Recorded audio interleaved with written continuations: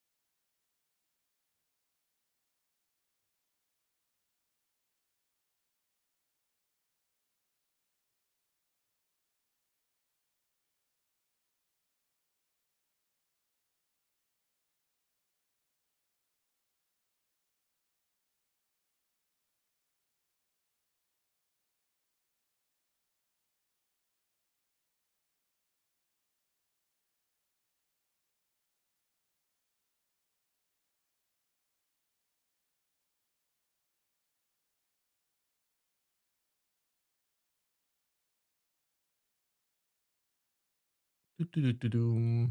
Okay. Should I put a countdown? I should probably put a countdown or start.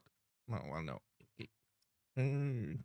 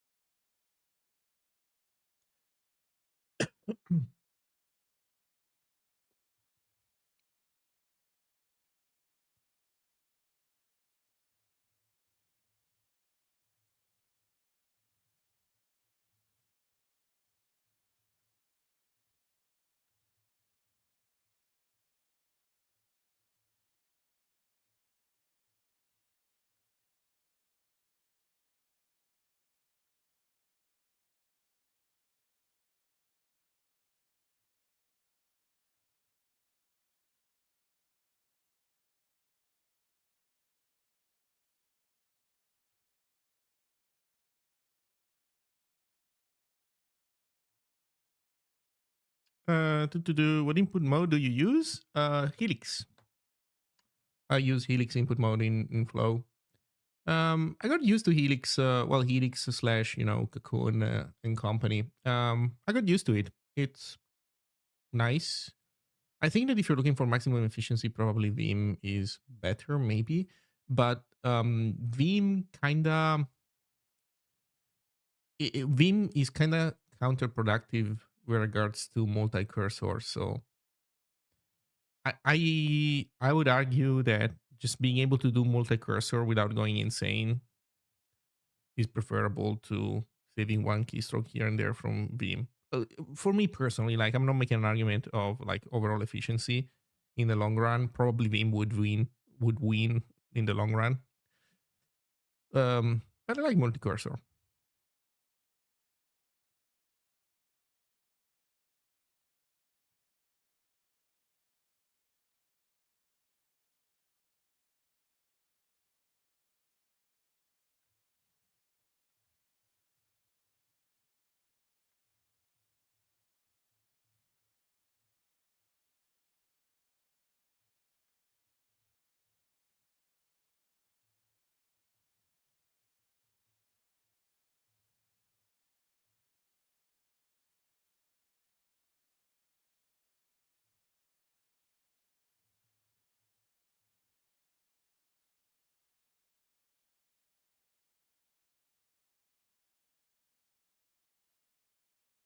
Hello, Alcras.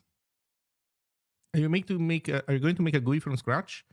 Um, I'm not sure. I guess it depends on how you interpret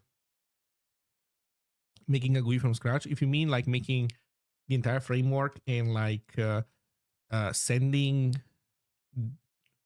commands to the GPU, no, that's way too. That's a little bit above my pay grade right now. Um, I'm using the VUI. This is what the UI looks like of Awebo. It doesn't look good. It's not meant to look good. Like it's just prototyped so that we can test mechanics. That's pretty much how good it is. So not at all, not good at all. But obviously at some point we need to make it good. There's no doubt. And you can make good looking UIs with the VUI. Also, I think that there's one underappreciated aspect of this kind of thing where basically when you opt into a framework, you get a bunch of widgets implemented for you. But there's nothing that prevents you from forking the widget, as in you just copy paste the entire widget implementation, because these frameworks allow you to implement your own widgets also if you want. So you can just copy paste in your code base a widget that comes stock with the framework, and then you start tweaking it, and a widget defines everything about its behavior. So that doesn't mean that every framework is as good as any other, because you might end up with a framework that is lacking key features that you need, or that it's like fighting you every step of the way. But unless you end up in these like I don't know what to call them, like pathological situations, um like these buttons, I can make them look however I want. I can make them react to the mouse however I want. I could make them like look like water, and then as I move the mouse, like the mouse cursor is moving the water around, causing ripples. We could totally do that. So I guess my point is that sometimes people shop for UI frameworks and they put too much importance over how the framework looks like out of the box, like the stock version of how it looks like. Will Awebo support custom clients? Yes and no. In this sense, it's an open source project, so you can obviously come up with whatever client you want, and as long as it supports the protocol, then it will work, and nobody will even be able to stop you. Well, not interested, but also not even be able to stop you. Like Discord can stop you from using custom clients because it's a centralized service. This one is not a centralized service. Everybody will host their own, like you self-host your own server for like you and your friends, for example. So you can totally have custom clients. That being said, I am not interested in complicating the API, like the way the server and client communicate, in order to support wildly different clients. So my point is, as long as people who want to make their own clients kind of stick vaguely to what we're going for with the stock clients, then it's fine. If they want to make super weird clients where they would need special support for the server from the server to pull that off, I don't know how interested I am. I guess it would be more of a case by case basis. Um, yeah.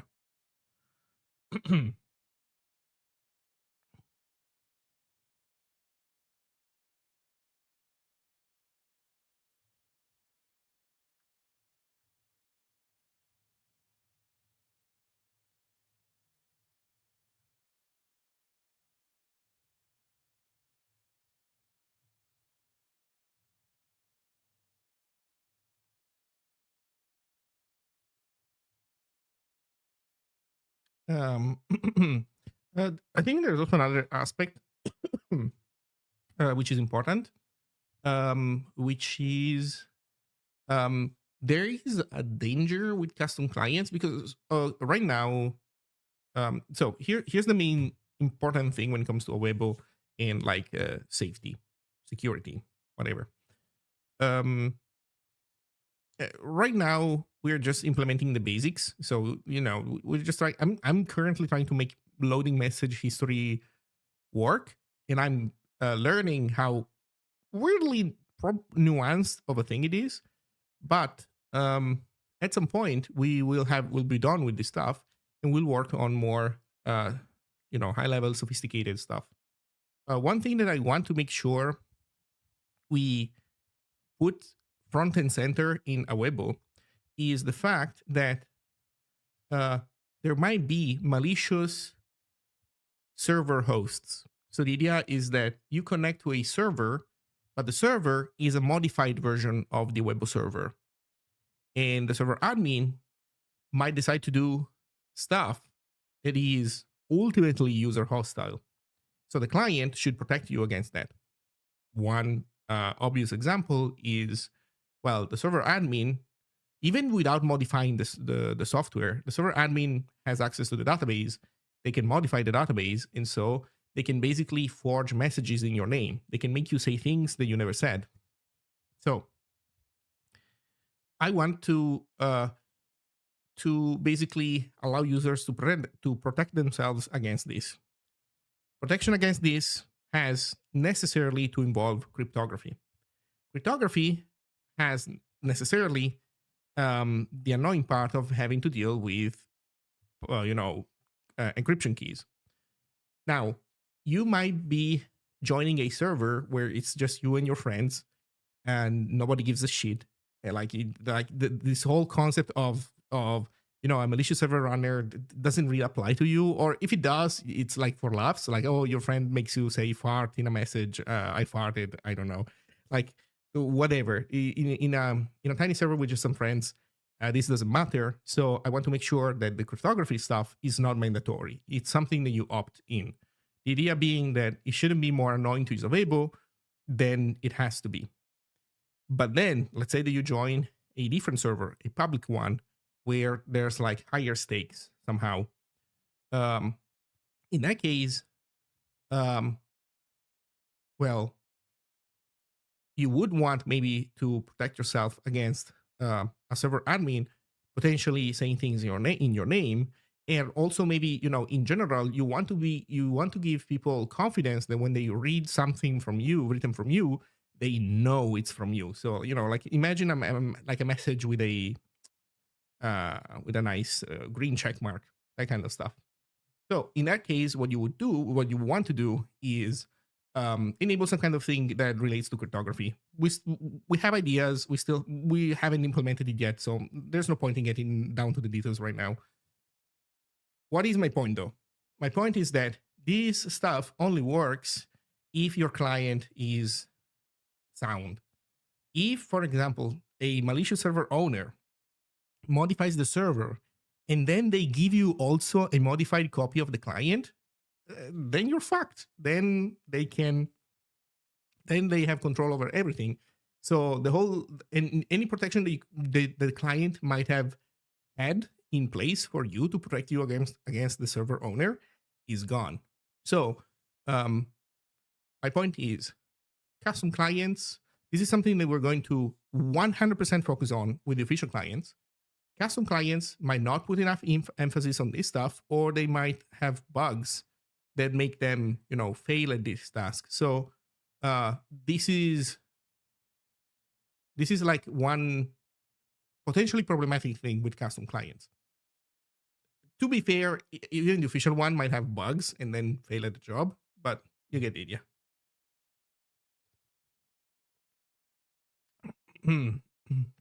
You have to solve the problem of distributing and least signing keys without involvement of a server owner. The plan for that, and again, this is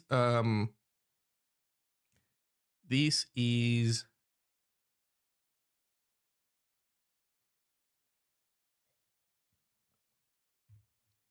still like just a draft in my mind. But the idea is that if you want to do the official keys thing, then the idea is that you need to basically involve a domain name in. So the idea is that you put those keys on, like in my case, it would be putting them on Christoph.it. So I will put them on Christoph.it. I will link Christoph.it in my profile, and then clients would go fetch keys from Christoph.it. And obviously, this is also communication that happens through the server. So the server owner could rewrite the URL to a different URL. The idea is to make it so that doing this kind of stuff is visible to the user. Like the user should be able, would be able to see that a modified URL was used to, what URL is being used to fetch those keys. And then there should be the idea that once you do this, like you do this on every server, and so all these things, these information would have to match across multiple servers. So basically, you again, this is like just a very vague draft. I would need to sit down. We need to get to a point where all the rest of the stuff is done so that we can focus on this. But the point is, this would still have to go through the server owner. But I think that we can do things to mitigate the ability of the server owner to manipulate this data. Not prevent it 1000%, but still mitigate it. We'll see. Hello, Neurosite.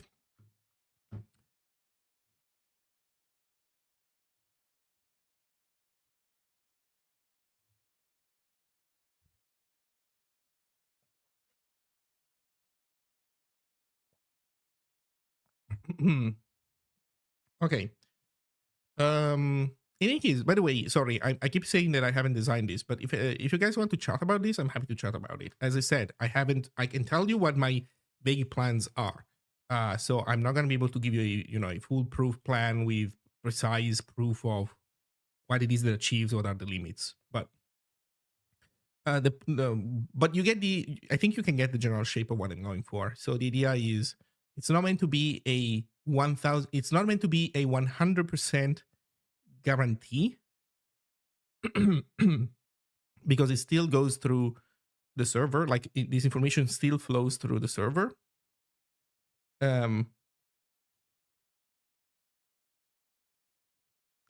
But it's meant to be,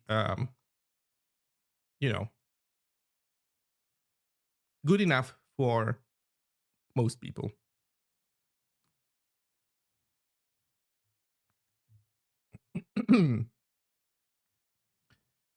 Hello, Lapin. So, where are we right now? If you remember, I got message history loading, kinda. Now there's a new crash that I think I should investigate. We're tripping this assert sometimes. But we're tripping this assert on empty channels. So let's go figure out what's making us crash here. Then what I want to work on today is trying to understand a little bit better the workflow of what happens when messages from the server come to the client. Where basically what it is that happens whenever just one new message gets sent. How does this stuff look like? And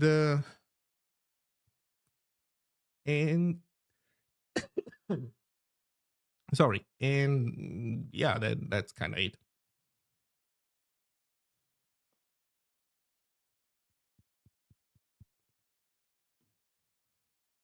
Mm, do you have a cold? Um, Not exactly, but I had a cold and it left me. I still have a cough from it. Basically, I did get not just a cold. I got like the flu a while ago. I'm getting there, but I'm not 100% there yet. Neuroside, by the way, did you do you confirm that you're gonna be in Nuremberg?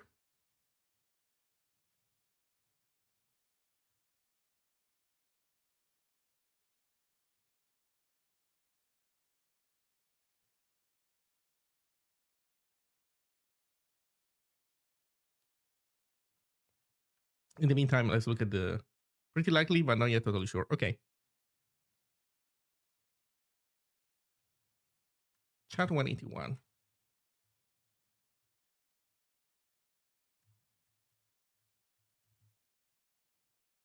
at at. Oh wait, are we doing at 0 and then dying because of? Oh my god, we're dying for at 0. Oh, there. Oh my god. Okay. Oh, this is such a silly bug.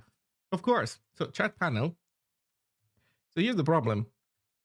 Um, I think I actually solved this because I'm not doing because I added something the alternative, not just at 0. Did I? Oh no, I added latest. I didn't add oldest. Well, let's add oldest. Oldest is basically like at 0, except it checks length. So it's like oldest. We now solve for slot equals 0. No assert, but we do this. If, or rather, we turn the assert into if MW len is 0, return null, question mark. Otherwise, slot t is turning this number into window size, but that doesn't matter. Plus tail plus percentage 0 is just tail. This is just mw.tail. There you go. We simplified this. So this becomes dot oldest else if actually we can do no, yeah, else oldest all.id else 0. Okay, this stuff needs some new lines.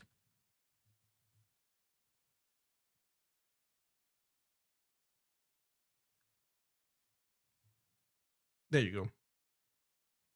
Oldest is a function,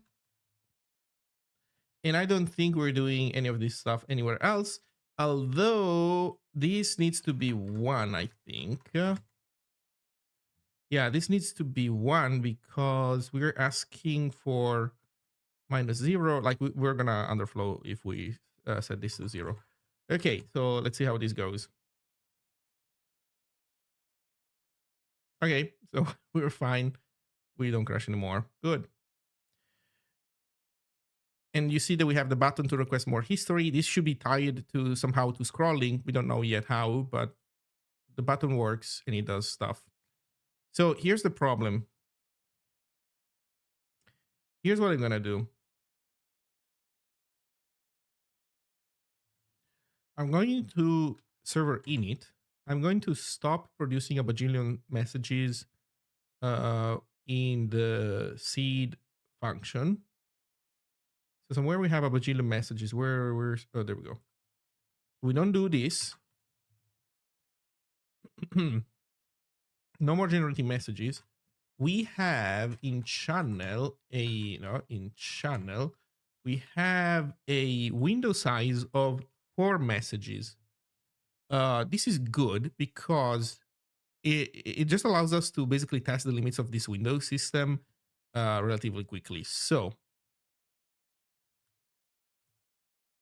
kill the server, remove the database, init the database, fail compilation, Unused local constant. Oh my god, man.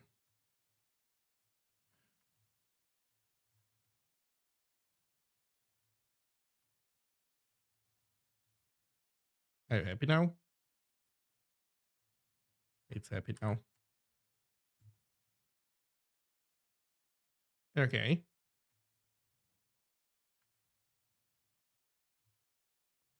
Server run. Clear cache. Launch GUI. Now let's see what happens if I send messages. A, B, C, D.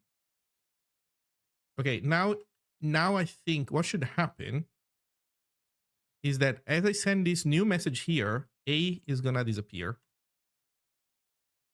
Oh, it does not. Oh wait, I coded this. I'm actually good. I coded this. So the reason why the rendering changes is because these messages are using a different rendering system, and how can I say? Like this one is smart. This one knows how to collapse when messages have the same author. This rendering here does not. This one is S. So so we're not losing messages, and we can also do request more history if we want. This is already pretty decent. This doesn't cover everything because this doesn't cover. We don't have logic for example, you disconnect and then you reconnect, and you miss out some data. Like that part is kind of complicated, but we can make it work. That being said, I think there's a big problem in this thing, which is that um, so the memory representation that we have for this stuff works fine as long as you're like at the present or near the present. It just does not work well at all if you are like far in the past. Like if you scrolled up a bunch, this whole representation that we're using is just not good.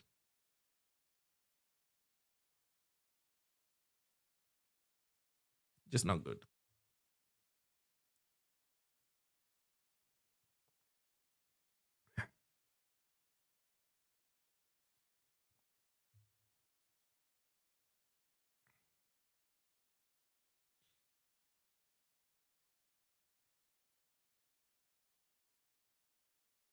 Yeah. Just not good.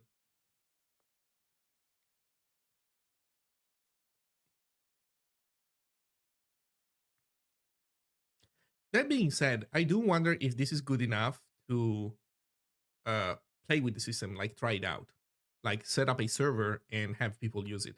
Also,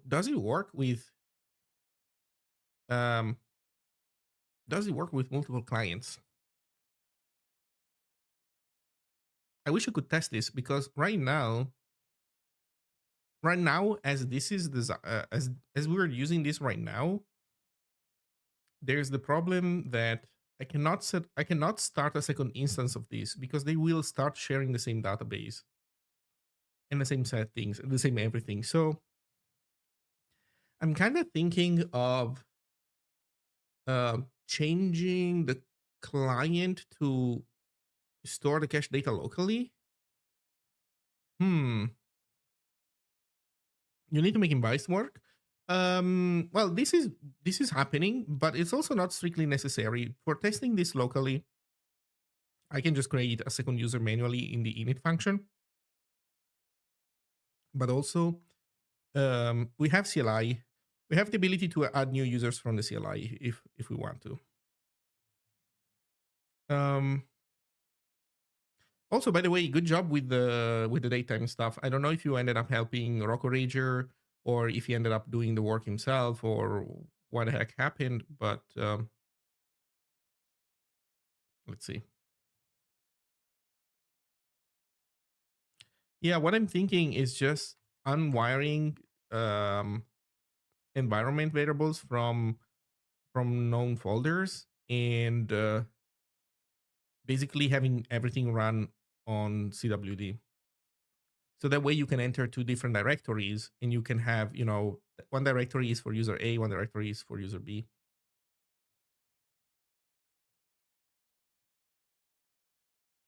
Rocco Ranger and AMP code.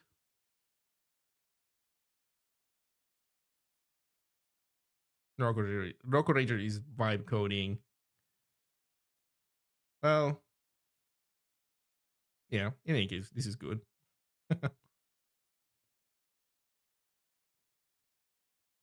Okay, so this one is easy. Yeah, this one is easy. Update tasks replaces the fixed buffer stream with writer fixed. Yep. I mean, to be honest, jokes aside, if you know what you're doing using AI, it's a pretty sweet deal. Like it does all the work for you, and you're not doing dumb shit because you know what you're doing. The problem is when you don't know what it is that you're doing, then things go out of whack. But although I will say that one danger is that if you have the thing do everything for you, you will not notice, like you will not feel in your fingers the impedance mismatch of like when basically it's time to change a system to work like a completely different way because the environment changed too much.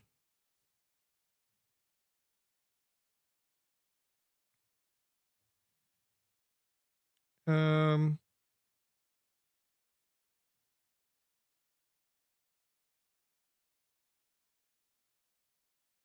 Okay, so these are the ones that are like new. Oh, there's EMV config. What is this? A new EMV config start to replace EMVAP parameter TZ and TZDir, which are the only environment variables used in the code base. Oh, that's reasonable. Oh, we can even see the. Oh, you have to log in. Can I do this?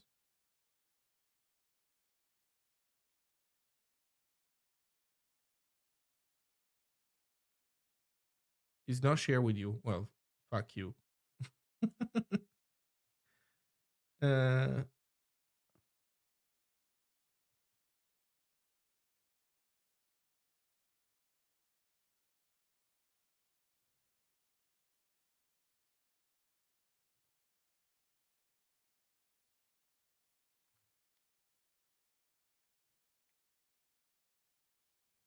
Look from EMV. I'm curious why this is so different like this than rather than doing this, but okay.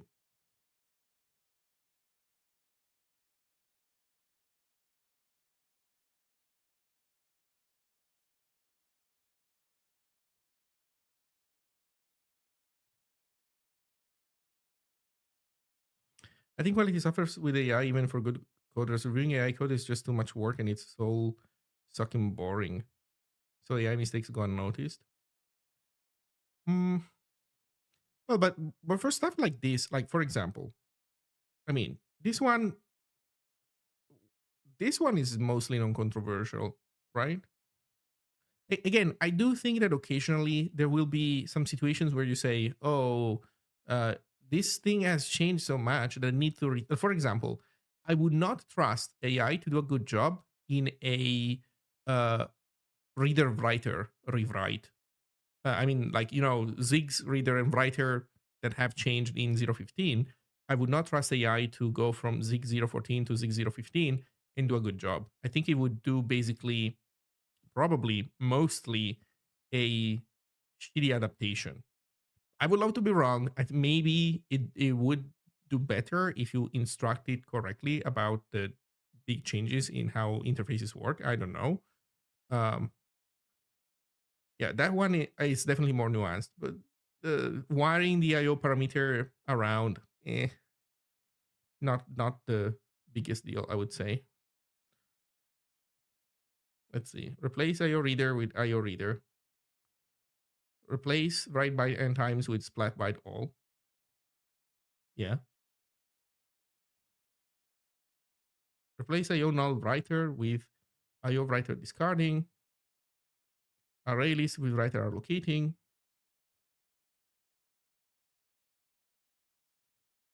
Yeah. That is a change you could do in seconds without AI. I mean, in the entire code base, I don't know. What you would do, like a big search replace? Maybe. I guess this comment here, maybe it's mostly that. But eh. Anyway, okay, so we have Zeit 016. It's basically time to start wiring in some date time stuff. So here's how I think this is gonna work for Awebo. I think I need to get to a point where I have digested this problem space a little bit more. Then what I will do is add in Zeit, start using it in the database definitions and in the database daytime marshalling and marshalling. And then I think I'm going to create a contributor ready issue uh, to surface daytime information pretty much wherever we're not surfacing it now. So, for example, it would be nice to show daytime information uh, near messages, for example, that kind of stuff.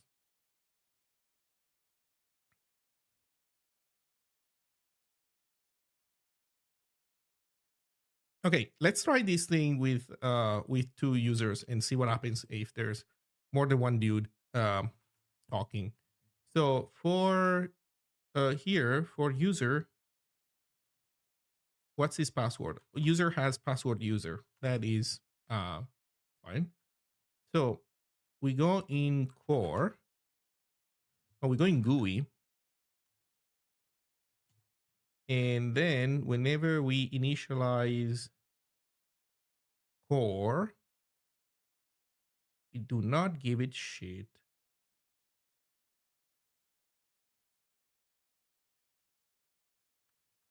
So this to do has been solved. This is null. So this is gonna now, I don't know. Is with that type environment map found null? Okay, so we have to init GPA. What's the problem? I want a pointer. No, it's fine. Is it fine? Are we fine? Are we good? No, we're not good. Is it? It is a pointer, isn't it? Why am I not seeing the error in here? Error site, fix please.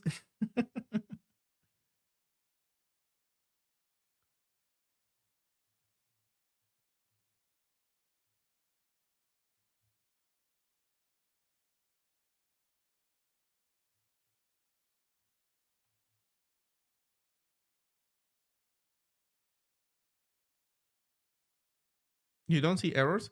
No, what happens, so this is something that I'm experiencing with Awebo. What happens is that there are longer times sometimes between errors because ZLS has to run Zig build, which does a bunch of work. And so it takes a while. So, after syntax errors are all done and so we're past easy errors and now we're into semantic territory. What happens is that I make some changes. So for example, I'm going to break this. Oh, you see that now this returned. I'm going to bring this back. Oh, and now we see the error. Sometimes these errors just do not show up. They disappear. Like a moment ago, you saw that I didn't have any error, but the error was there. Let me see if I can retry this. This was null. We save. Null is wrong. Yeah. Okay. So I change this to dot init GPA save. Now it does show up. Oh, yeah, it does. But previously it did not. In the last few days, I've been editing things in Awebo, and occasionally I would like just restart my session because Flow would just not show those errors at all from the LSP. Yeah, I think it's kind of something that has to do with, I don't know, just how LSP information is. Like, I think it's an async thing. So, like something, there's a race condition ish of some kind, and sometimes these errors are like dropped. I've been experiencing this a bunch lately.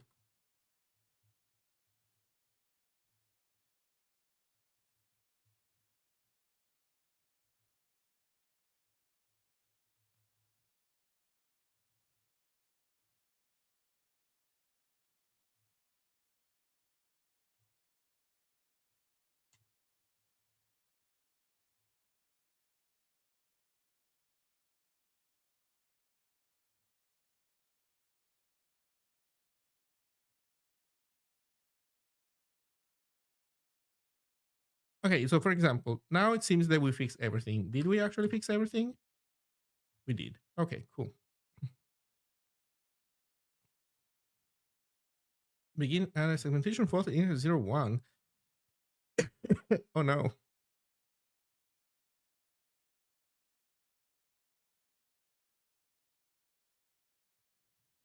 Hmm. You know what? Maybe let's do this like this. Maybe keeping these two things out of sync is a bad idea. Okay, no. Get env home or else return null.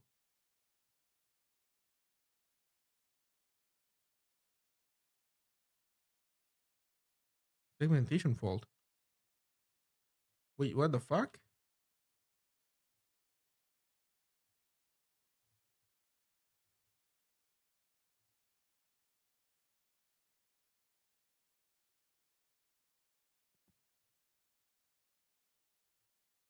Oh, it's because this is a local variable. Oops. Make it a global. Don't tell Andrew. We do not empty? No. I mean, undefined.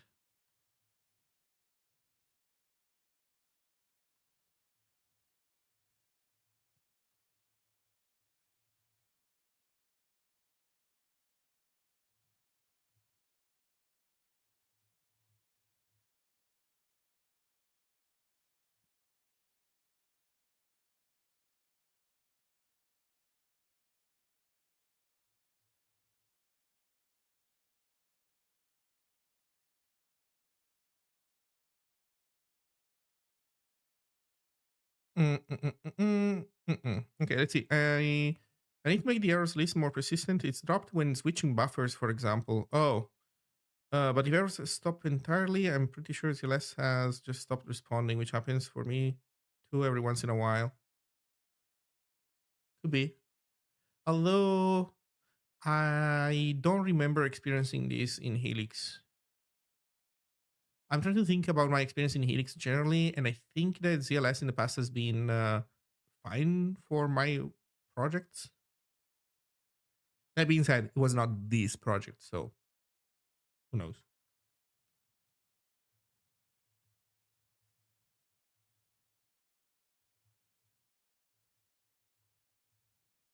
So I guess we can do this.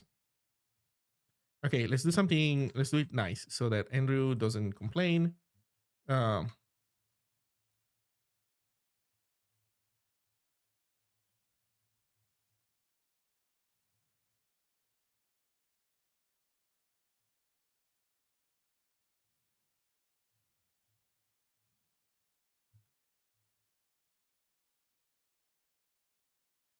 there's an empty env in here, and then we decide basically.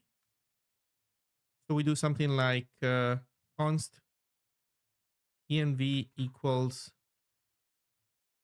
if, and then we add a comp time switch. So if what do we call it? Options dot. We have options in here. We don't have any form of options. Oh, that sucks.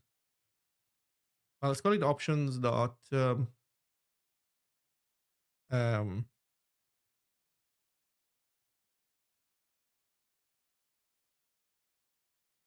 why do you need it to be global? Because we're passing a pointer to it. So if we make it a local variable, then it's UB. That's actually what was happening earlier. We were playing around a local variable. That's a bad idea. Or rather, I don't know if we were crashing for that. Like we kept crashing after that, also even after I fixed it, but that was definitely a problem. So options dot, let's call it, I don't know, local client cache.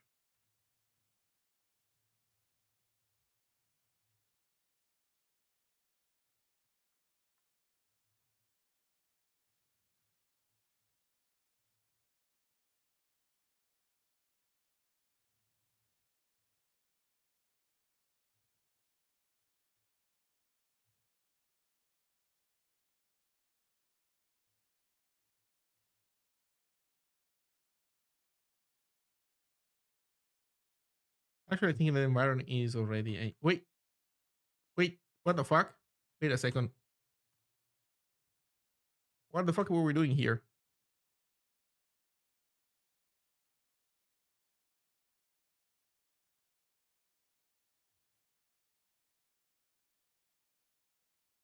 Um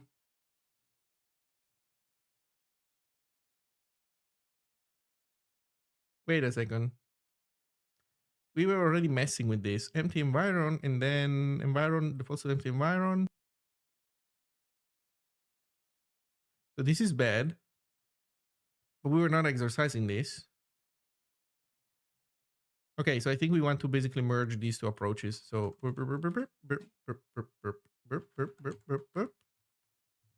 okay. So no, we don't do this.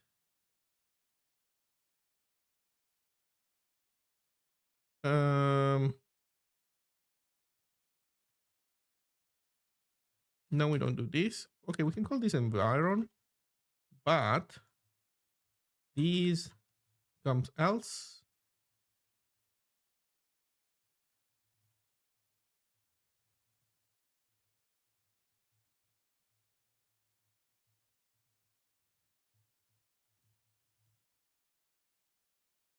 Okay. Hey, Jonathan Schmidt. Thank you for the Prime sub. Thank you very much. Thank you, thank you, thank you. Okay, so we try to grab this stuff from. Also, this is doing it wrong. Also, we don't really care about CLI arguments, so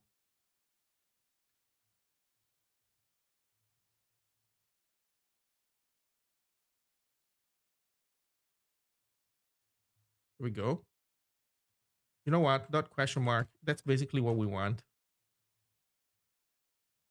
I'm watching the stream while listening vintage disco music. Nice. Okay, we need a build time option that tells us what to do. So maybe we can put a comment in here. Local client cache means that we store everything relative to CWD, which is helpful when testing Awebo with more than one client open at a time.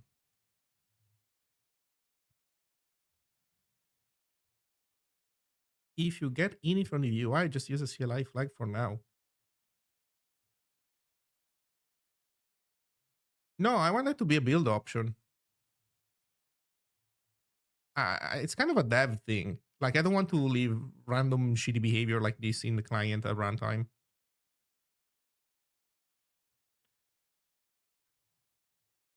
Like, I'm happy to do the extra work to make this work.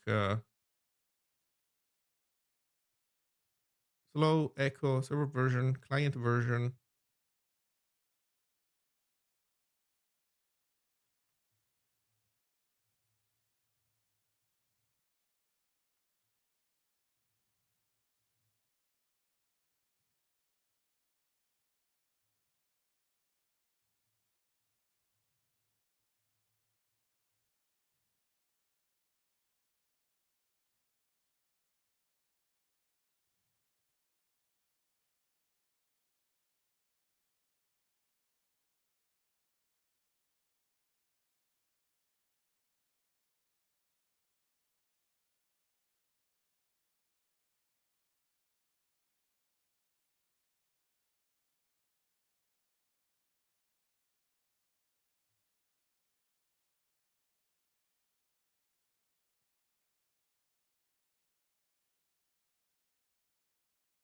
Mm. Are you using Flow or Helix now? I'm using Flow.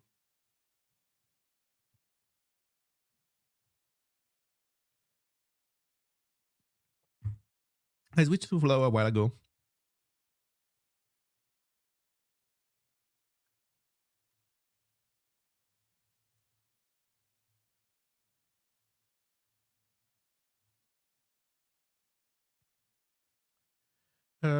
So we were saying client local cache. Okay, so do we make an options module? Do we make it here? I think it's not a bad idea to put client client options module. I'm actually curious, where is this not this, but where is this used?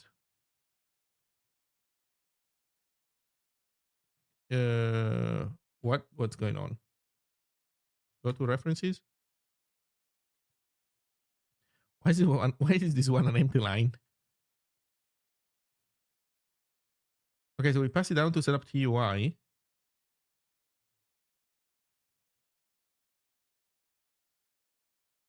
Wait, we give this to V-axis? Vaxis. We give this to Vaxis? No, there we go. We do add options. Okay, so wait, GUI client is also doing options, isn't it? Yeah, set up a GUI. Oh, look, it's doing its own options.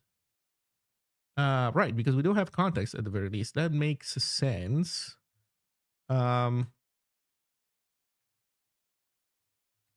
Options dot add option bool name local cache value local cache. What's local cache?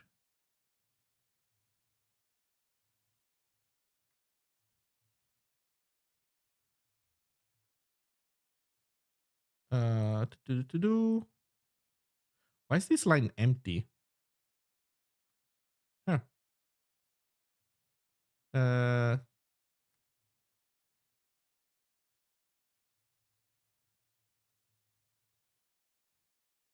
okay, there you go. There's an error in theory. Expected type bool found optional bool. Ah, yeah, good point. Or else false. And now we should all be happy.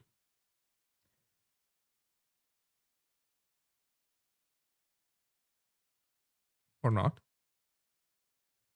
Set up GUI. Oh. So what about setup CI? Oh. So we can pass false, I guess.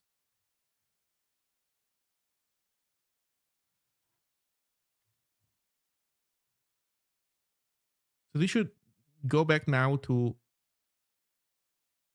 not compiling. Okay, wait. Oh, right.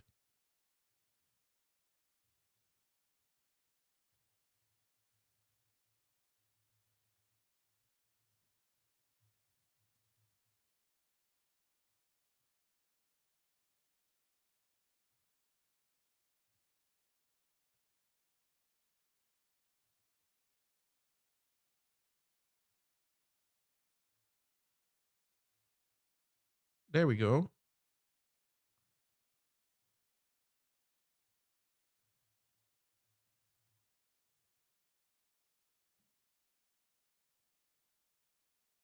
No local cache. I did call it local cache, did I not? There we go. Local cache. I think ZLS is not aware of the new build script, and so it's failing because of that.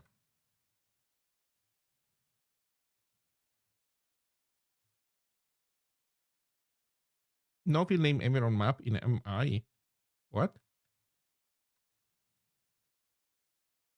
What you got? What's under? Of course, doesn't even want to tell you. Well, it's an init, so yeah, we'll contain that. Okay. Now it's not a problem anymore. Okay, what's the new problem? Oh no. So this is a problem. No field name environ map.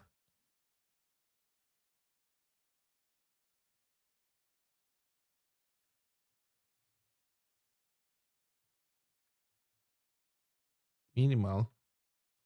But minimal doesn't have the map. The map is outside of minimal. And here we're getting a full init. Main init is a full init, which does definitely contain environ map. The dot question mark is unnecessary. Oh, environ map. Thank you.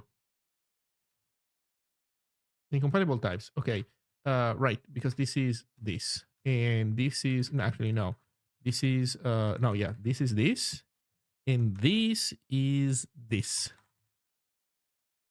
How about now?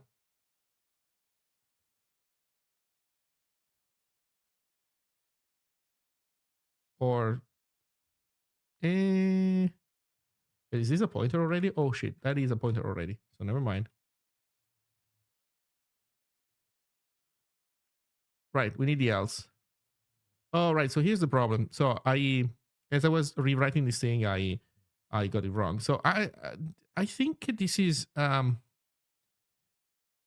you know what? This is not an if. This is a question mark.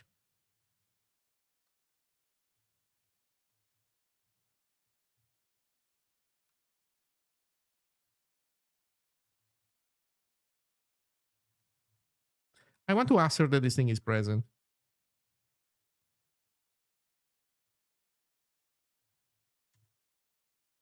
Okay, so now we're grabbing all the stuff that was malicious, and now we can do -d local cache.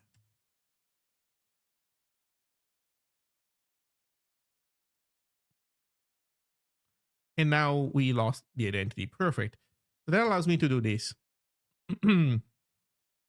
This allows me to create a directory, for example, mkdir uh, mkdir admin. Actually, let's clear stuff up.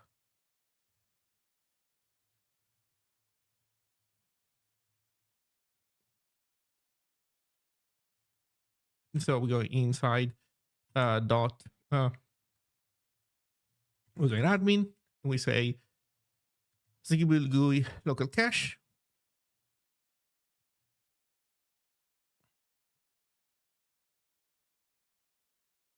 Why is this rebuilding everything? Okay, username admin. Actually, in my case, that would be Christoph. There we go. This is one account.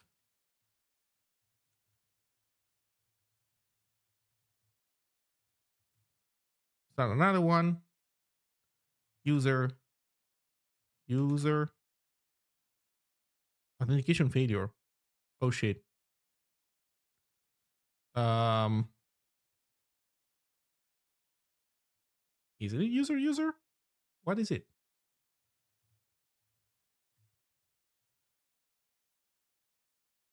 Oh, what's pass string?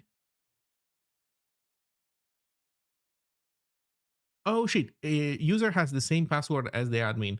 I'm dumb. Okay, that explains it. So that would be banana. Network error. Yeah, talk about problematic stuff. No such table permissions in select permission.value from permissions. Okay, so here's what's happening. Admins don't have their permissions checked. We never check the data. This is good. For admins, we never hit the database because they have a baseline power of, especially the owner, of just being able to do anything. So we always skip that check, and this query has regressed. Not only has regressed, but this query is not even part of the prepared statement stuff, because otherwise we would have like this no such table thing. We would have seen this already at startup. So we have discovered a query that was not ported to the new system. So we fix this now, and then we continue. By the way, what we're doing here right now, it's essentially due diligence to be able to use this application, like for real, because we have a goal of starting to use this application to chat about Awebo development. Uh, so yeah. Okay, so do we have information about where this happened? Database 262.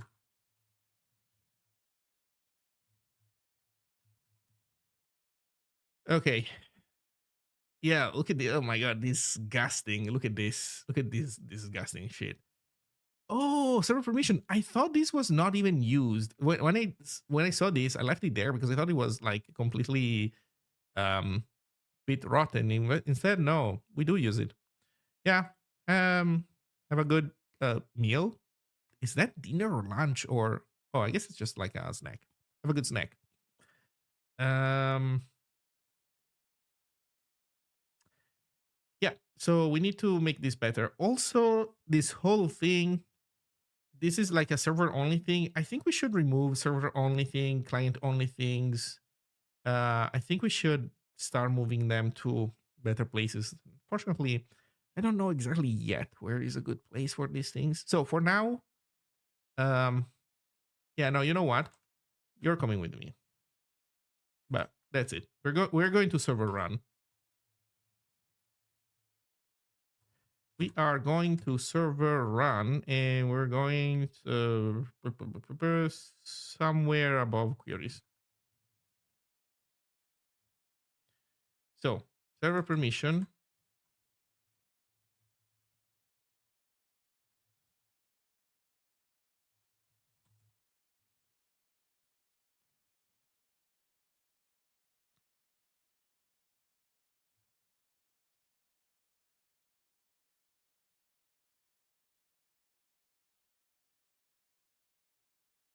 I think key should go as the first argument at this point. And there probably was a reason why this was in database before.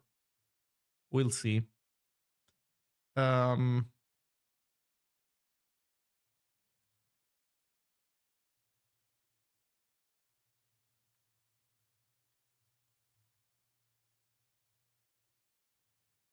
you know what? Actually, this being second is actually better.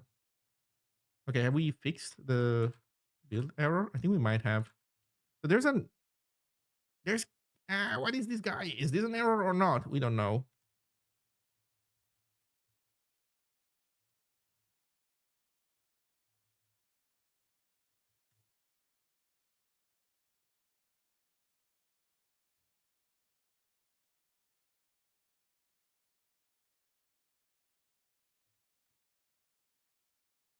Okay, this Awebo here is not doing well. It just doesn't want to die.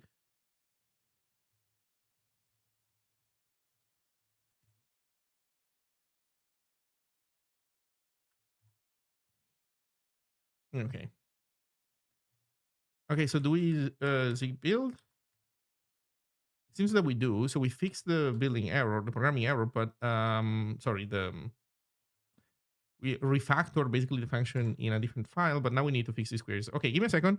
I'm gonna go grab a cup of tea. Um, 30 seconds and I'll be back.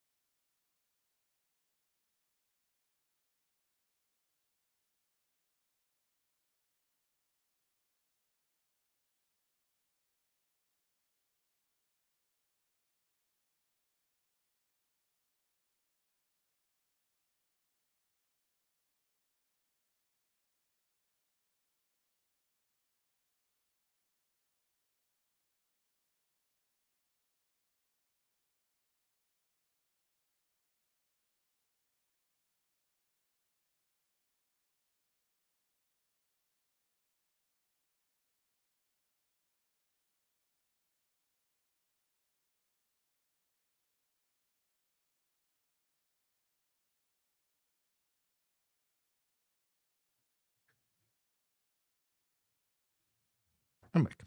Okay, let's make those queries cool again.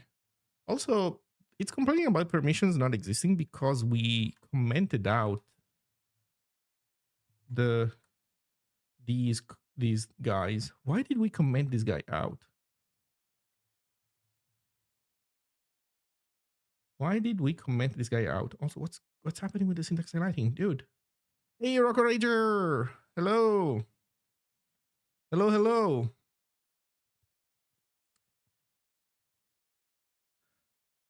So, Rocker Rager, are you ready to abandon Discord? By the way, it's kind of I'm joking. I'm not going to abandon Discord. Also, even in the most optimistic of cases, it will take a while before this thing is bigly used. I'm beyond ready. Let's go. Okay. Uh so let's oh wait, I uncommented notifications, but that's actually not the one that we care about. It's permissions. Where's permissions? Bro, where's permissions? Oh, wait. I know what's happening. Permissions doesn't exist anymore. It's user permissions and then role permissions.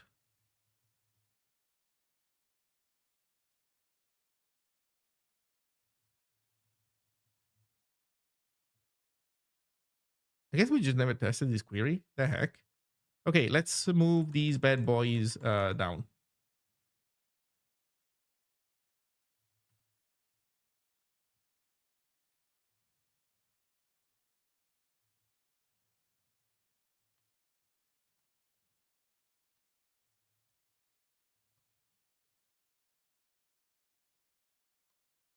Hmm, find user permission. So far, select user permission.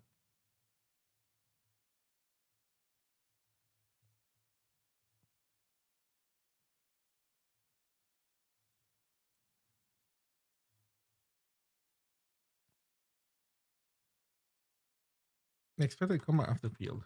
Yeah. Okay. Let me add a new line in here so we can take a look at what the query looks like.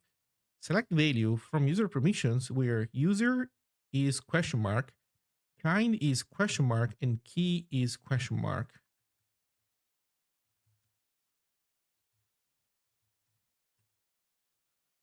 So kind is going to be row. This returns just one row, I believe.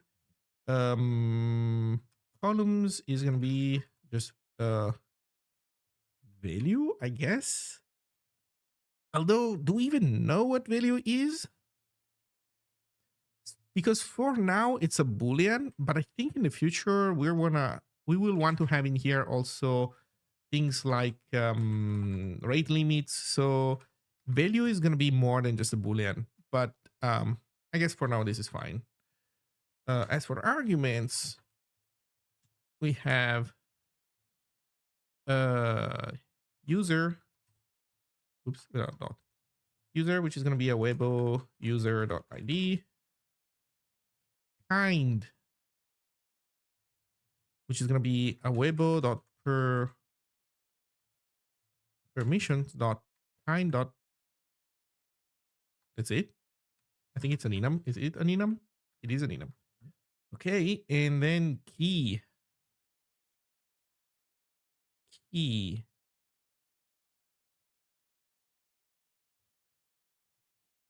Let's look at the function that was using these things, because key was an Awebo permission server enum.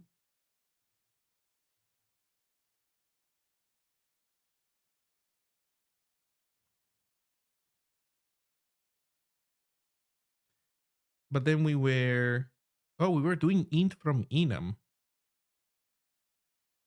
Interesting. Well,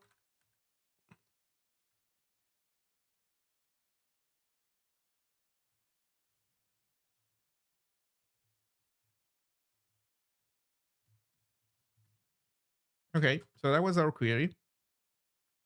And then this one is for select user permission, select role permission.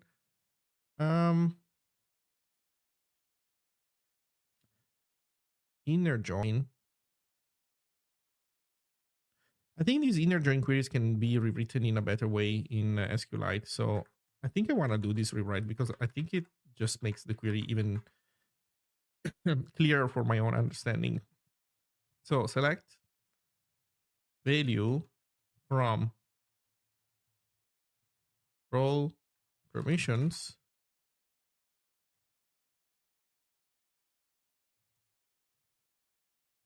where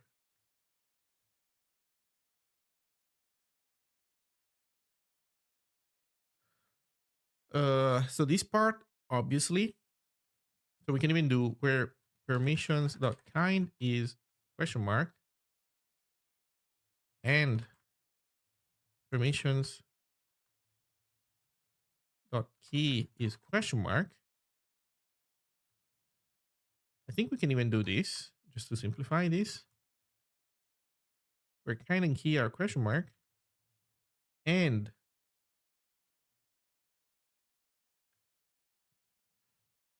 so we're doing an inner join on permissions role. There's an SQLite thing that explains how they turn always these inner joins into extra conditions on the where. It's just that I'm not 100% familiar with how they do it.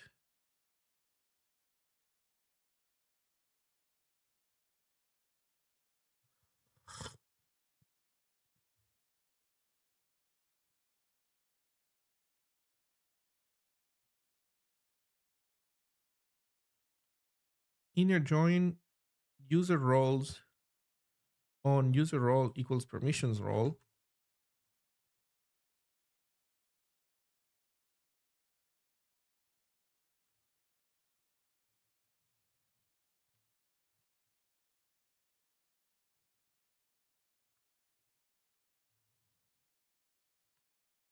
Equals role permissions dot role and user roles dot user equals question mark. Okay, let me double check that this makes sense.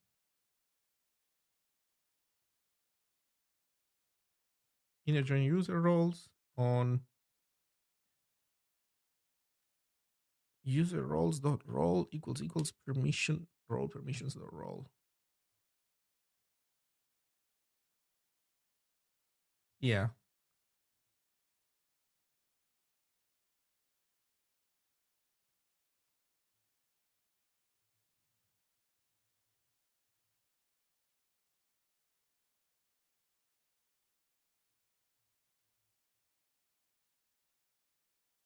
Single equal no. Where do you see single?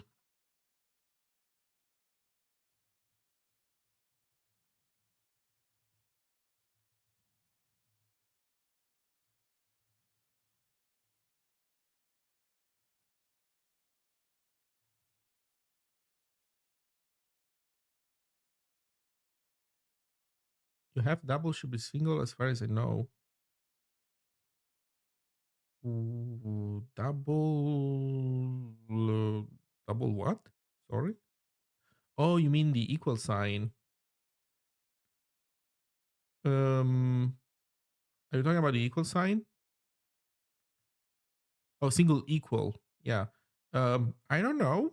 I think I had this before. Um, well, we'll have SQLite tell us in a moment.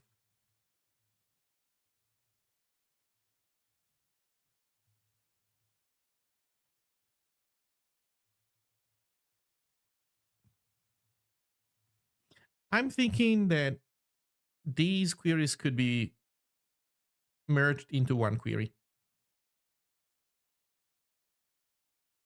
Actually, I know for a fact that this can be merged into one query. Um, because you can straight up do what's it called? Um, there's a thing where you can literally just concatenate. And then I think that if you do limit one, then I think you will know that if the first one succeeds, then there's no point in doing the second one. Let me double check. This is done in here. What's the keyword? union all. You do select value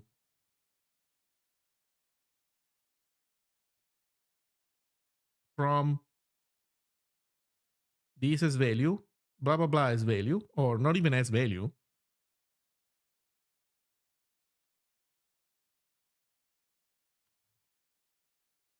Okay, let's try to make one that merges everything. Select permission. It's select value from. Okay, let me from, and then open parentheses, and then it's the first one. Select. Okay, let's also mimic the structure because I like it. Select value from user permissions where blah blah blah union all this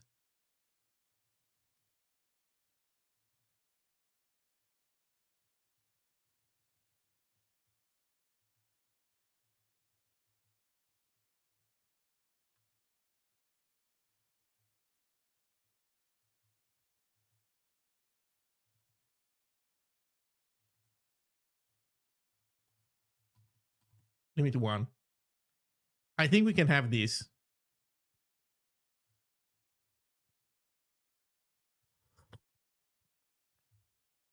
If we can have this rocks. Under the assumption that the database is not dumb and it understands that limit 1 should make it not do useless work. Let's test drive this query, see how it goes. Actually, we can even have it. You know what? We can even ask it about this stuff.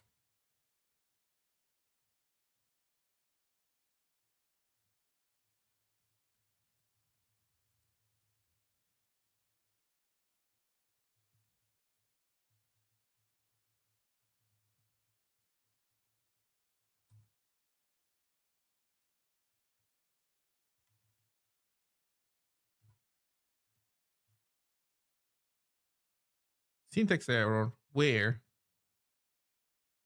Oh, there's semicolons inside. Yeah, those cannot be in here. Are there commas or anything in there? There are no commas. Okay.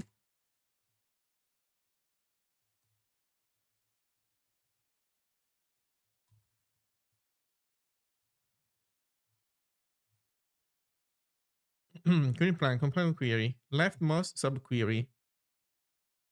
Search user permissions using primary key kind equals wall. Union all search all permissions using primary key kind equals all. Search user roles using primary key user equals blah, and role equals blah.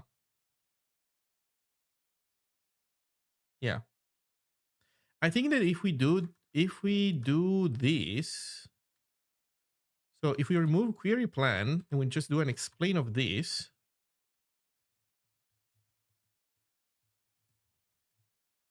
Oh shit! Then we're gonna see all the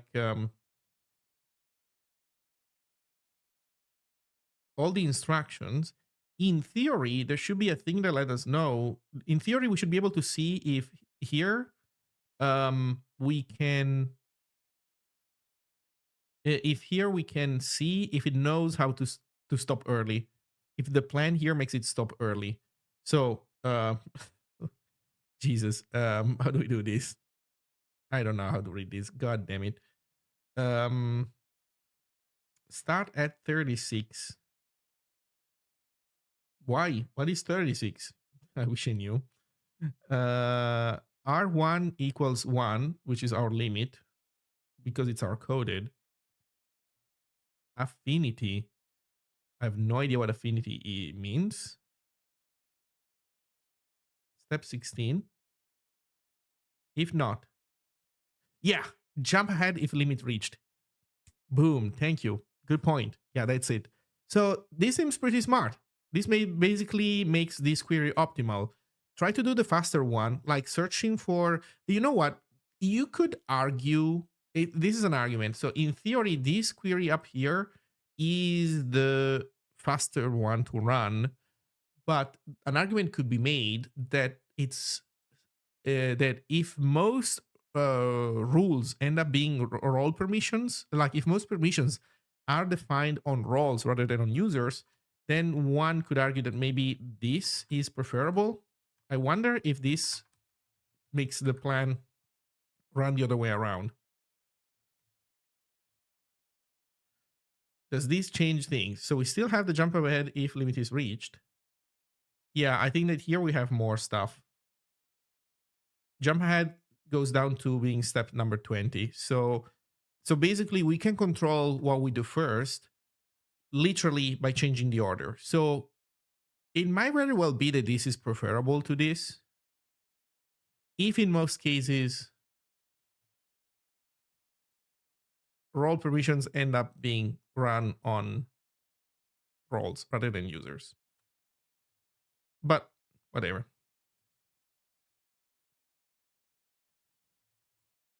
Our permissions only has permission or doesn't. The way they can be both, I believe. They can also be explicit restrictions. And whenever you have a restriction, the restriction should win. To be honest, you know what? You make a good point, because in this case, you only want one result here. Like I think that okay, let me think about it, because we need to formalize this, right? I haven't formalized it precisely. If the way I think this should work is, if a user has an explicit user permission to do something, then that trumps over any role-based permission that they might have. So if you, to a specific user, allow or deny the ability to do something, that's what wins over anything else. Then, if a user does not have a specific permission attached to the user itself, then it's a matter of looking at roles. But when it comes to looking at roles, I think that what you would want to see is I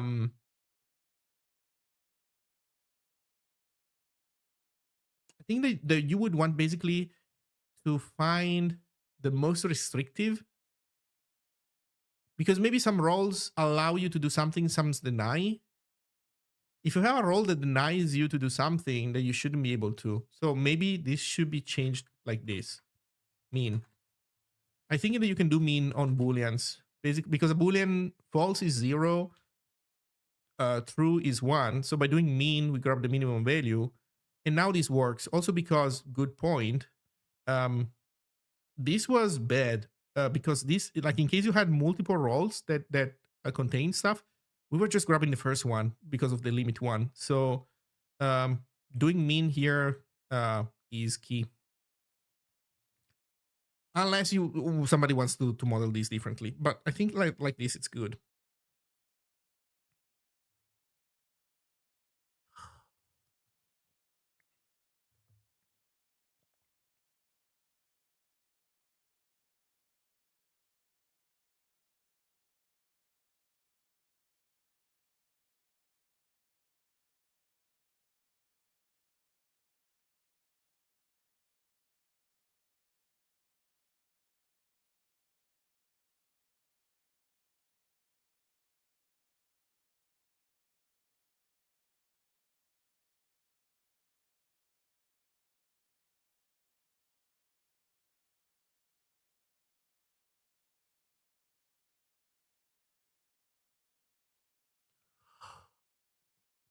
Allow first, deny first. Yeah. No, I think there's another way of doing this. So here's another way of doing it.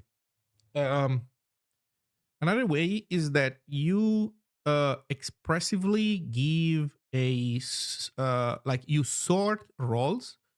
So whenever you define a role, you put it in a list of roles, and you have the ability to drag them up and down.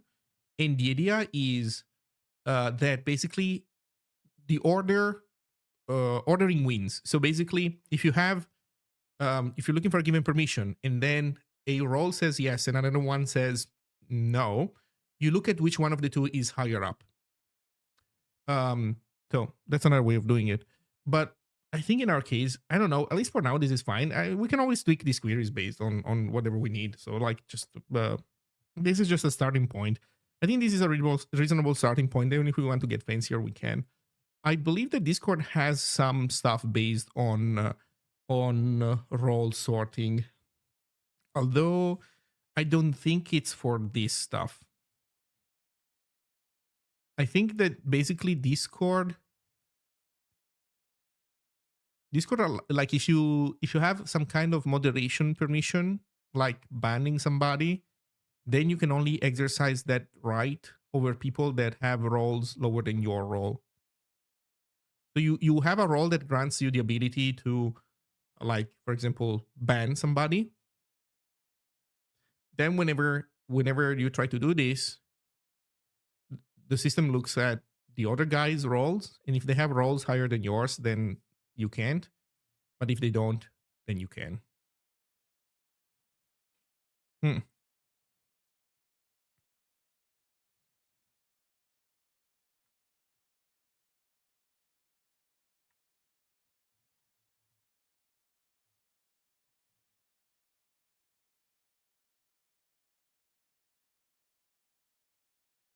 Mm-hmm.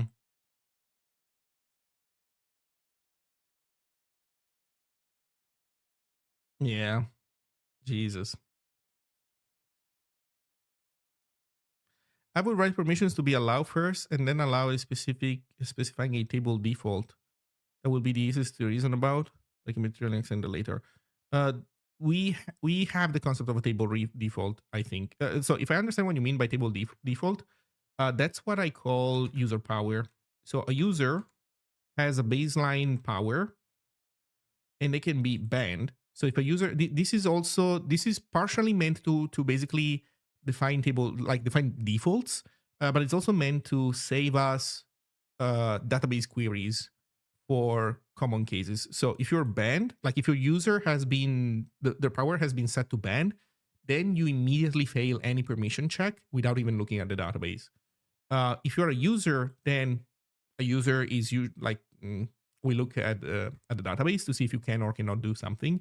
If you're a mod, basically you have you're granted access to mod style things. I'm not sure if mod should be a power level. For now it is, we'll see. Then admins succeed at any um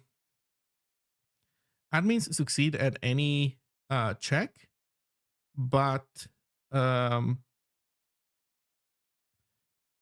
and they can do everything to where they want except the owner. The owner succeeds any check, and then you cannot perform uh, operations on them. And there's only one owner. I would reverse that lease order. Yeah.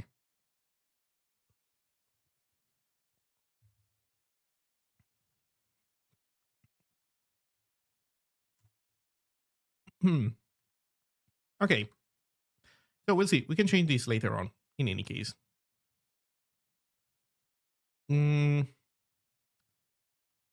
User permission. Okay, so let's see. Let's go to our function. Oh man, come on. There's a function that doesn't even compile in here, and I don't even get to see the error. Get user by login, server permission. Okay, we were saying it in here. Oh man, look at this loser trying to run two queries, hoping to get a reply from one of it. So, hello cryptocode.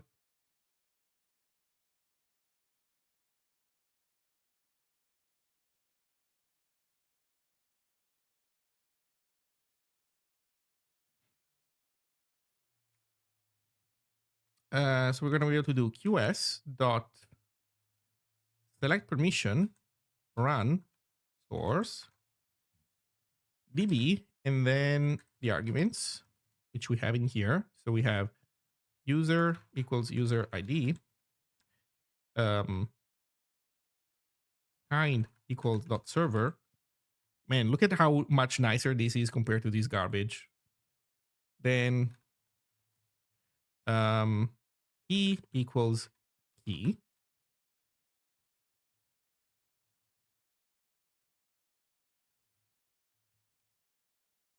And then we do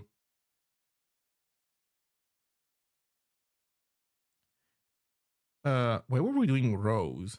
Oh, we were doing rows because we were even, oh my god, this is so cringe. Um so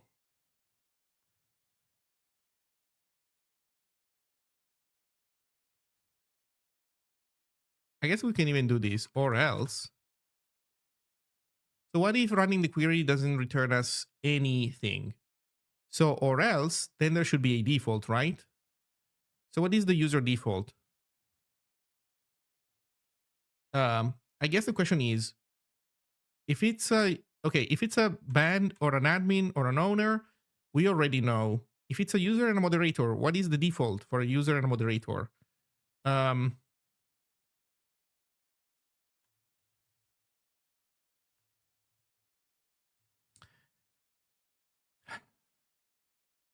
I guess you could argue it should be this. I don't know why I'm making this a struct even. I guess because this would allow me to save for each user all their server permissions if I wanted to, which might not be a bad idea. That's why I did it, I guess. Uh, banning a rouge mode is a good test case for this power system. Yeah.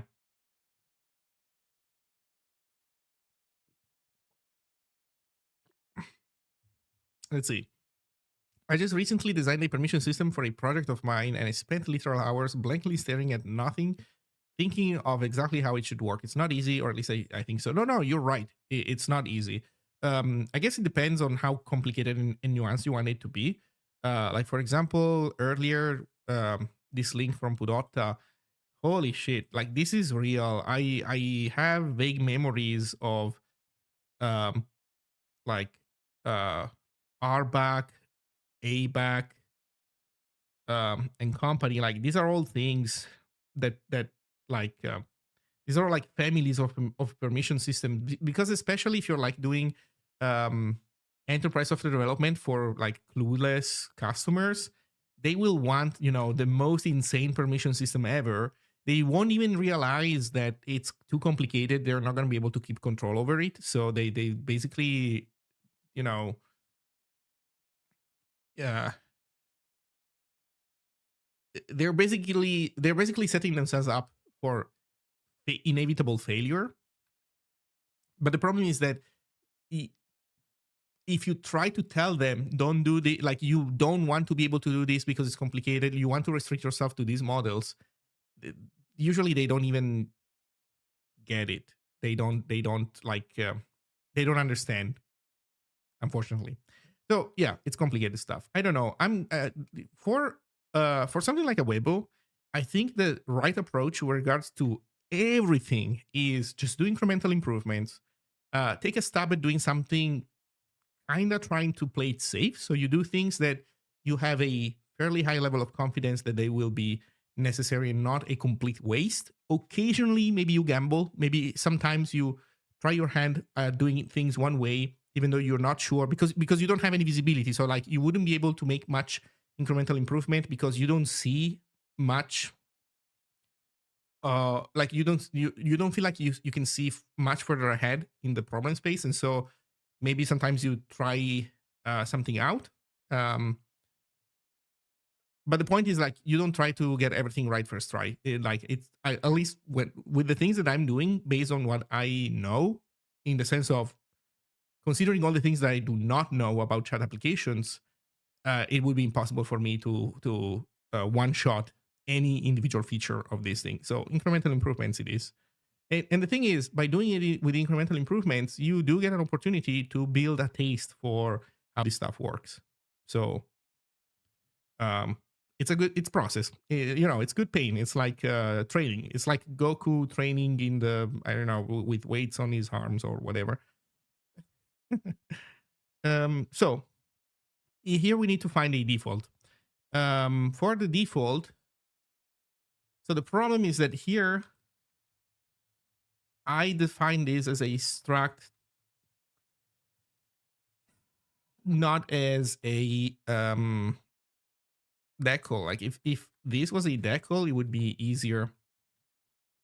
It would be much easier.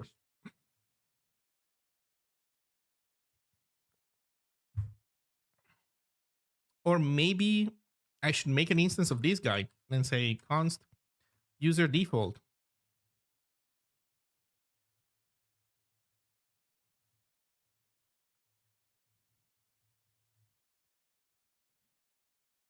In this case, we will be able to do this. Awebo permissions dot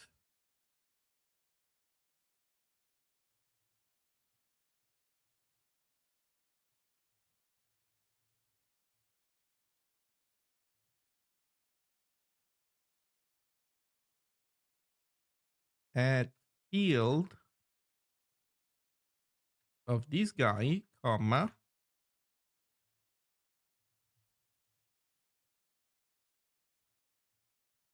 Also, why is key comp time?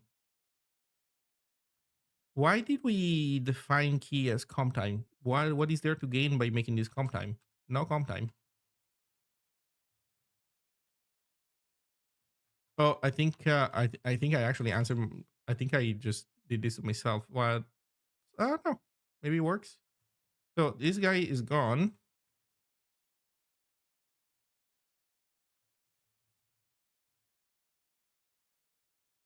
Oh, wait a second. We did have this already. What do you know?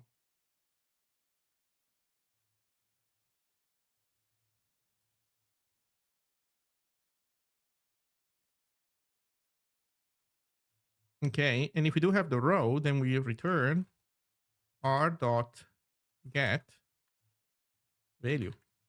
There you go. And now everybody's happy.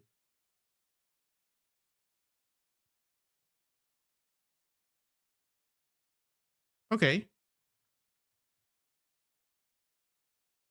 Let's see how happy we are. Happy enough to start the server without complaining. So that means that we did fix the query and everything is fine. So now we can start the admin client.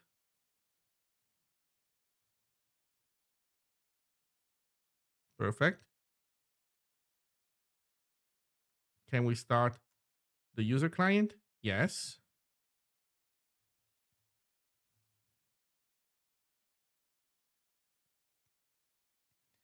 Authentication failure. So not a crash, but authentication failure. Why? No auth permission for user.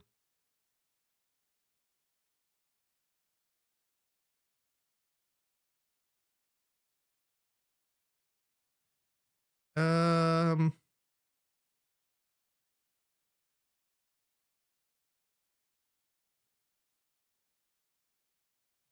no auth permission for user. Well, we programmed this wrong, it seems. So we're close, but not quite.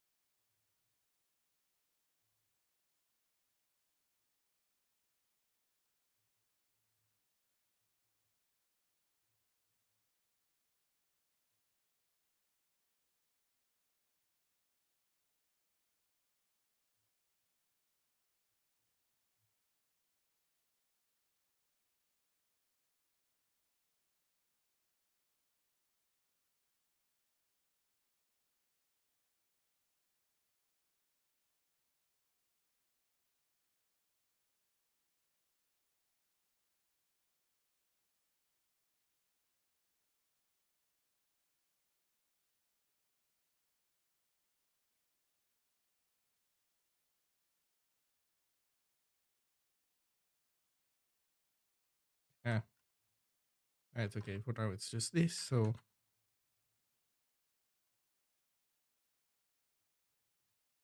whatever.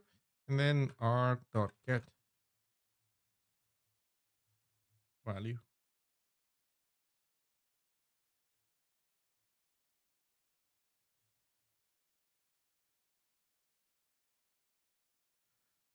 Okay. Let's restart the server.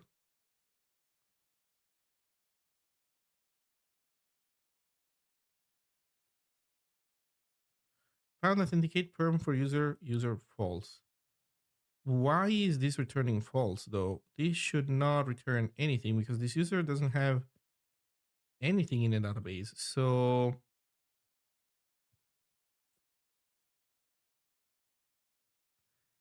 not good.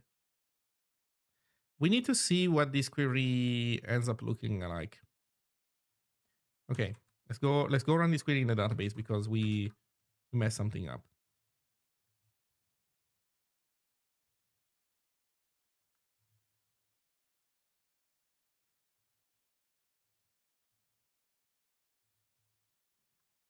Okay, let's run this one first.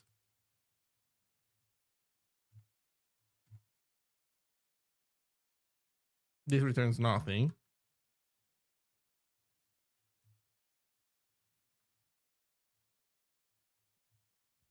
This returns nothing. Oh, wait. They have question marks. Hey, god damn it. Okay. We need to user is gonna be probably 2. Let me see. Yeah, user is gonna be 2. Kind is gonna be 0. Key is gonna be 0.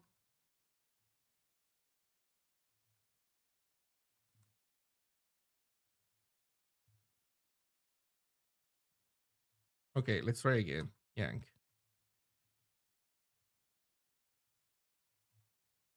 I think this is not gonna change because I mean the fact that we return nothing is correct. Yeah, I just want to make sure everything made sense. Okay, so let's copy everything.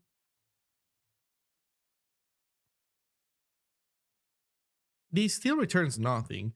Why is this not returning anything?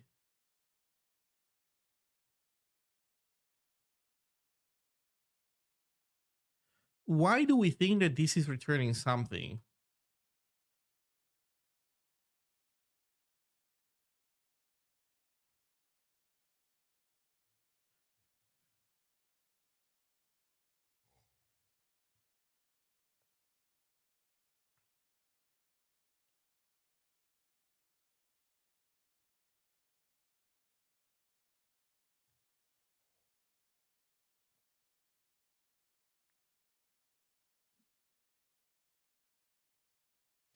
Why are we not entering the or else case?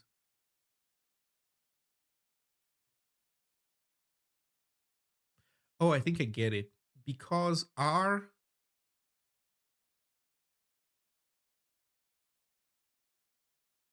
What if we make these rows instead of row?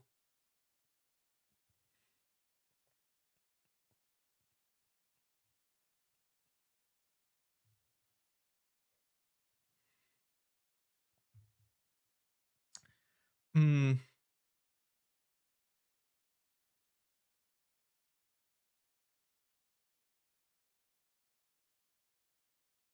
There's something sus going on. There is something sus going on. Hmm.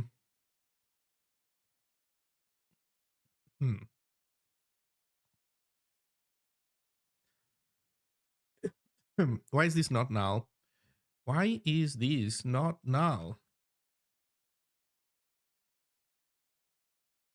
Hmm.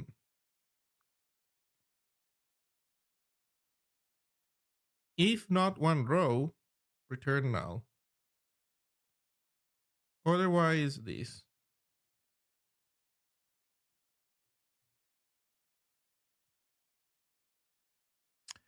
Are we fading somehow nullability in here?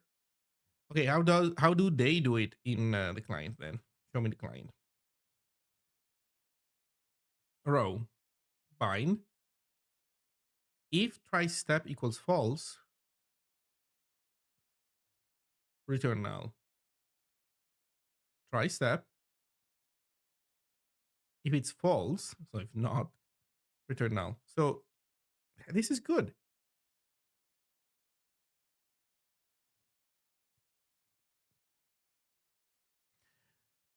We are doing this right.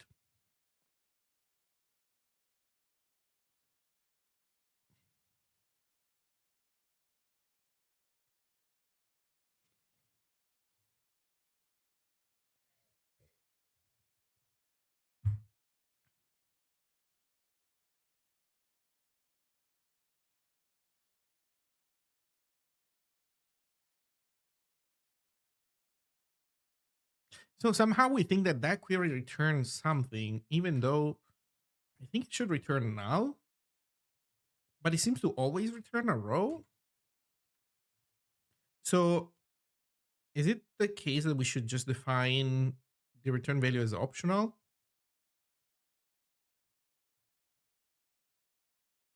If we set this to optional bool,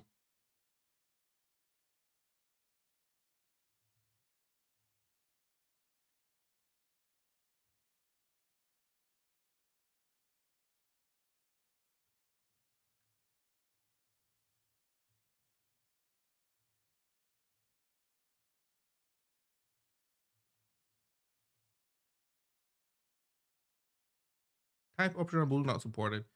Yeah, let's go support it.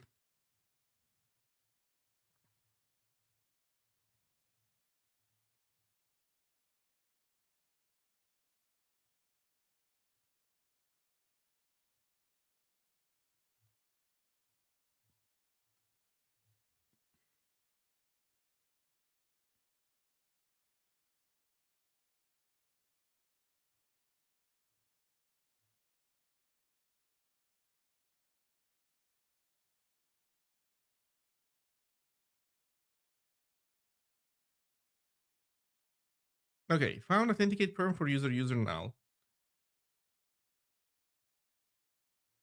Client successfully authenticated as user, reach unreachable content. Okay, so we fixed it. Maybe the tables are empty. The tables are definitely empty. The problem is that usually when you do a select and nothing matches, what you get here is a null row. But we were not getting a null row. We were getting a um we were getting we were getting a row that contains null, basically.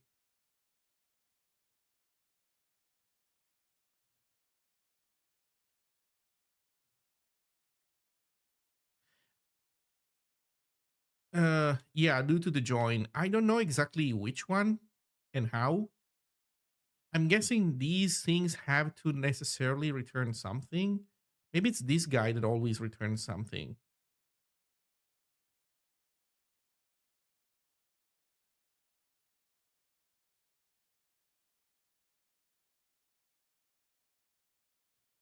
What if I do this?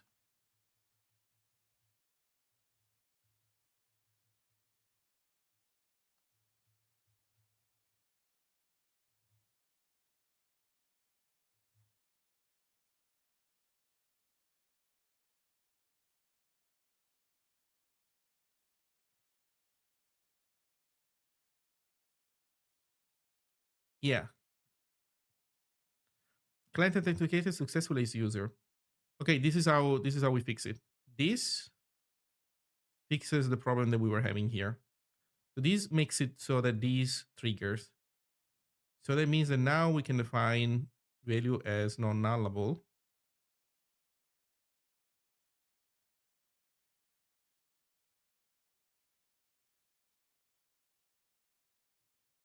So no more weirdness here. No more question mark here. Okay. So this is fixed. Now we have next bug. Next bug. There's an assert. Put assume capacity no closer, put no closer, authenticate request, put no closer, GPA, DCP connected add client, blah blah blah, catch uh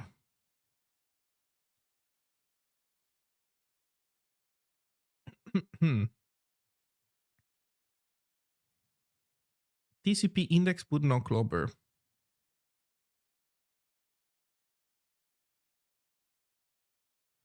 Okay, so basically we are using as keys for our TCP connections the timestamp, which is a choice for sure. We can probably do better.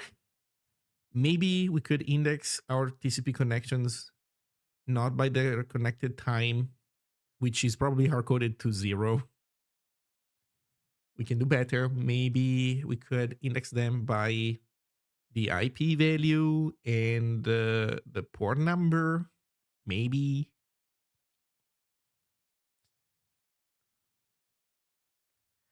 So IPv4 is 32 bits. How many bits is an IPv6? Please tell me that it is not more than 64. Please tell me it's not more than 64. 120 fucking 8. Why? Why are these people like this, man? That's 128 plus ports, right?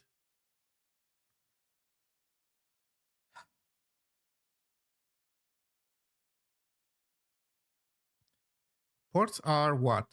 U16?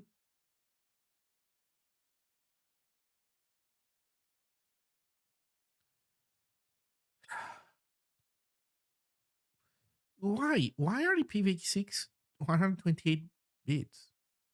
That is a lot. Why did they go that way? Like 64 bits, I get that 32 bits is small and you don't want to risk having the same problem again, but you might be able to get away with pretending it's 64. Oh god. Oh god. To avoid IPv8. Yes, sure. Yeah, to avoid IPv8. But man, like 64 bits are past. Yeah, they want to, for the case where every atom in the universe wants to connect to some kind of mesh network.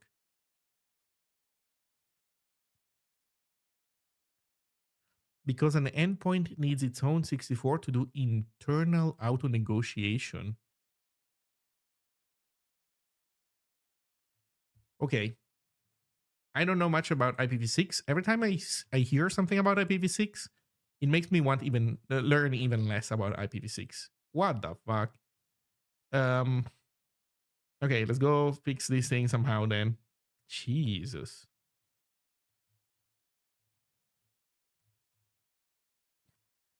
So watch how we set connected at to 0 every single time. So this is the reason for the collision. Um, to be honest, that's obviously not how it should be, but also maybe we can index things in a better way.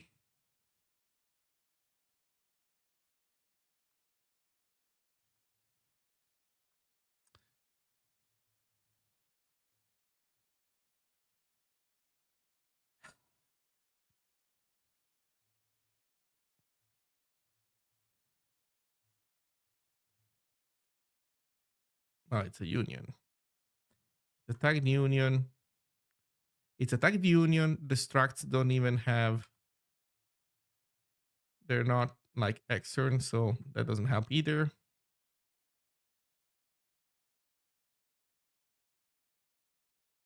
Look at this motherfucker. What is flow? So not only is it 16 bytes, then there's flow, and then there's also an interface. I mean, honestly, this is cool. This is cool. This is not cool. Also, of all things, why are they not increasing the number of ports? Wait, why are ports just staying to U16, but this this guy is going to 16 bytes? What the fuck?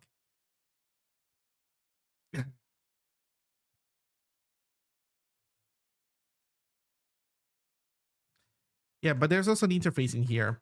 So even setting aside what the heck flow is, um, which probably is important thing, there's also interface.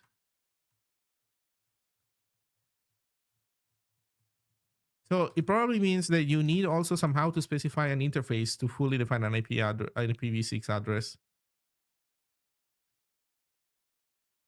Because ports are paired source destination, you really have U16 times U16.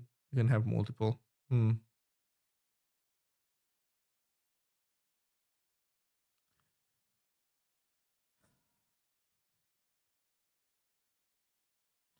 Okay, so here's the question. What do I put in my fucking keys now? I can't put this stuff verbatim.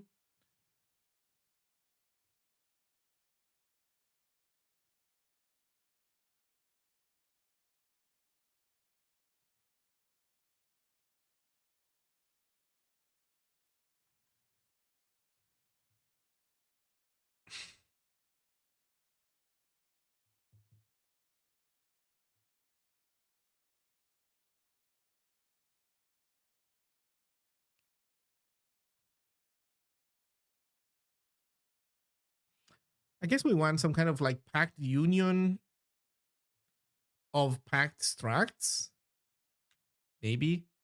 Oh, but a packed union cannot be tagged, right? So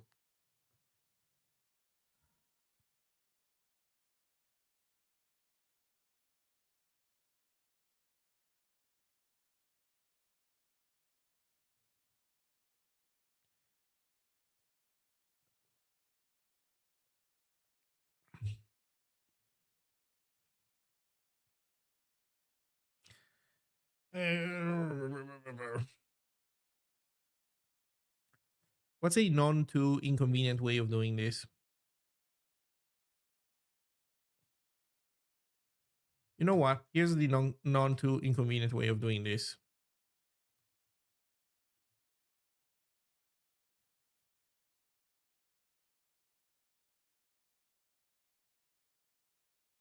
Also, wait a second.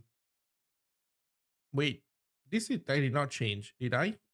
This was already like this elsewhere. Wait, so we can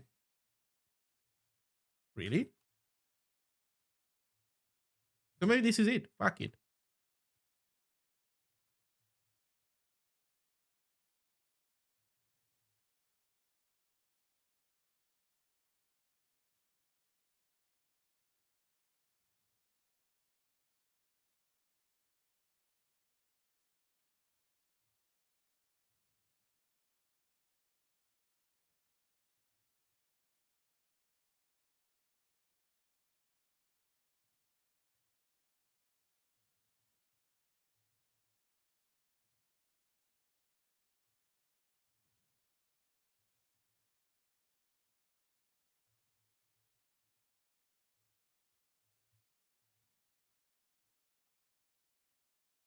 Huh.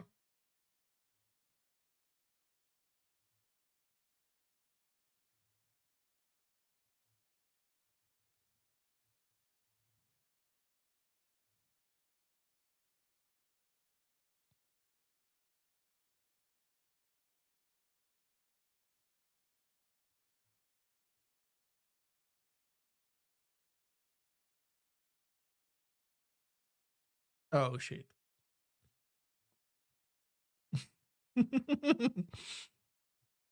Oh shit. So these used to be a okay. So this is the voice stuff. Basically, whenever somebody wanted to open a stream, they would tell us. We would tell them. We would use this as an ID, and now this is like much more complicated because it's not just this, but it's more complicated. It's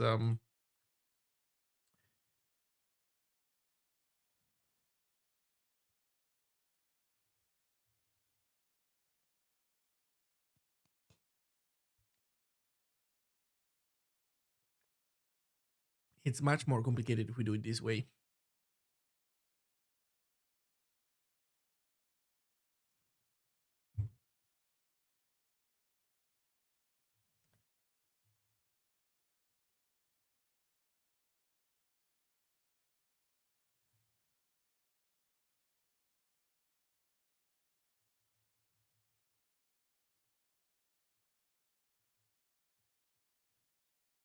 Hmm.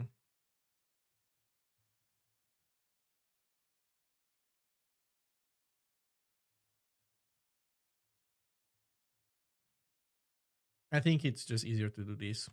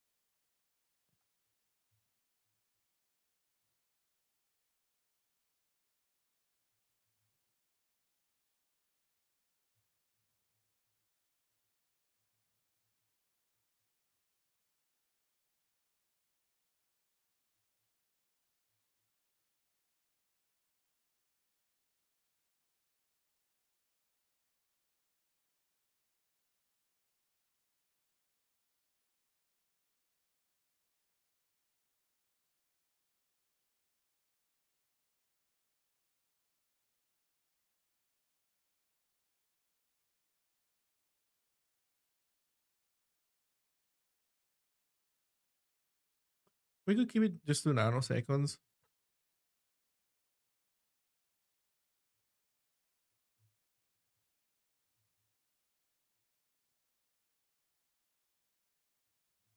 Like it. No int cast.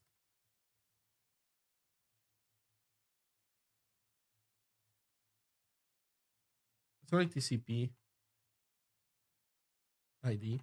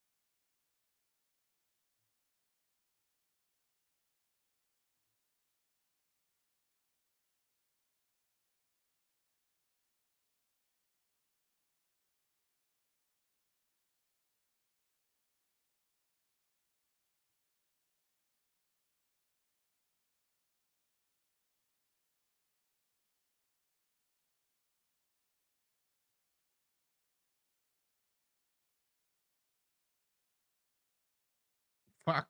Next structs cannot contain fields of type I96. Fuck.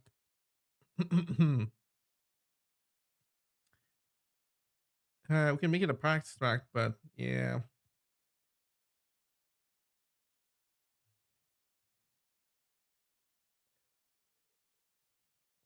Well, we can do this. I-128. Are you happy with this one?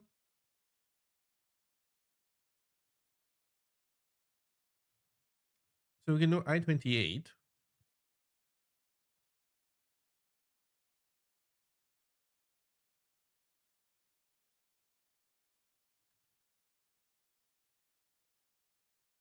Field prime pointer increases pointer alignment. Um,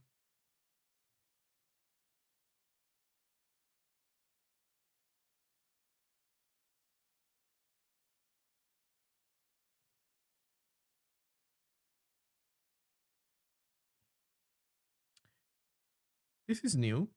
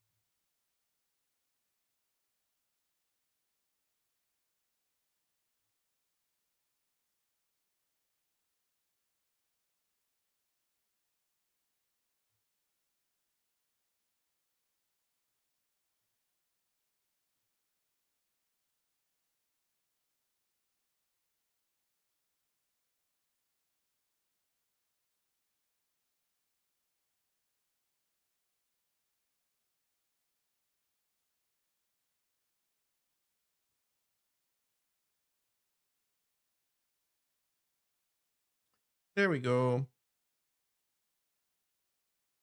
There we finally go.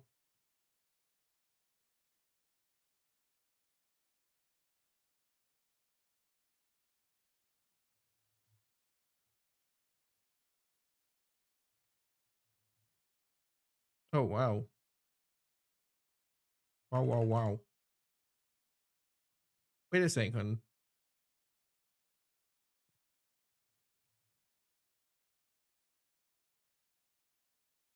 Oh, this was not sent. Wait, this failed for us, but this guy got it? Yo, yo. So here we're fine. This one is dead. They hit a rate limit.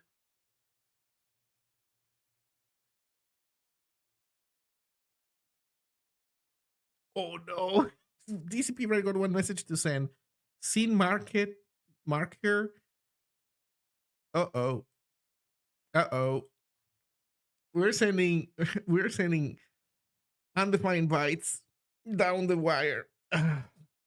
That's well, that is funny indeed.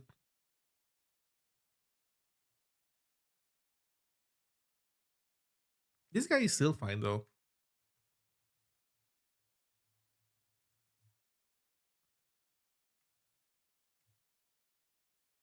So why is this guy not fine? Well, this guy is still fine. Mao.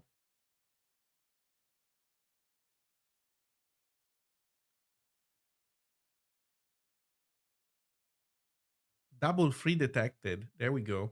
That might explain. That might explain why.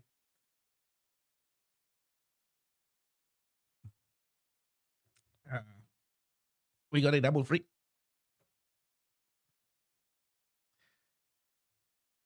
Uh, okay. So we need to fix this double free. Okay, double free aside, this is kind of working. Like we are kind of chatting. Uh, if you go up, then you need to request more message history right now, kind of manually. Oh no, I pressed it too many times, and now we got the. I think we might have gotten rate limited. No, we didn't. Oh, you know what it is? Okay, here's the other thing that I'm missing.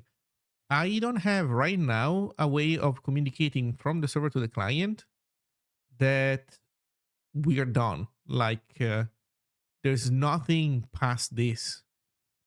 So we need a way of understanding when we have reached the end, basically. Um, so that's not too complicated. There's more complicated stuff that we need to account for, which we currently don't. But this one specifically is not too complicated, so we can make it happen.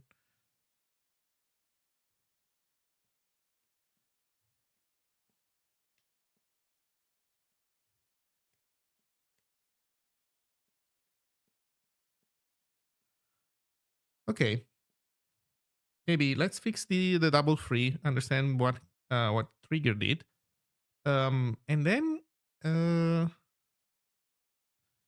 mean we're in really good shape at this point.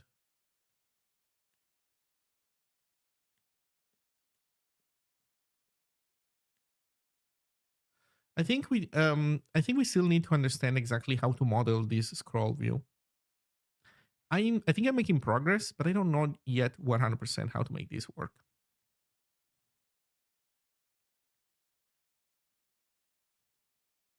Not quite there yet.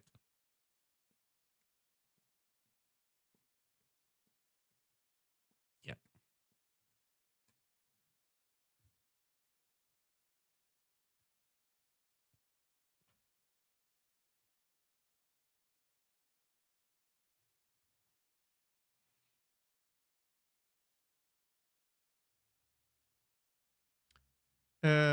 Okay. Let's take a look at this double free. Actually, you know what? I think I'm gonna refill my teacup, and then we take a look at this. So we do to own slice here in protocol, and then first free is here. second free is here. Oh no. I'll be right back.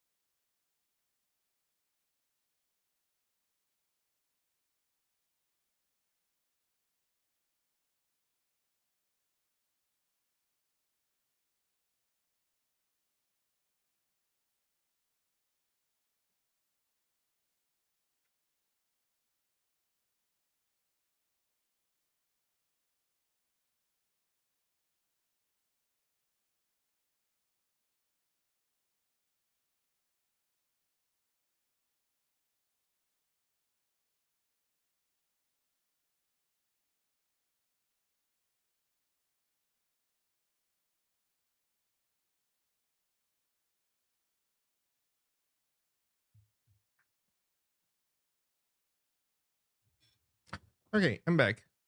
So why are we double freeing?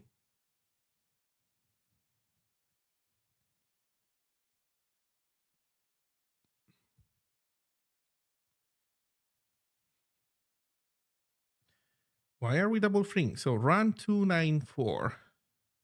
This might not be enough to understand what's going on, but gotta start somewhere. So TCP write.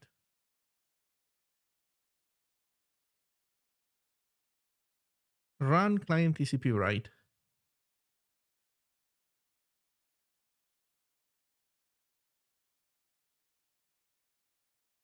So here we are just sending all messages. By the way, this I had a worse version of this a while ago because there was a bug in std.io, but it got fixed. Check how nice this is.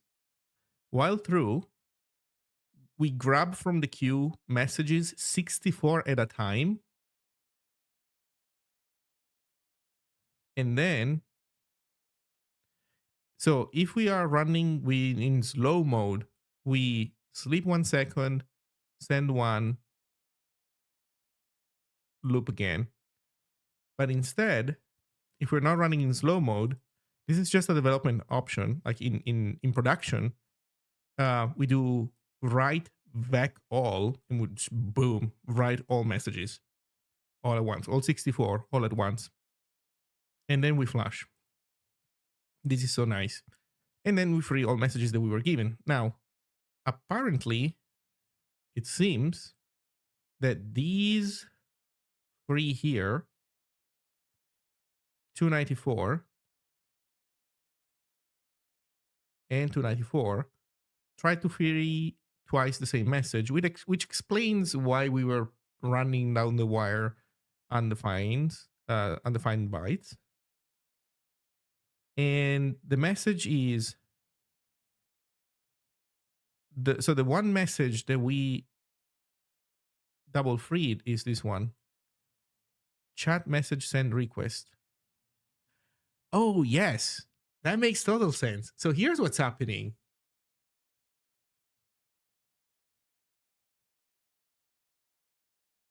You know what? Actually, this surprises me. Why has this not why was this not caused before? Why did it take a while for this to happen?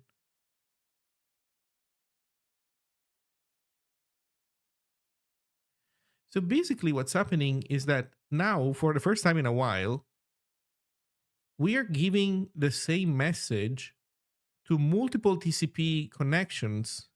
So long story short, we need reference counting for these bad boys. If we want to free them, which we do, we need to give them reference counting because some of them will be fanned out. More specifically, chat message send request on success will do TCP broadcast. And TCP broadcast means that for every client that we have, we give a pointer to the same message. So we need to make these bad boys reference counted. Now here's where things get weird. Here is where things get weird because we could change the type of message to be something other than strings. But if we do, then we're not going to be able to pump them without any transformation immediately down here. So this API doesn't allow us to change how messages work. What would allow us to do this would be if somehow our queue was a multi-array list. So then we could put, structs in there, and then we could just select on a specific field to send down to write vec all. But our queues are not multi-array lists. Which, by the way, I don't even know if you can pull it off, although they just have a normal mutex, so why not? A multi-array list queue would be fucking clutch. What do we do in the meantime, though? I guess there are two options. One is we lose the ability to do write vec all, or we do a specified version of it. Or we try to do pointer shenanigans and we hide the reference counting before the pointer. It's at most 64 copies of consu8. That is indeed true.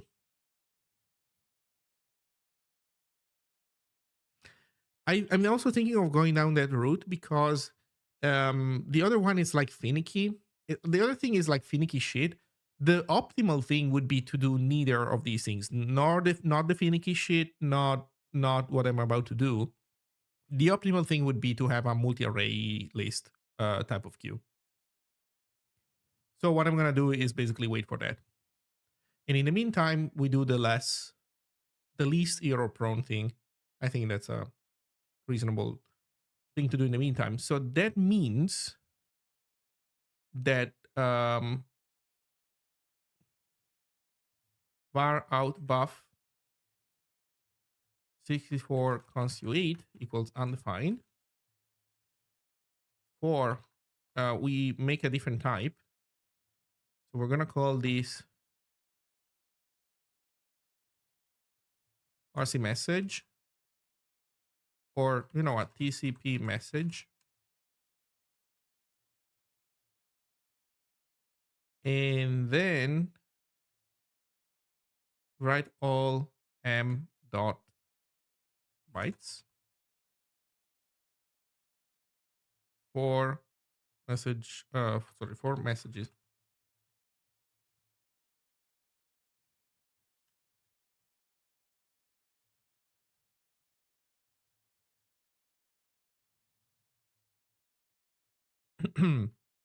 Now, you know what? We want to do the better one at least. Outbuff slice to 0 dot dot messages dot len. Also ampersand.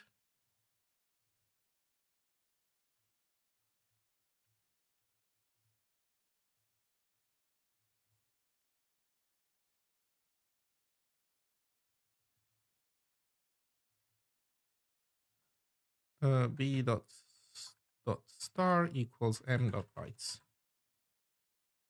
Let's leave it to do.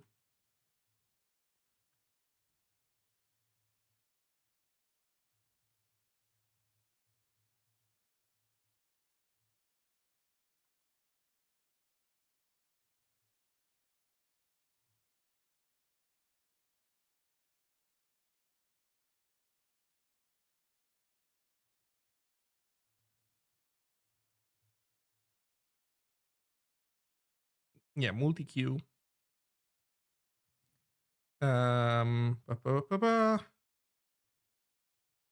And then we do write back all outbuff from 0 to messages dot len. And then for message, we do message dot destroy or messages dot free. Message dot the init. What am I saying? GPA. Okay, message dot the init. Now we need to make a TCP message type.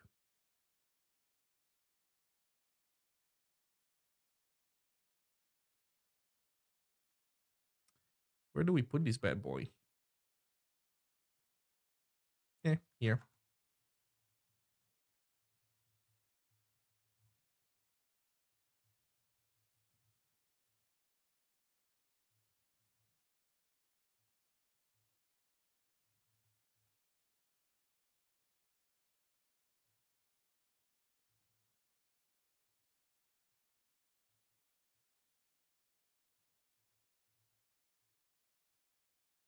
Actually, maybe one.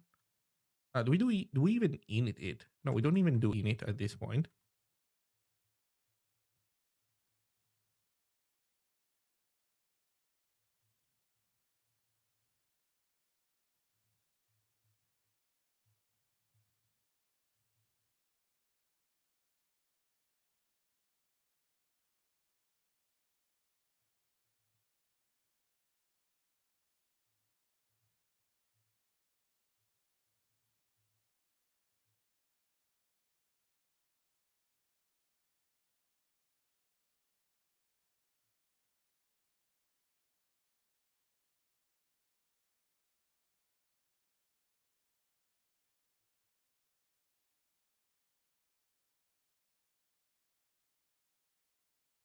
I think this is a legitimate case of setting all of t to undefined, since we need to have a mutable pointer to the init it, and there's like no escape from that, so that's good. Now TCP queue is going to be a queue of TCP message. And now we're going to need to update some things. Queue buff.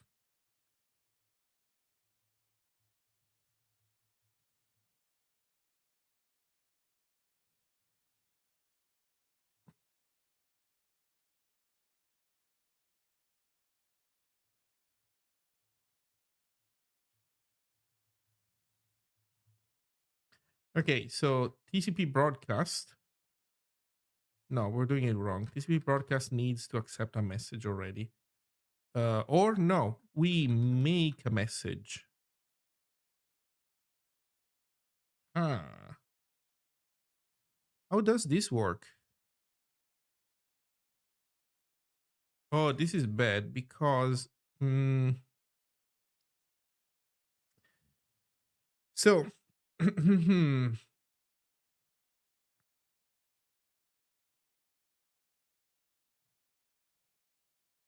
this message. Okay, so this needs to be a TCP message. It can't be just a string anymore.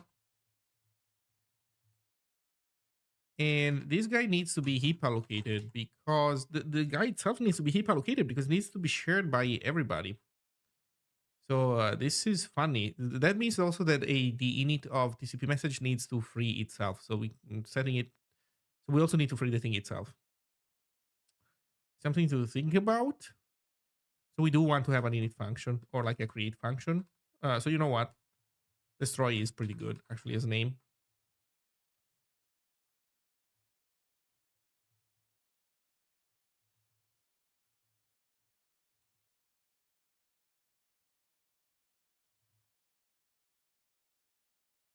Make the list of messages static and of limited size.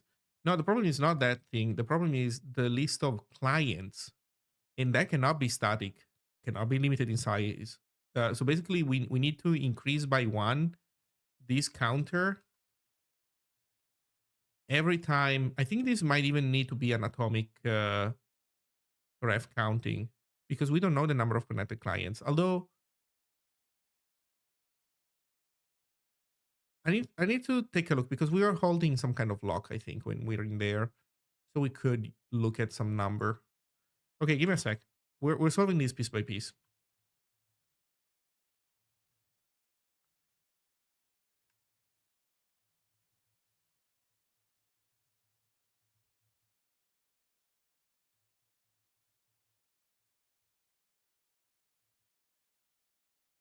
Or you know what? Okay.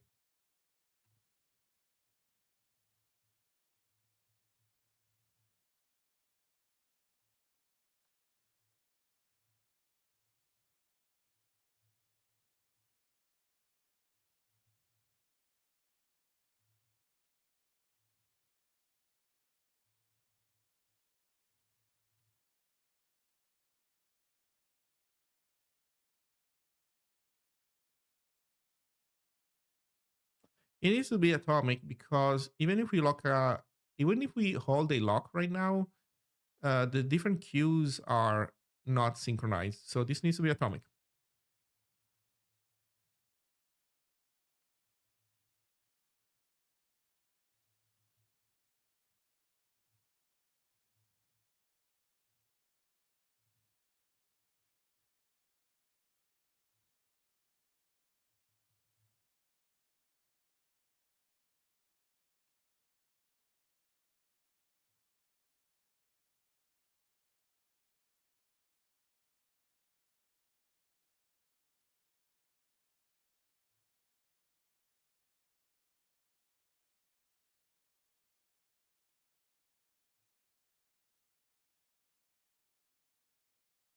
I don't know.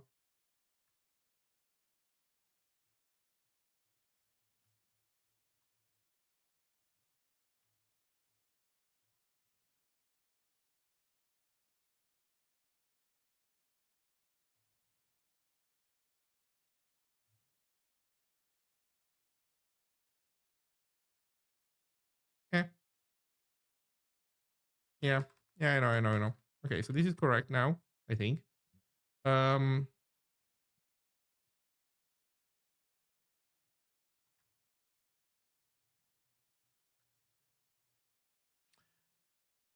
Okay, so we need to understand where we want to create this message thing, and I think it's in here.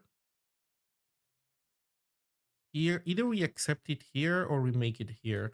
I think making it here is fine. Does TCP broadcast works under the assumption that we have a locked to state? So we're locked, so we can fetch sub. Okay, I'll take a look in a moment.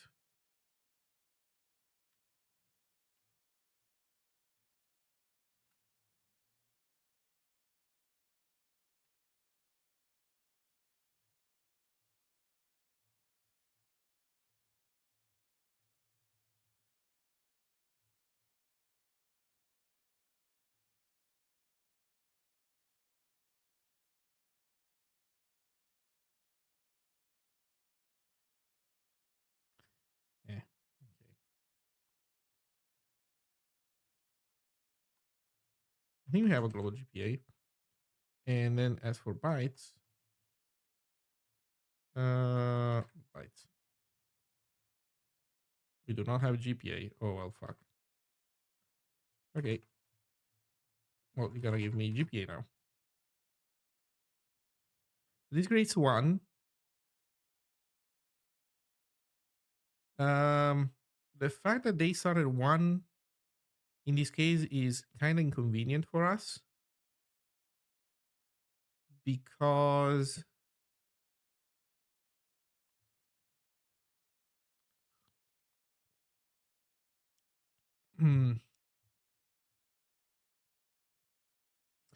this is kind of inconvenient for us because um no, I think that I remember how um Johnny used to structure this stuff. Although in our case there is nothing that could error out, so basically it would be like this. This actually does make sense because if we enter TCP broadcast and there are no clients, then this would guarantee that we destroy these. Although, I mean, if there is no client, no fucking clients, then uh, why are we even doing this?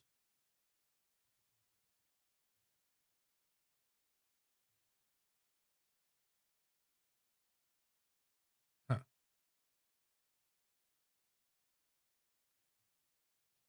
Okay. Yeah, I think we should add a check for that. Like if state dot clients dot there's no count. We need a count.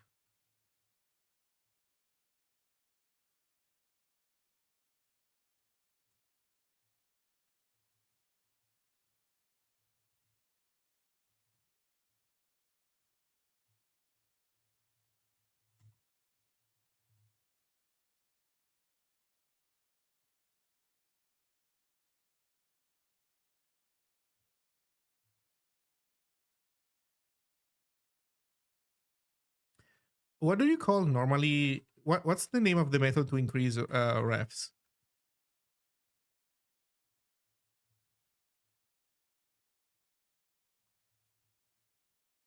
Just ref.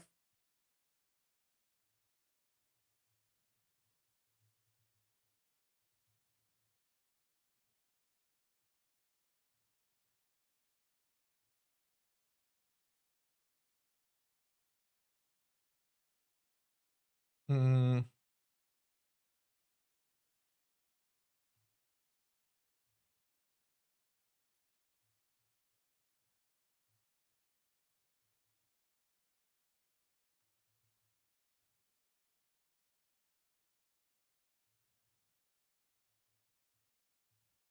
oh my god, why is this writing also about fuck?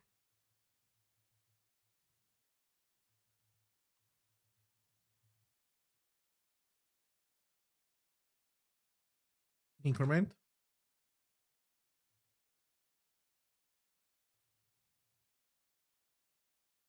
Clone. Yeah, we're not cloning. Uh I guess.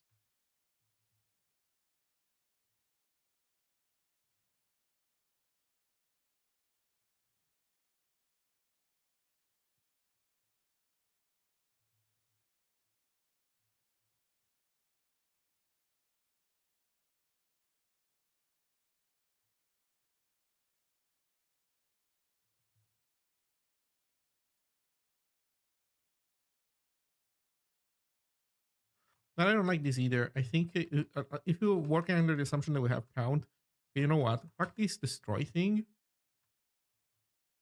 Let's do created accepts a initial count.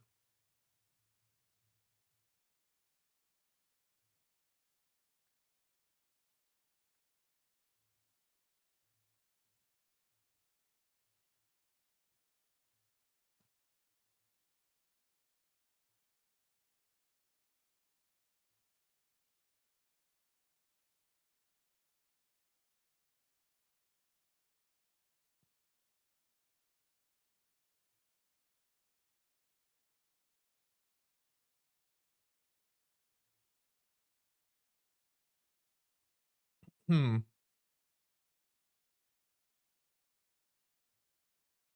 Okay. So with this, it seems that we don't even need the increment, maybe. Let's leave it commented out. Whatever. With this, we create it just right away. And then we start sending it down. I think we should also make an assert like var I equals is 0.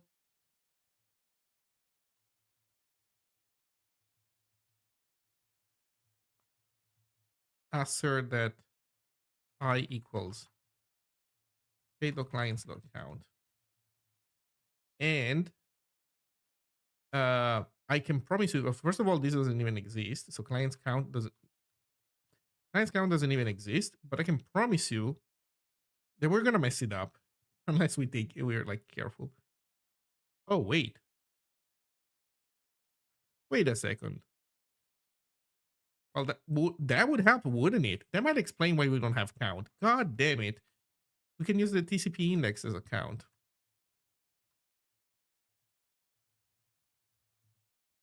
God damn it.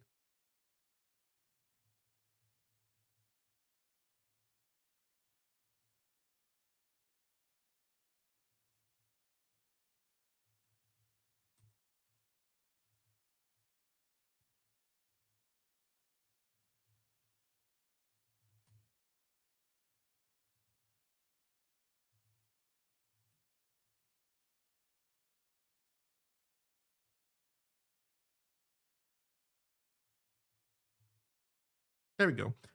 I'm a Go developer interested in learning Zig. It's much simpler compared to Rust. Would you be kind enough to pass me a tutorial video series I can follow? Tutorial video series? There is one. Uh,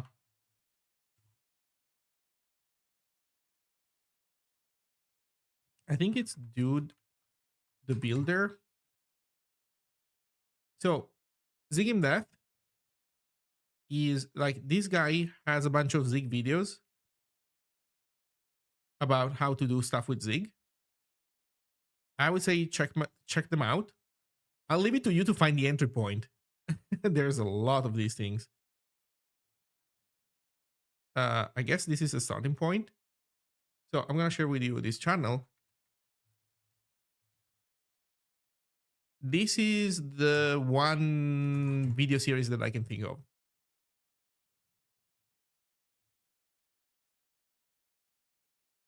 A bit old. Yeah, but I would expect so things about the language itself are probably going to be still very relevant. If there are like probably for example project setup might not be fully up to speed to the latest and greatest stuff. I'll link to you another video that I made that maybe helps with that. But like language specific things, those should be more timeless. Um, and then when it comes to the standard library, there's new things in the standard library that might have changed in the meantime, like how you print has changed a lot. But a lot of things are still probably pretty good. So then there's also Zig Master. Huh.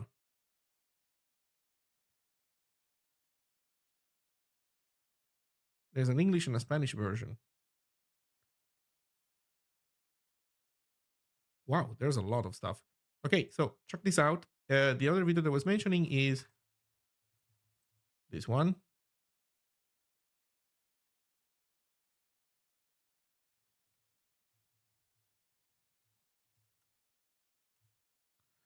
And then there's also Cypher that has some videos about Zig. Although I don't know if he's doing exactly I don't think he's doing like a course to learn Zig. He's doing more of a variety kind of stuff. There's a like learning Zig by building. So like he's trying stuff out. He's basically programming stuff with Zig and learning as he goes. It's not exactly a series where he teaches you how to do things with Zig, but should help. So sending that one as well. I don't know if anybody has other links that they want to share. Keep in mind though that I mean this is not bad advice, but we were asked for video series, so um, unless GJ also wants other stuff that is not just video series, then we should link video series. Okay, so TCP broadcast needs GPA.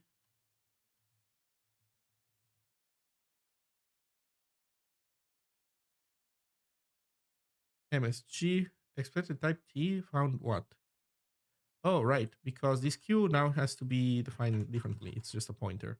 And that means that its corresponding buffer is also just a pointer. Oh, man. Let's go fix all this stuff. Create. Cannot the reference what? Oh, this needs to be a catch We have We do. Okay. Do. Yeah, that's fair. Also, I can tell you this. If you start doing stuff with Zig, so you need to get started. But if after you get started, you get stuck doing certain things, feel free to ask questions here in chat, and I'll be happy to answer them. I'm also happy to look at your code snippets and like fix them. One service that we use a lot to share code snippets in Zig is called zigbean.io. So it's pastebean, but for Zig. So you paste some code, then you press share, and you can share a link in chat. So feel free also to ask me stuff.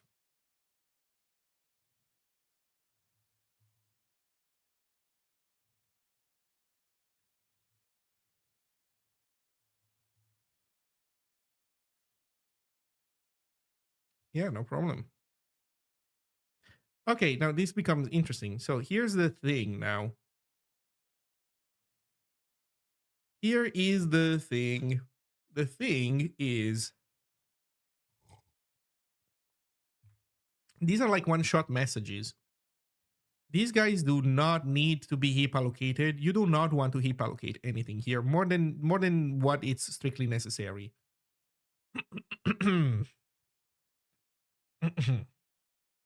So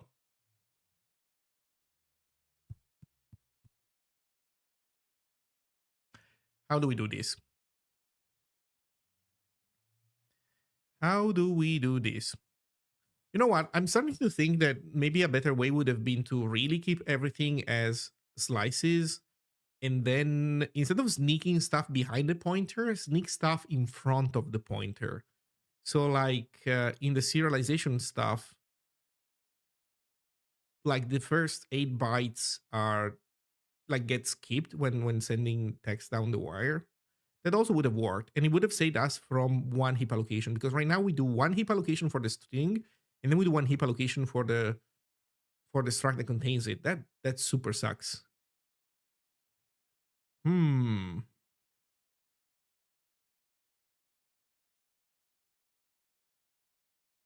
Zigflex dependency.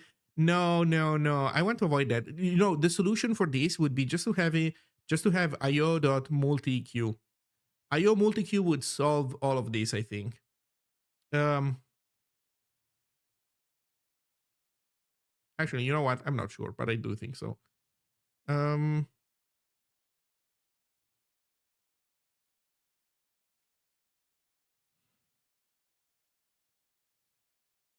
You know what? I'm really tempted to make a TCP message. I'm so tempted to make a TCP message just one allocation with 8 bytes at the beginning for the counter.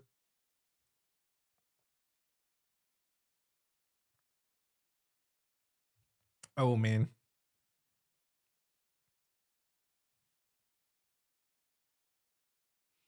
It would be so simple. Like it would be so simple to do that. I could just undo a bunch of changes that I made right now. Actually, I wouldn't even need to do that much. We can still keep the TCP message struct just to point out that that string is a weird string.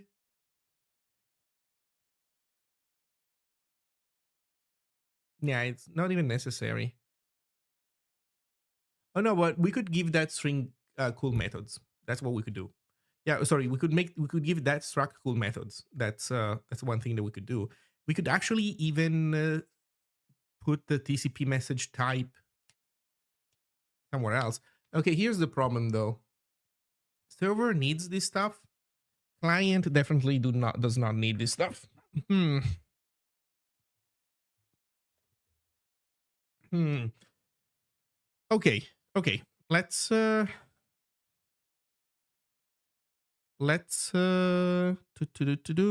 do we do this?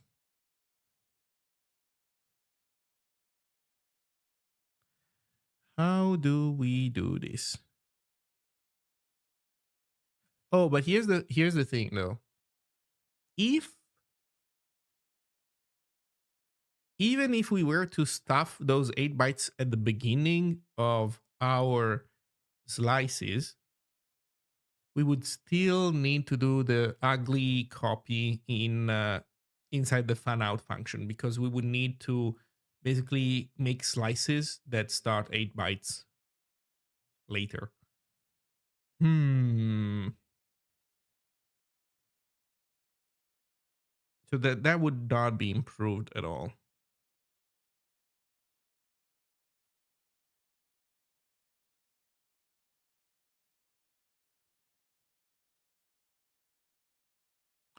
For now, you know what? Let's do the ugly thing for now.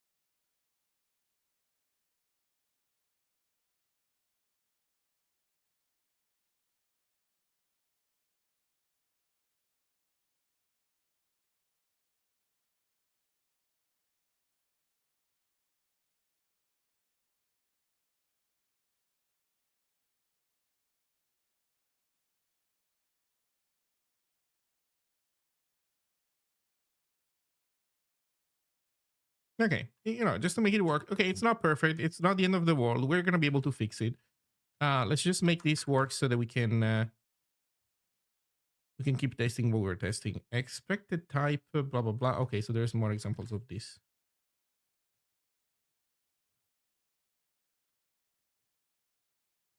No, I haven't used the reflow command yet. I saw that you added it. I didn't get a chance.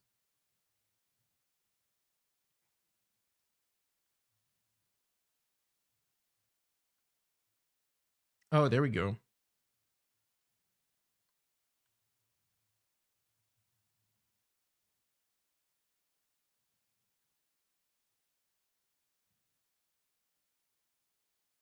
Call join request. Well, that sucks.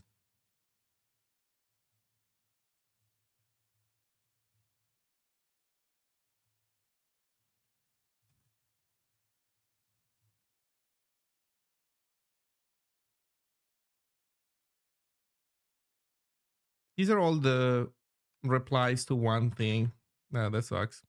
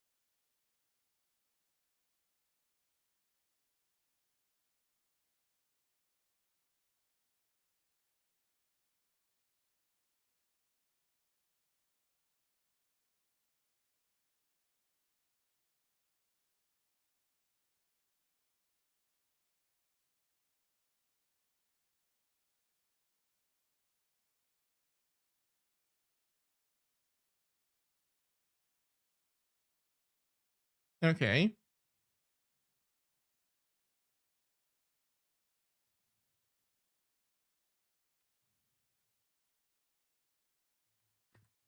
So connect admin. We're happy. Connect user. We're happy. Let's look at server and let's do stuff. Yo, yo, yo. Okay. It works. Wow.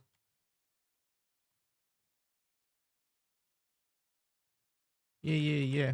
So whenever I send a message, you see something weird happening visually. And that's because even though you don't see it, these messages are being rendered through different functions in two different ways. One knows how to group things together, one doesn't. And so whenever a message flows from one thing to the other, you see the visual effect, but I mean, it's a thing that obviously we need to fix to make this more usable, but it's not critical. So I think we're doing fine.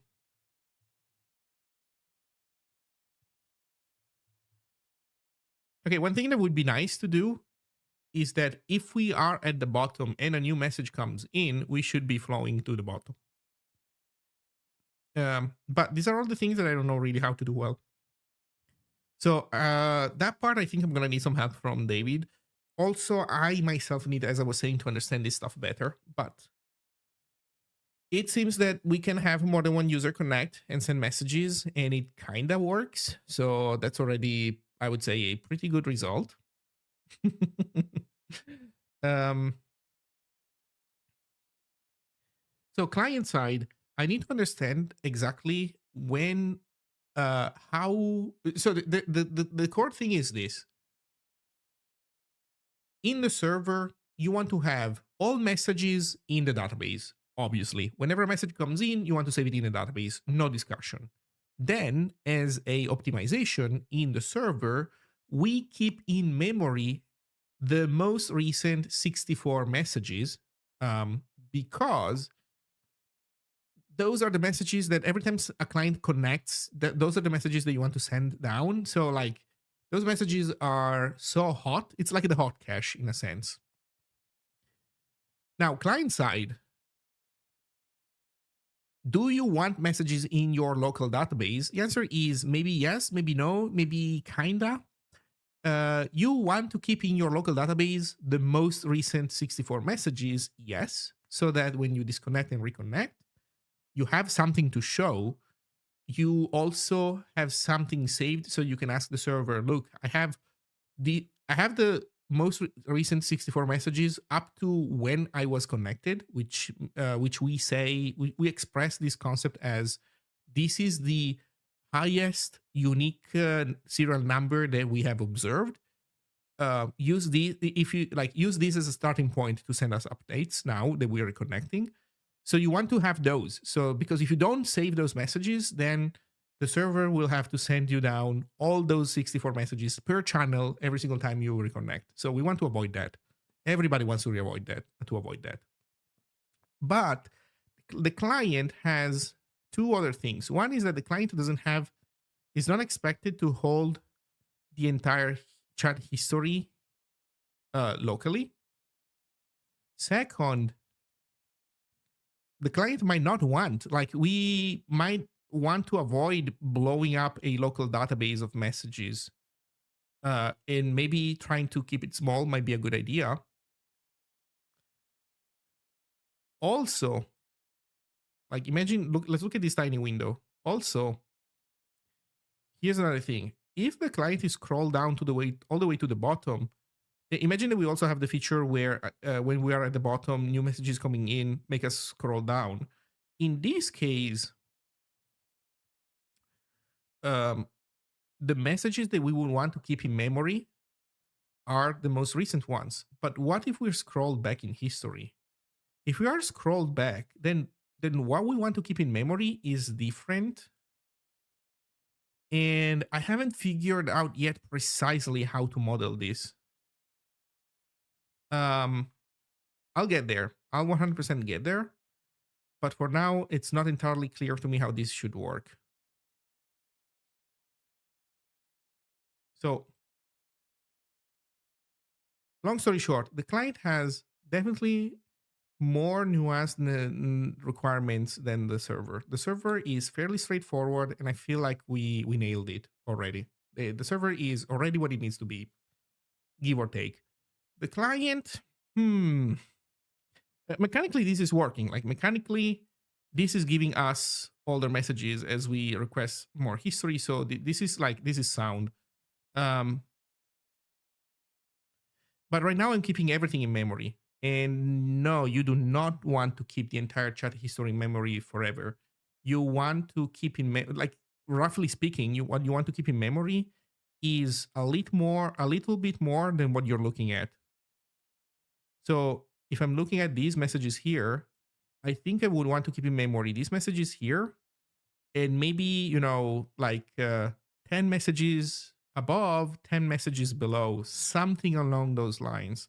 And then as we scroll up, we want to load from database, if we have them, more messages, keeping in mind though that loading from database means that we expect to have um, contiguous messages. Like we expect to have the full message, well, at least partial message history, but without any holes in them as we go up. And then, which by the way, it's not guaranteed to be the case, like depending on how we move stuff around. Um, and then once we are getting closer to the end, so I guess we want to keep this to be 10 messages above, like the messages that you don't see. As you scroll up, then if we get if we cannot feed from the database, then we need to ask the server. The server then needs to give us those messages, which we want to keep, which we want, I guess, to put in the database. And then we want to fetch them. We want to basically feed from the database and return to having 10 messages of buffer up here. I'm saying 10 as a number. Maybe it should be more, maybe it should be less. I don't know. And then makes us scroll, allows us to keep scrolling up. But then it means that we also need to have read from memory messages that are all down here, like very deep down here. And then as we scroll down, we need to refetch them. So they need to be in the database. So we want to basically keeps only some stuff in memory, not everything in memory. We want to keep only roughly what's visible in memory, I think. And then offload the rest to disk.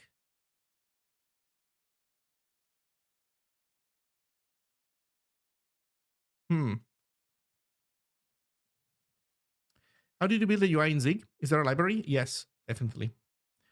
It's called DVUI. So to be clear, in Zig, you have the ability to use whatever C and C++ library exists under the sun. They're all yours for the taking. So for example, a very famous one is called DREMGUI. DREMGUI, I think I typoed it, but we got there. Anyway, so DREMGUI is extremely famous. I guess in some ways you could say that this is the gold standard of immediate mode GUIs. So you can use this bad boy from Zig. Zig DREMGUI. For example, you can find this DREMGUI package for Ziglang. You will find plenty of examples. I think there's more than just this one. So you can use that dependency if you want. If you find another framework like GUI framework that you like, you can use that one as well. Some are complicated, like for example Qt, which apparently you're supposed to pronounce cute, which I think it's a missed opportunity because they should have called it Qt. Anyway, Qt is so I'm gonna say Qt. Qt is another GUI framework, but this one is more complicated. It's not immediate mode, so you can use this one also from Zig. It's just like lot more steps to make it happen. In any case, the nice thing about DVUI is that this is native Zig. This is all written in Zig. Again, there's something good about that, but also C and C++ projects are yours. They're like they're under your dominion, so you can do whatever you want with them. So don't limit yourself to just Zig stuff.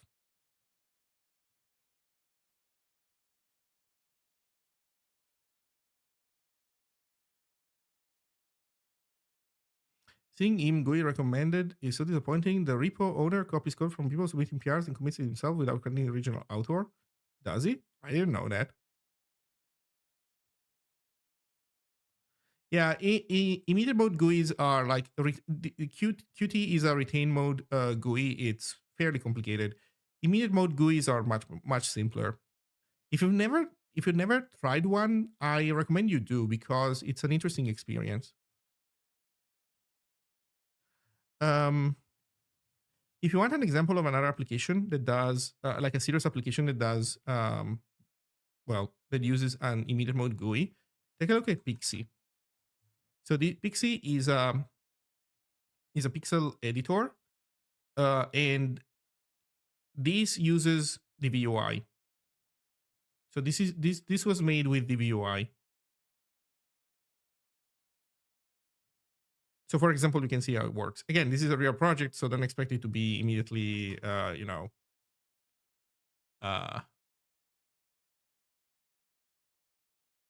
immediately trivial.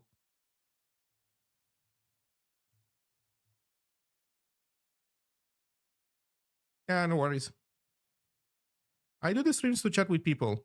If I just wanted to work on my stuff without chatting with people, I would just work on it offline, which sometimes I do. But if I'm live, it's because I want to chat with people. So what was I saying? I'm happy that we solved all the major problems. So now this is kind of useful. It's kind of usable.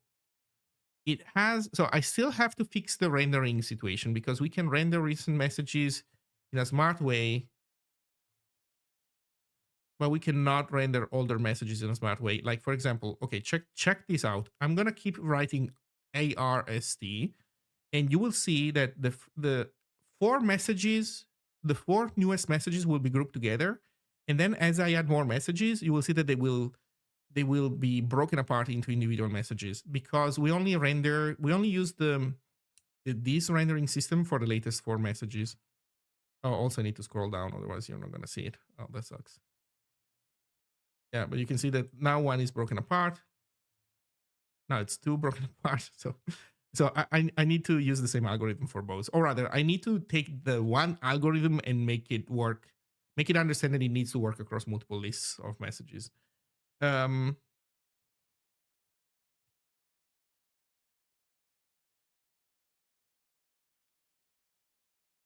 think that once I do that, this is kind of usable, but it will have some problems still.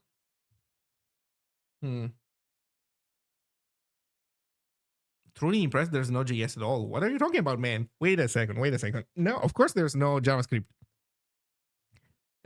Look at it. This is not web stuff. This is not web stuff. There's no JavaScript.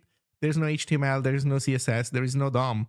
Oh, there's also Clay. Yeah, there's the Clay stuff. I forgot about it, but yeah.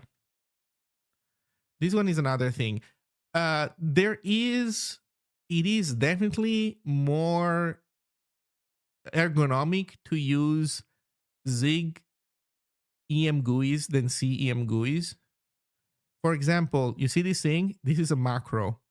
C macros cannot be used from Zig because C macros do text manipulation in stupid ways, and Zig doesn't have macros. So you cannot manipulate Zig text the same way that you can manipulate C text with C macros. We do have metaprogramming.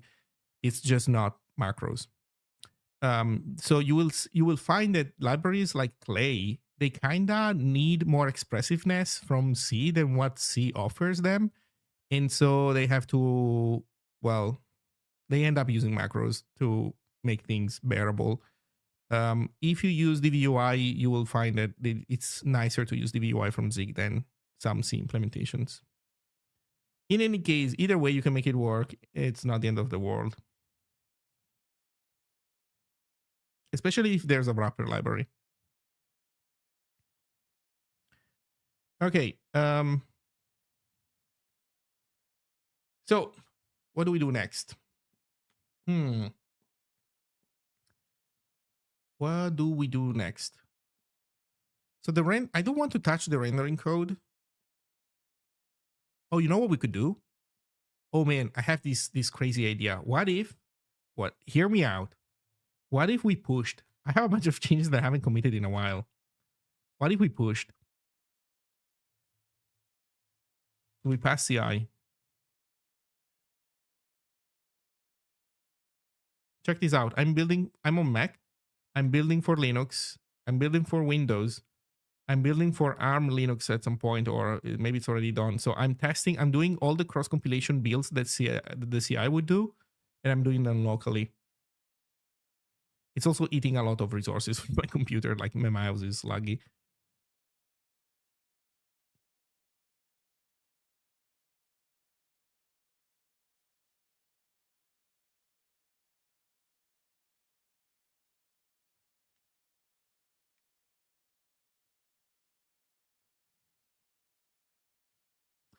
I switch all my C projects to building with Zig. Yeah, let's fucking go, man. This is so good. Like of all things, this is so good.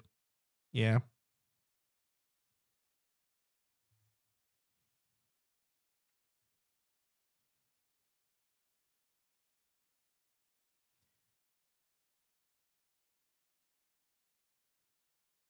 Okay. I believe that we're also not going to commit our like temporary, like the admin and user directories, because we filter out database files, etc. So we should be good there.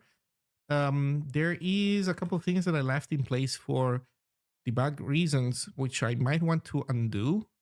In channel, I was like, you saw there was like 4 messages and then it was switching over, and it's because I was considering the recent message window to be only 4 messages. This is usually meant to be 64. So let's restore this to its former glory. Just for safety, let's just run CI again. Okay, so we're good.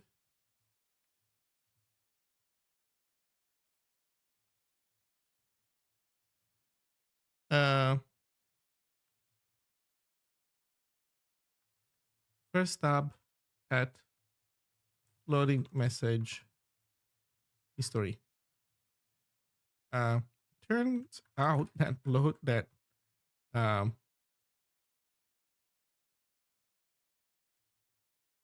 client side message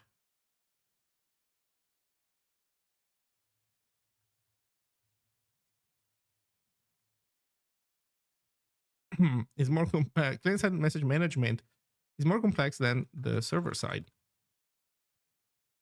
Mm. This commit has message history kinda work, although it still leaves undefined slash well,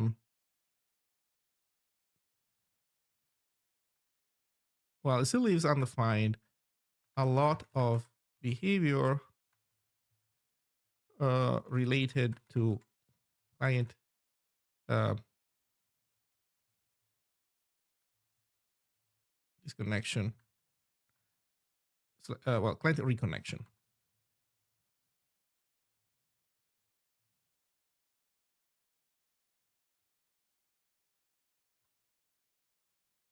Oh, wait a second. You know what? WQ, new tab, go to flow, 0.152, git pull, Zig build, release fast. I'm rebuilding my my editor, because there's a new fancy thing that we can do with it, which is going to be useful for my commit message.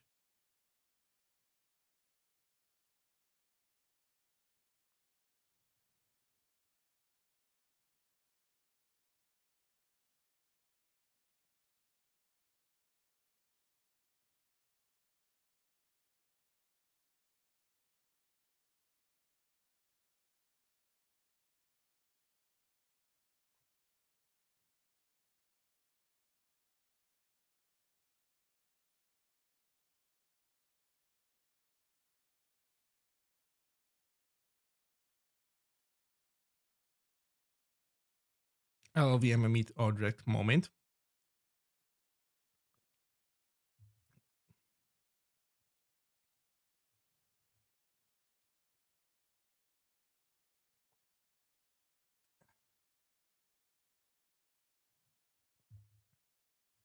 Okay.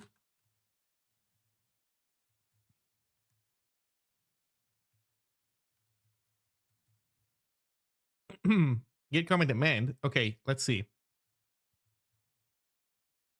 Reflow selection. Boom. Oh, what are you defaulting it on? Oh, you're probably defaulting it to 80 and I'm just zoomed in a lot. Wait, you're defaulting it to 97? Can you specify? No, neurosite. Is this a setting?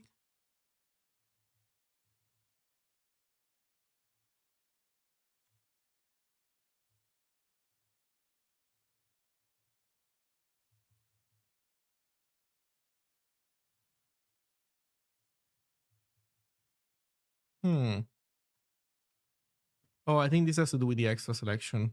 Okay. Uh, it should be 80. Okay.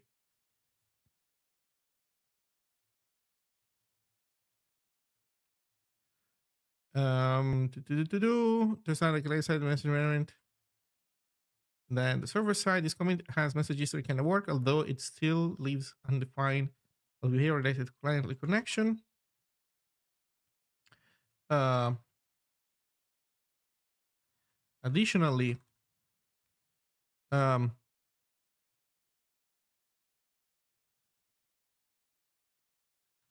I haven't figured out yet um, what the correct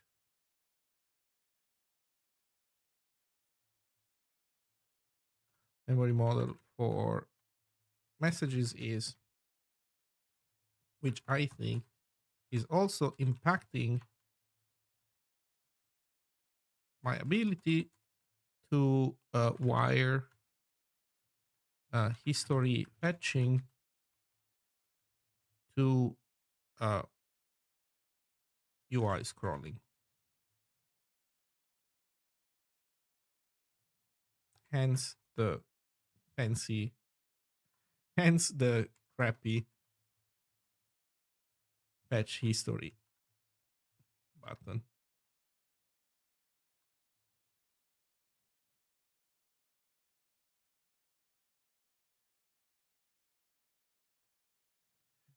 This commit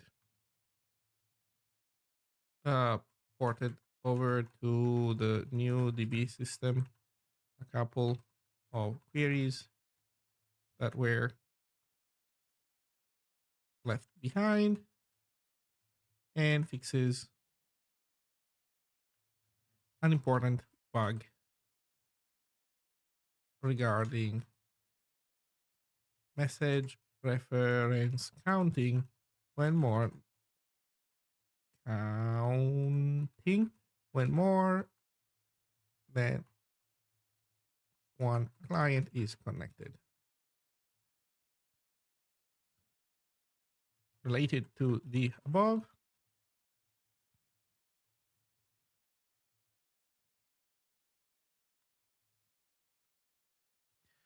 coming introduces -d local cache,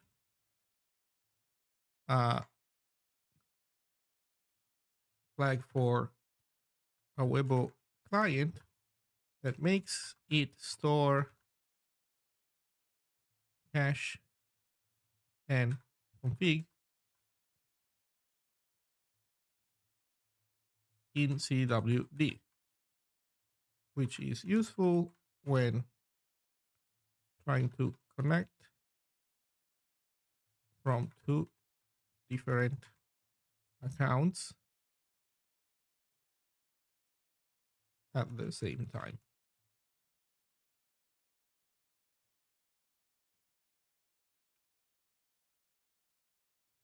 I don't know. I think this is fine. Also, I don't think we have any PR to merge in Awebo. So this is just me doing work right now. Um, Maybe we should do the DVUI stuff. Oh, you know what? This could be nice. The DVUI stuff. So right now in Awebo, you don't see any kind of. Why did that client die? I don't know. Maybe closed it. I don't remember. So in Awebo, you don't see any date because we don't have a datetime library of any kind. So we don't have anything that takes like timestamps and turns them into human readable text. But well, we should add this stuff. So let's do this. Most importantly, what I personally care about is making sure that we have all the metaprogramming code in place to properly serialize, deserialize uh, over the network, and also from into the database. Like we need to have a date type that can do all these things. So we need to have a type that we control that wraps that we plan to use Zeit. So we need a type that wraps Zeit that introduces all our metaprogramming around it. And then once this is set up, I think I'll open an issue for contributors to start maybe wiring this stuff around in the UI if they want to, so that they can also play around with it. So let's go do this. I think this is going to be the last thing that I do today.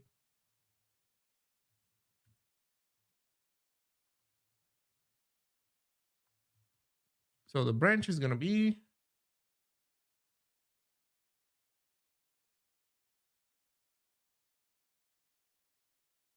0.16.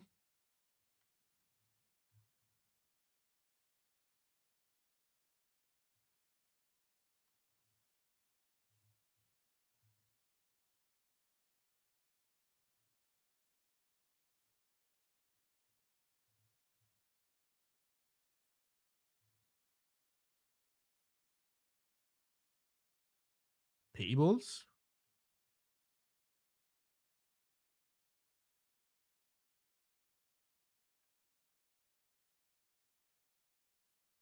Oh, I gave Flow a try today. It's pretty good stuff. It is. It is. It's still young. You need to have some tolerance for your editor not always behaving optimally like the way you would want. Um, but it's very like it's clearly a serious project, which is really cool. And the tiny things that are like annoying occasionally, like I feel like they can all be fixed easily. So yeah, being able to specify a width in the reflow command would be nice. Yeah, I agree. Um,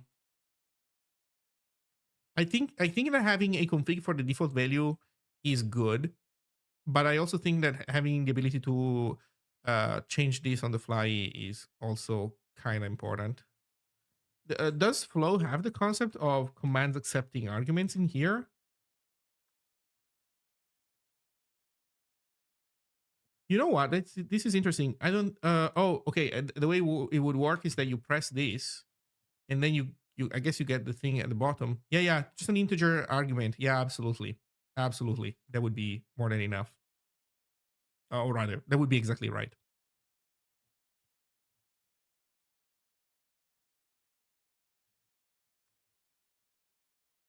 Yeah, because my point is that the config is nice for people that have a default that they want to follow. Um, but then you occasionally have different needs. For example, I would set everything to 80 in my case, I guess, maybe. But then I think that for Git commit messages, you kind of want something different potentially, or maybe there's another one where you have a comment that is indented, and so you kind of want to compensate for the indentation. Although in that case, if you really want to support that well, then it would have to be something different than just an integer. I guess it would have to be a variant of the command, like indent, ig- uh, ignoring indentation, uh, compensating for indentation. I don't know, but in any case, I think that an integer is integer plus config. It's already like state of the art.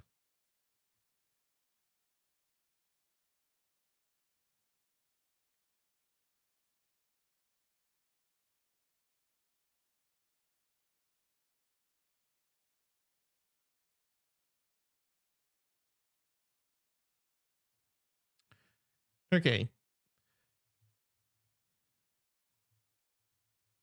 Awebo. We have a D generator. Do we have anything that looks like we have clock, which we kind of don't want to use anymore. So the clock is kind of gone there. We want something like daytime. Do we put it in here next to a D generator? Pub const date.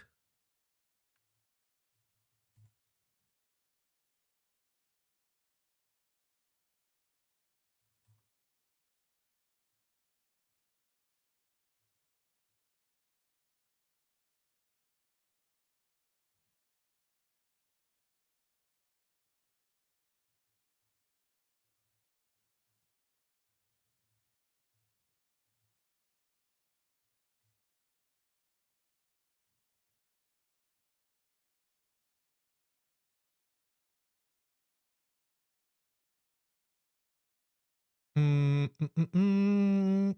Mm, mm, mm, mm, mm, mm.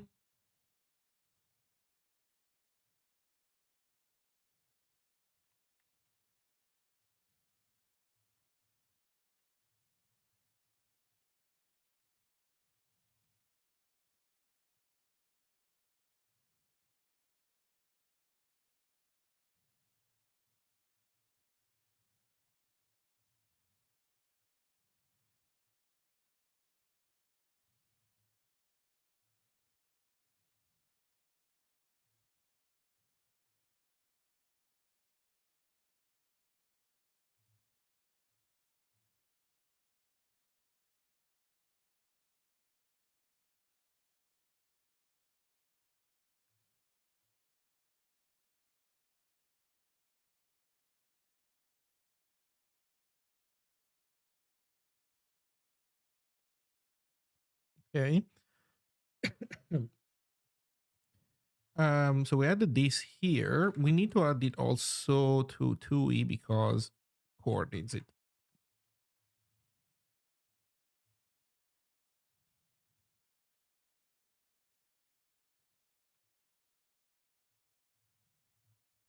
Okay, perfect.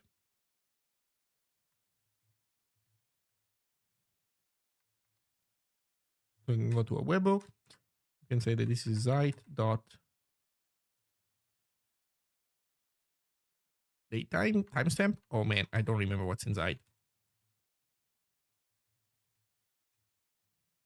Let's go explore.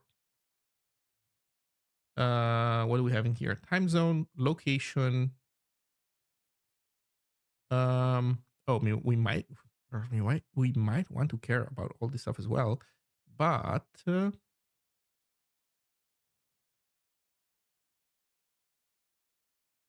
guess instant is what we care about the most.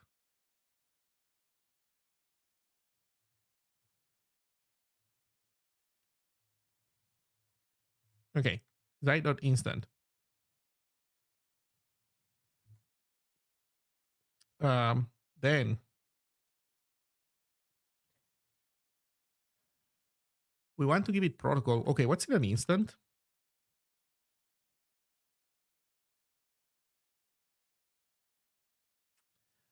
Every instance occurs in a time zone. This is the time zone. Oh shit, that's bad.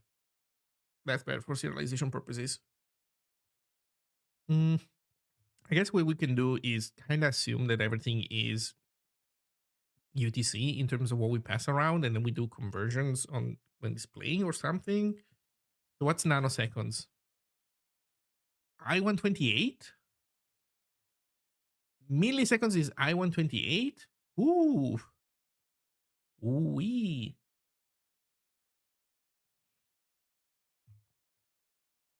Ooh-wee. Ooh-wee. I'm thinking that I'm honestly thinking that for our purposes, for the purposes of a Awebo, maybe a date can literally just be something that goes up to seconds. It's a chat application. When do you need anything better than second precision when showing timestamps? I think never. You might need something more precise if you're using these values for like sorting and trying to like have some kind of ordering. But we don't do that ever. We have our own like unique ID sequence system, so we never sort by date. We just store these things for display purposes only. So maybe we should really just store seconds.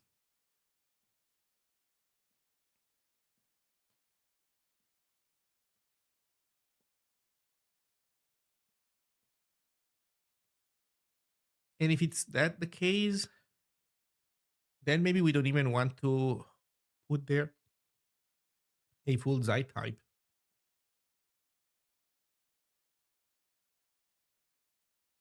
Yeah, nanoseconds were changed to I96, which is also I think kind of surprising in that Zeit has 128 for both. Like even if nanoseconds is 128, then you would expect milliseconds to be less, maybe.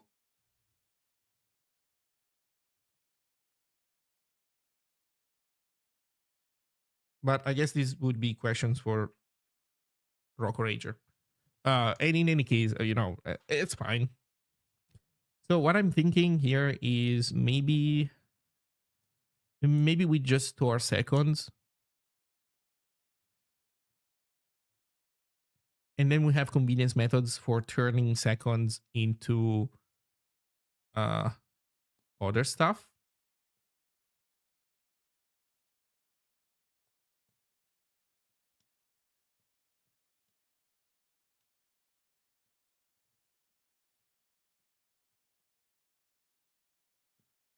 Also, here's another thing. Instant seconds of our timestamp here is not necessarily the Unix timestamp. Yeah. So we could keep around the Unix timestamp in seconds, and that's what we pass around. And then we just add the convenience methods to it. Which, you know what that means? That means that we're doing what Andrew suggests. We're doing it. Well, maybe the Zeit importer is going to be still useful. We're doing it. We're doing a union. Sorry, what am I saying? We're doing an enum. We're doing a enum U64. We don't do dates in the past. We only do dates in the future. So like I don't give a fuck about sign. Only future, no past. Wait, am I saying something dumb?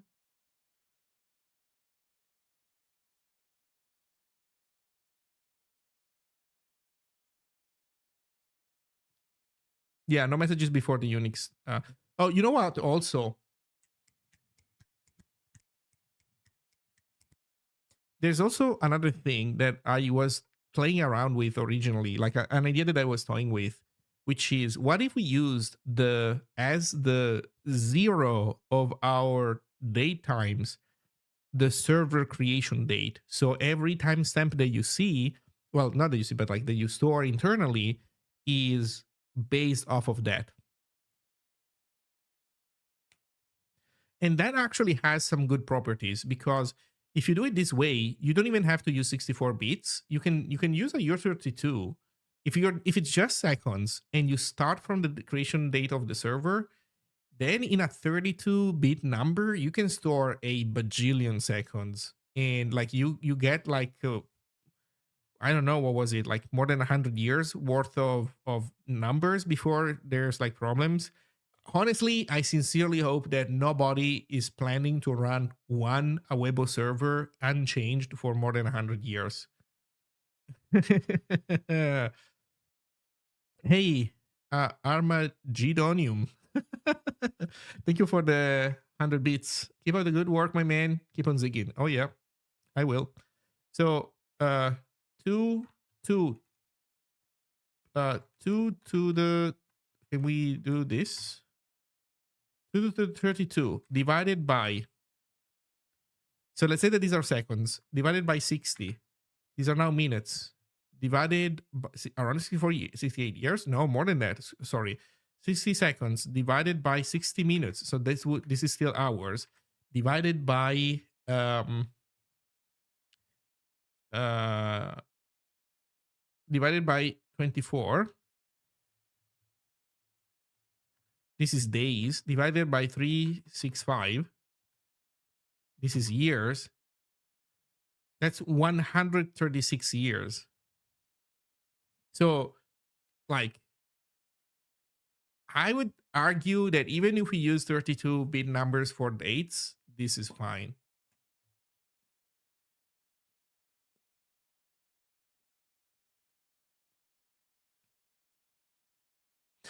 I understand that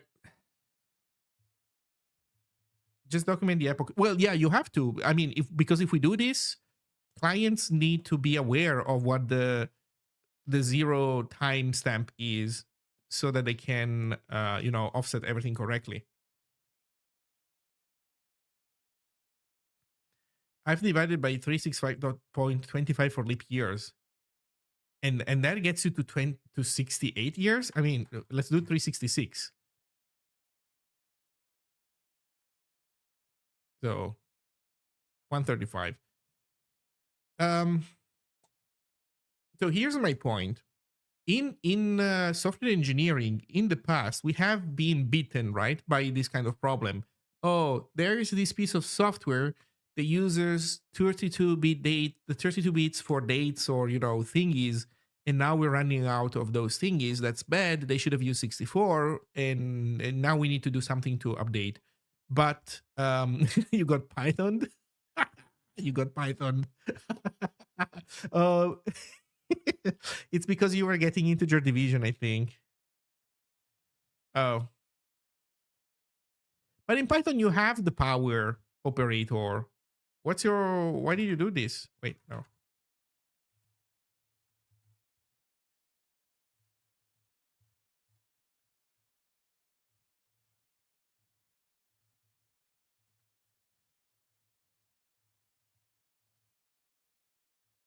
Ah, fuck it. Man, you're just not using Python good. You're using Python bad.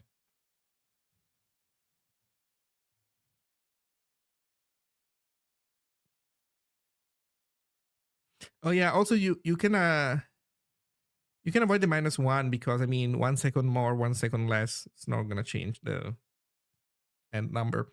So as I was saying, in the past, we have been beaten by this kind of software being like using 32 bits for numbers. It's a problematic feature. It's a problematic characteristic of old software. But here's my argument for this. I would argue that it would be nice for these type of communities to eventually die. Maybe this is not something that should be enforced by the software. I don't know. I guess you wouldn't want the software to be the thing that decides whether your community should like reset or not. But man, like I would even argue that 135 is too much. I would even argue that probably no community should exist for more than, I don't know, like 20 years, 30 years. That's so much. Oh, you do? Nice. Thank you, Neurosite. In any case, so this is one of the weird ideas that I have in my brain, where I honestly wouldn't hate the idea that these type of things have a lifespan, and then at some point they just die. That being said, I understand that this is me, and then people don't want software that comes with a set in stone death condition, I guess.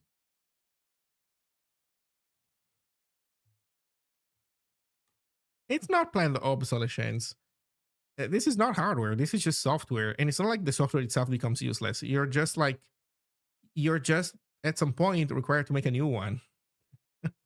like I do think that having a gentle nudge for people to occasionally reset their social structures is, I would argue that it's a good idea. That said, I'm not gonna do it. I wish I did though. And actually, we could play the same game for like to extend the lifetime of a server. Like we could use 64-bit dates and then say, oh, even. I mean, I would argue that 132 years is not an expiry date. Like it's 132 years is a lot. You know what? I'm starting to think that you should really do 32 bits then with this thing. Fuck it, 32 bits. Let's start saving some space.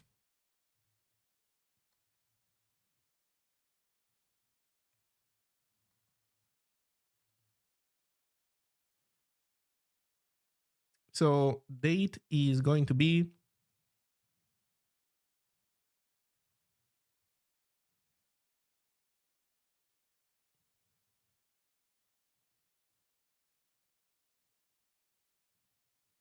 um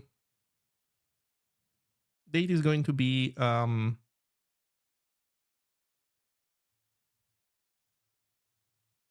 server epoch seconds.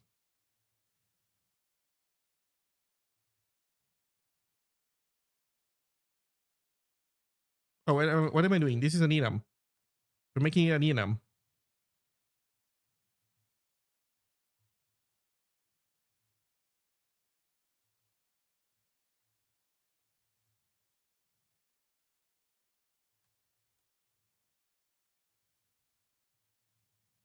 Uh-oh. You're clipping you're clipping me going insane over stuff. It's fine. You know what? Compared to some other people streaming their software development experience, my takes are so lukewarm in comparison, so that's fine. There was one guy that I was watching yesterday, and at some point get he was trying to use OBS to do stuff, and he was having like this huge boomer moment where he couldn't like make it work, and then they were saying, "Oh yeah, that's what happens when you use open source software, and like you use software made by normies." Like, dude, OBS is such a good piece of software. Once you stop being a boomer and you actually learn how to use it, which it's not that big of a learning curve. It's like fairly trivial. You realize that OBS is pretty good. And I suspect that the people that make it are actually pretty decent programmers, not like the open source normies. But anyway, a web date time is the number of seconds from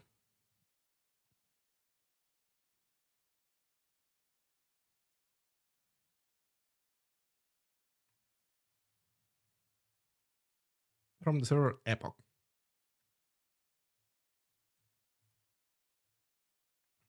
And so it's just like this. Oh, you're right. 0 is epoch. Thank you. Um, although making calling 0 epoch is kind of maybe suspicious, but it's not a good idea. Maybe it is. Maybe it's fine. Yeah, let's do epoch equals 0.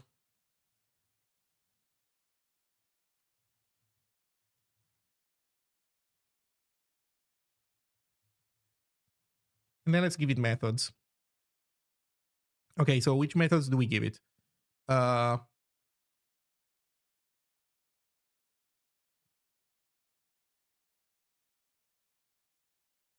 we could straight up give it a format method.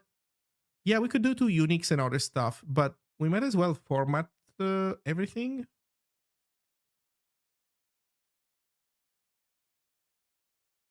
Hmm.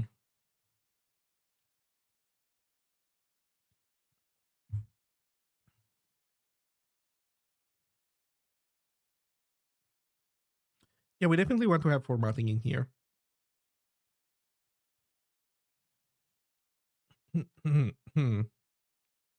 Okay, let's give it format.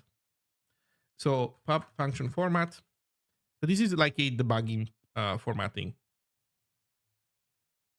date w, it's a pointer to an IO writer, void. What the heck happened?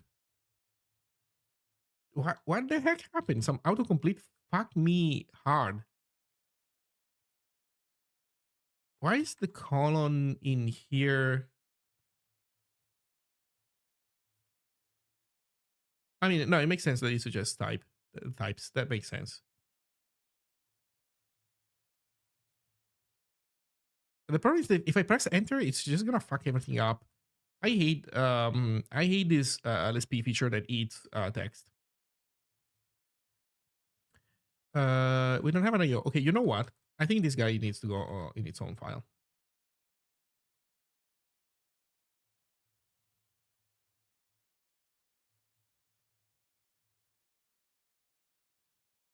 Exclamation mark void? Why? Oh yeah, you're right, because it can fail, of course.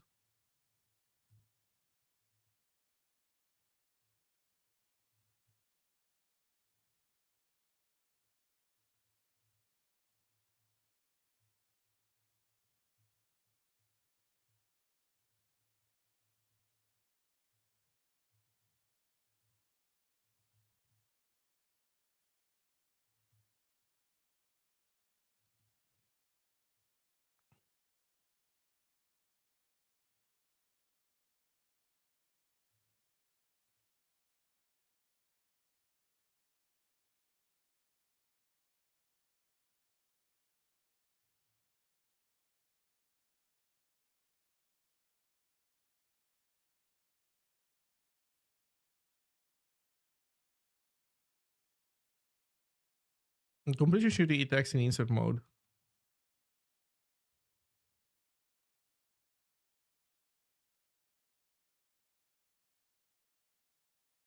Yeah.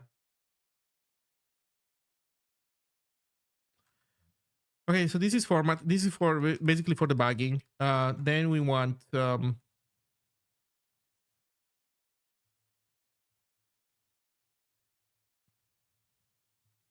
like for logs and debugging, maybe. For I would say for debug logs or just for debugging. Then for other stuff,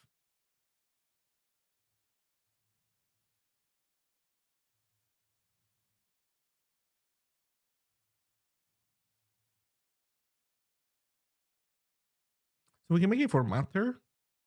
What else are we gonna need? You know what? Let's just do for now what it is that we need. So U64.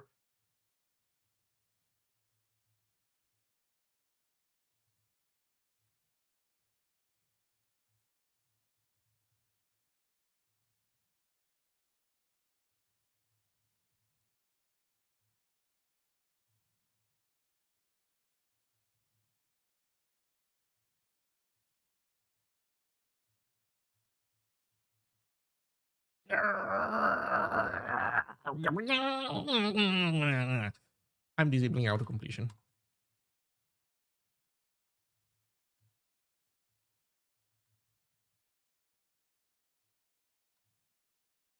Where's auto completion?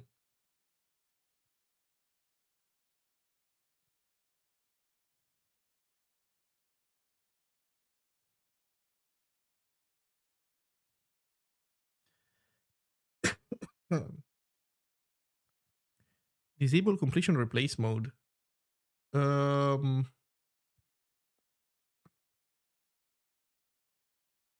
how do I do that?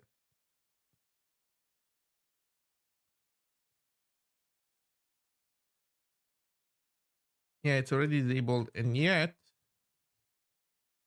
this thing has eaten my writer and placed a call to async in there. Like, what the fuck?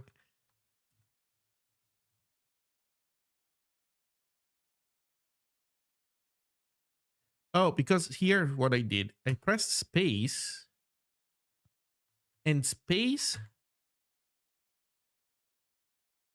selects async.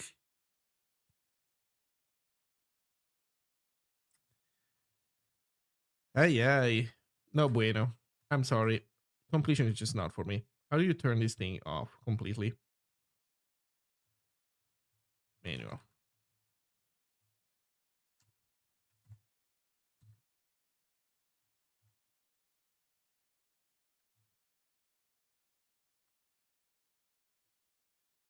I live well without auto completion, honestly. So fine.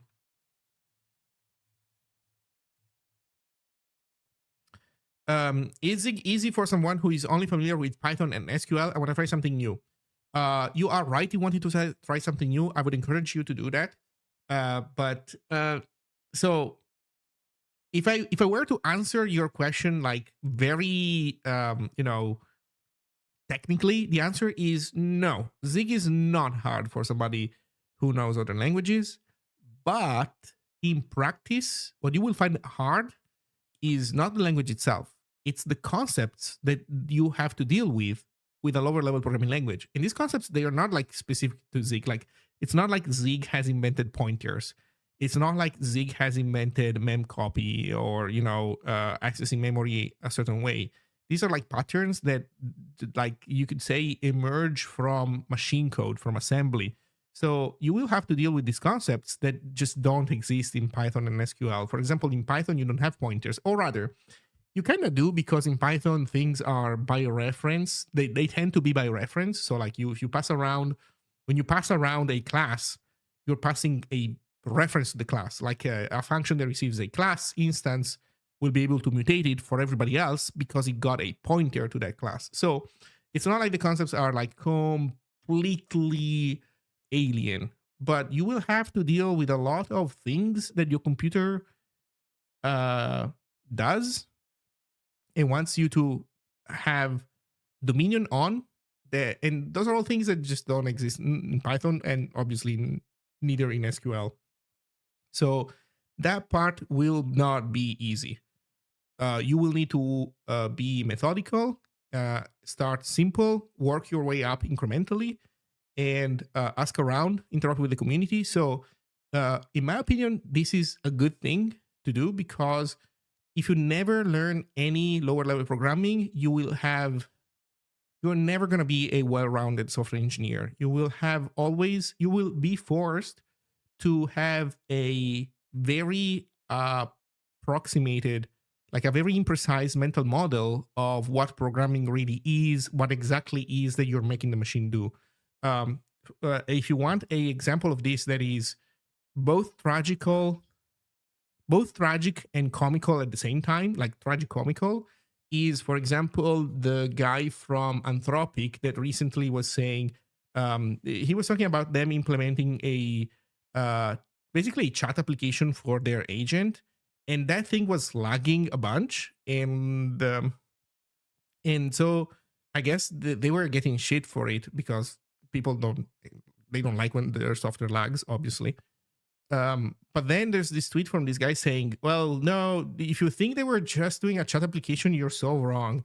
What we're doing is more similar to a game. We're a game engine. We're like rasterizing and then compositing things and like rendering everything on a 2D plan. It's like, and they can't do a chat application. It keeps lagging. By the way, here, what you're looking at right now, Flow, is like similar. It's like what Flow is doing is strictly more complicated than what they were doing, and Flow renders at, I don't know, a bajillion frames per second probably. They were not even able to hit 60 frames per second. So what is the problem? The problem is that the people working on that thing, they had like only experience with web dev essentially. And so this person was saying that they were using also React. They were using React for a TUI application, man. You can. I guess it's not like absolutely insane. It's just not the right move if you're trying to make something like good. It's not insane because React is a different thing that is not strictly tied to the web. Like React, they were not using React Web. React is split into React Web, React Native, and then the core is React. So you can. It's just not a good idea. Like if let me put it this way: if you're somebody who only has experience doing web development and you just want to make one TUI, you just want to make one TUI happen, and you don't want to learn everything about it, and it's like it's something relatively simple, and you just want to push it out the way, fuck it, use React, whatever. Better that than making your application an Electron application, I would say. That being said, Anthropic was not in that position. Anthropic was in a position where they had the need and the means to make something correct, and they were stuck in their web mindset. So this is the problem where that this is the trap that you fall into if you never bother learning lower level programming. You become completely detached from reality, from the computing reality that you live in. You start thinking that things like you start thinking that things take a lot more time, like your computer can do way less than it actually can. And then you feel like trapped in this, right? Because you see that, I don't know, you look at games and people that make games do this like crazy shit, 60 frames per second. And then you with Python, you don't even know where to start. And the answer is there is no start point. You're already lost. The fact that you're using Python, you're already lost. Because with Python, you're not going to be able to pull that off, not even remotely. And then maybe sometimes people try, and then they find that they encounter like these weird problems because they have a runtime, they have a garbage collector, and that causes like, glitches and problematic behavior, and they just can't get rid of it. But that's because they like, ironically, doing pure lower level programming is easier than doing Python in some ways. It's kind of like the Word versus LaTeX graph, where obviously simple programs are way easier in Python than they are in Zig, hands down. But then once you reach a certain critical level of complexity, which is not even that high, like the moment that you stop limiting yourself to gluing dependencies together, the moment that you start implementing things kind of for real, like you implement a chat application and you really want to decide exactly where the freaking messages go so that your application doesn't use too much disk, doesn't use too much memory, doesn't use too much network. The moment that you start worrying about these things, which you should in your like mature stage as a software engineer, like maybe when you're in university, that's still not what you should be focusing on. I don't know. I guess it depends on what you're interested in. But at some point, you have also to take ownership of that aspect of your craft. With lower level programming, you can always get down to the truth. If you stick to higher level programming, you just don't know. Like, why is this taking long, short? Why is this fast or slow? And the answer, the only reasonable answer you can have is I have no fucking idea because I'm writing Python or JavaScript or whatever, and below me there's like, I don't know, 10 million lines of C++ code that are doing God knows what. And so there's just no way for you to take control over that stack. Ripping this whole thing out is so liberating, and it is so easy. So I would be lying if I were to say that you pick up Zig. If you only did Python, you pick up Zig and tomorrow you're going to feel productive. That's not how it works, because it's kind of like when Neo gets out of the matrix. It's like he says, oh, my highs hurt. Yes, because you never use them. So you start using Zig, your highs will hurt. There's like a lot of things that a lot of muscles that you never exercise. But once you get past this initial hurdle, I can promise you, you will be able to pull off programs that you would think are impossible for you to pull off in a higher level programming language, simply because you have control over everything. It's everything under your dominion in a way that is just not the case when you're doing Python. So, end of rant.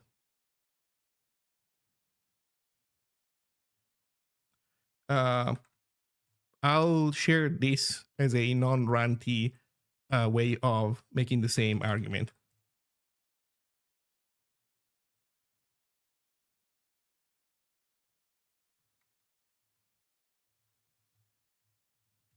In case somebody's interested. It's basically the same it's basically the same general argument, but as a talk, so more coherent, less ranty. And I also bring some receipts. So like I have some concrete examples of what I'm talking about in that talk. So format. We also maybe need init.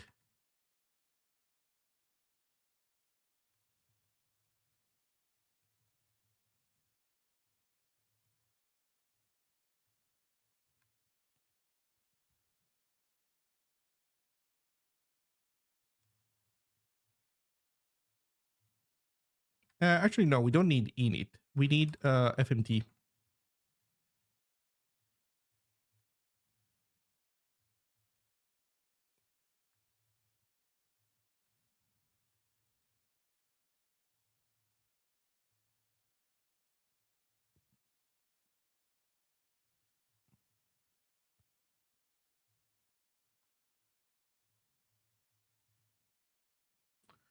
I think Python will continue to have good integration with Zig because the point is it to be a drop-in replacement for C? Is that right? Hello, Dojo Drummer. Yes. I mean, it's not necessarily. Uh, I guess depending on how you define replacement, the answer might be yes or no. But in general, yes. Zig is a lower level programming language. It has everything that you can do in C, you can do in Zig pretty much. And there's no runtime, just like there's no real runtime in C. So yeah, Zig and C exist at the same level of abstraction. And yes, you can definitely use both with Python. Uh, Actually, I would even argue that you can have a better time with Zig from Python than with C. Because with C, you know how you have Python packages that have C dependencies, and then some of those are like system dependencies, and then kind of like shit breaks all the time, which is then what forces you to put your Python application in a Docker container so that hopefully you move around the Docker container and your thing doesn't break.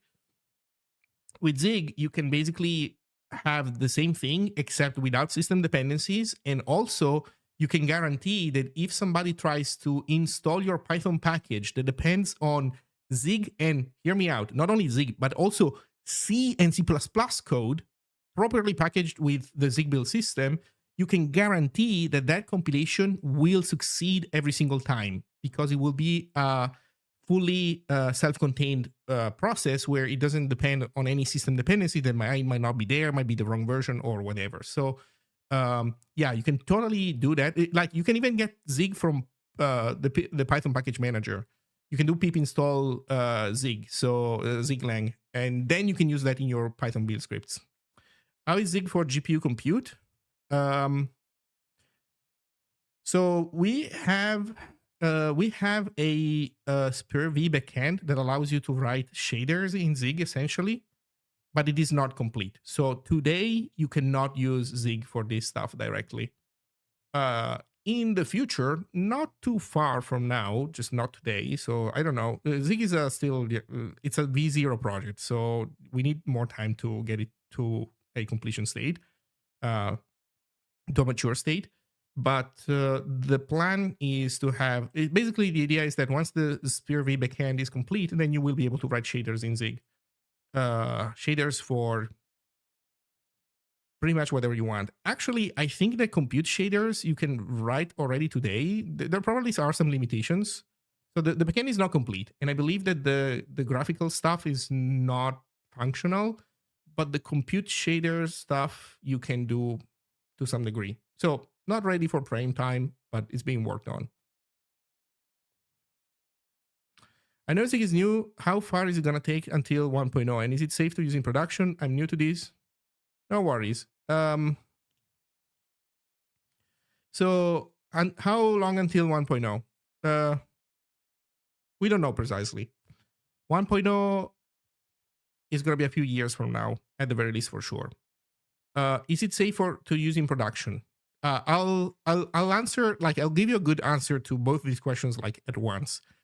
The point is 1.0 promises backwards compatibility. That's all it does. It doesn't promise anything more than that. Generally, like if you want to like go for a by the book definition of semantic versioning. But then what 1.0 means in practice changes a lot from project to project because objectively it needs to mean backwards compatibility. But then you have, for example, Go and Rust, which are very different. They have very different philosophies. Go took a while to reach 1.0, and then they tried not to change the language too much, except very recently with generics. Rust hit 1.0 faster than Go. I don't know which one got there, like in the timeline, but I think that Rust got to 1.0 faster in general than Python, and than Go. And but Rust as a language has evolved a lot more than Go, even after hitting 1.0. Why? Because they had additions, they have like a mechanism to provide you with backwards compatibility, and then you can opt into newer features so that your old stuff doesn't break. But then if you want the new stuff, you can do that. That's nice.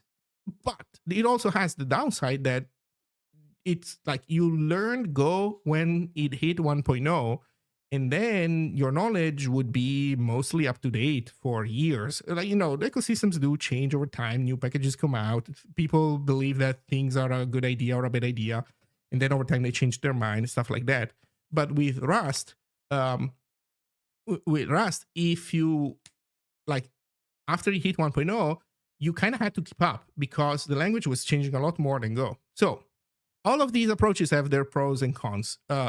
With Zig, what we're going to do is wait to tag 1.0 until fairly late. We currently do not have a system like editions, and it might be that we will never have that. I don't know for sure. Maybe we will, but I think that for now, so far, it doesn't seem to be a thing that we're going to have. So that means that we're going to take our time, and Zig is going to stay a V0 language until it's kind of done. Kind of think of something similar to Go.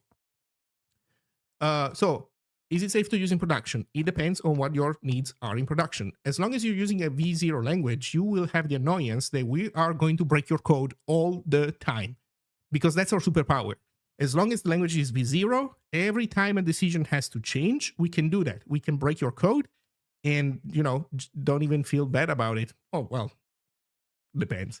But the point is that, for example, recently we had a huge overhaul of everything related to I/O. We introduced async I/O and are in the process of turning upside down a good part of the standard library. Everything related to I/O is now completely different, and it's also significantly better than before. So the new I/O stuff is a huge improvement over what's there before. But all your old code, like all the people that have old code written in Zig, they will have now to go and change it because it's going to break the moment they update Zig. So the question is then, for you to want to use it in production, are you getting out of Zig enough value to compensate for the friction of using a V0 language that will break your code when it updates? Although, to be clear, you don't have to update all the time. So you could have, if you have to do a one-off thing, then you can just do it once, and then you don't have to update it necessarily, and then you're fine. But, for many things you will want to keep, you will want to update your version of Zig, and so that will require you to update your code if you want to compile it with a newer compiler. So for some projects, for example, Tiger Beetle, they concluded that the cost, the extra friction for them required for the extra friction that comes from having to upgrade their code every time they update version of Zig, for them, they concluded that it was a price that they were willing to pay to basically get out of Zig all the other features that they get from Zig. For some other projects, these might not be worth it yet. For some other project, it might be that it wasn't worth it until, I don't know, a year ago, and maybe now it is worth it because now, let's say post I/O, we're not going to have like huge breakages, but maybe there's a project that really needs cross compilation, and so at the end of the day, they will get more mileage out of being able to do cross compilation but while having to upgrade their code for every new release, versus not having to do the code fixing but not being able to cross compile easily. That's an evaluation that everybody has to do for themselves. Not all production cases are equal. I would argue that if you're doing lower level programming, it's worth it. If you're doing like web services, not worth it. Don't use Zig 0 point something for web services. Just for web services, like in production, it's not worth it, in my opinion. Use Rust, or if you really want to get into a lower level programming language for that stuff, use Rust. But this is an evaluation that is heavily dependent on your use case, and it changes over time.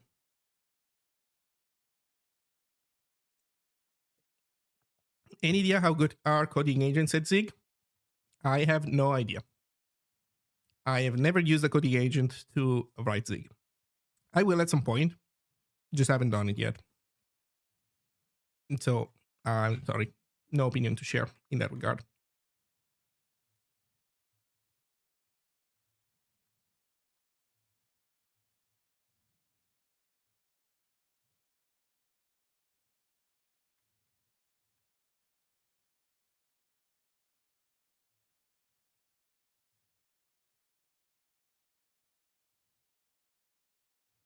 Actually, toggle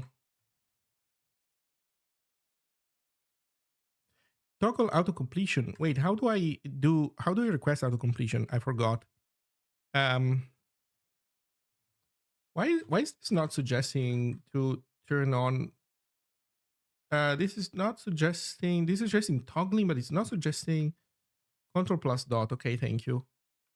Oh, there we go. Language show auto completion as a cursor. Okay, so it was there. It's just under language or control plus space. Uh-oh. Control space is doing weird shit to my Mac. Control dot. Yeah, control dot is nice. Instant dot uh init or from. Oh no, wait, it's site. Okay, I get it. It's site dot dot instant. We need IO. Why do we need IO?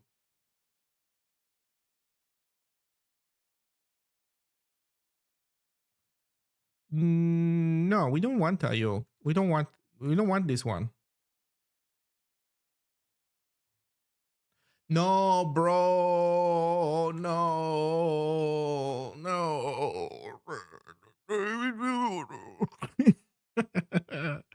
Oh no. Oh no. Okay, so here's how we're gonna do it. Here's how we survive it. Check it out. Check out my beautiful IO. Undefined. There we go.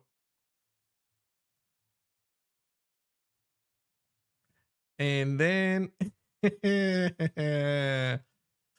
no, the problem is not the IO virus. The problem is that this is this is an initialization function for instant, but the problem is that it does two different things at once. And before it didn't matter, but with the new API, it does matter more. By the way, this is a good example of AI probably not doing a good job of updating. Like Rocco Rager got the agent to do a bunch of updating work for him, but the agent didn't redesign this thing as it should have. So what is the problem? The problem is that if you want to create a new instance from the current timestamp, then you need an instance of IO. And that is fine because IO is what we use for anything IO related, including asking the OS for the current timestamp. Now, what is the problem? All the other ones have nothing to do with the current timestamp. All the other ones are initialization, are ways of initializing a Zeit instant from a timestamp or some kind of timestamp that you already have. Be it some of these are like text that needs to be parsed, some of them are like just numbers that need to be manipulated. But the problem is that this function now is forcing you to provide an instance of IO even if you don't want to use it. And that really sucks. Also, what is this time zone? No, this is the timestamp. What is this time zone? CFG.timezone. What is this guy? Oh, it defaults to UTC. Yeah. Okay, so this is fine. So long story short, I wish we didn't have to use... I wish this function was, I don't know, split in two. Well, but for now...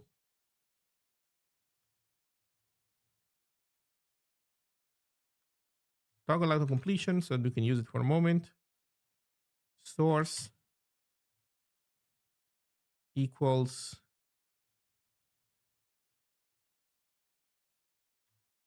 Unix timestamp. Holy shit, this auto completion is beautiful. Thank you, ZLS. And I'm gonna disable it. Unix timestamp is f.server epoch. Actually, you know what? we should probably create this. We should probably create this here so that we don't have to create it every single time, maybe.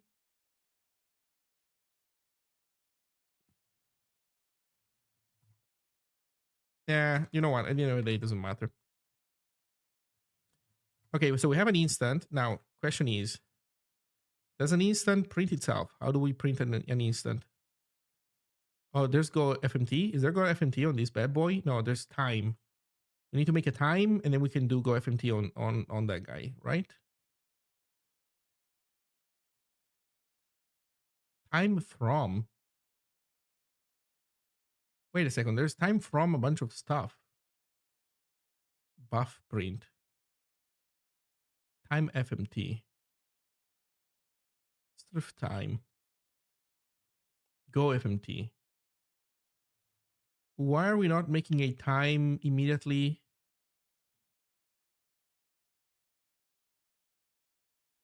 Of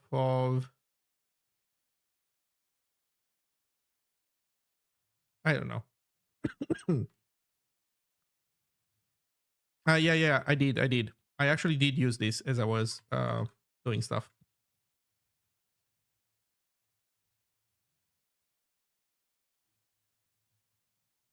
Instant.time.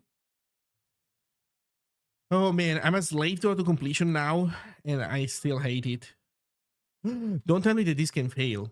Oh, this can fail. Why? No, man. Oh, it's another catch unreachable.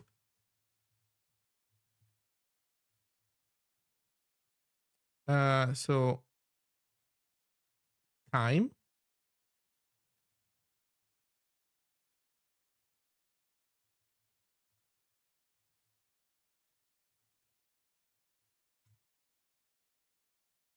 Bro. Well, I mean, I guess that's fine. In this context, it's fine.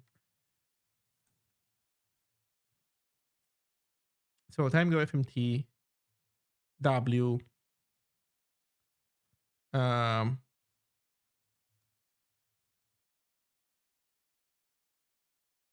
Use time FMT dot go FMT. Well, I mean, at this point, I might as well just do this, right? What's the problem? It's for allowing these imprints. Oh, that's the stuff that you added. Time FMT. I think it's fine because we're in the context where we have the writer. So going through print is just adding complexity at the end of the day. Like it's just making the debug build slower. So time go FMT. What's our formatter now? Yeah, how do we print our dates? I don't know. Also, what is the Go magic date? I forgot. Bro, tell me what's the Go magic date. I don't remember it by heart.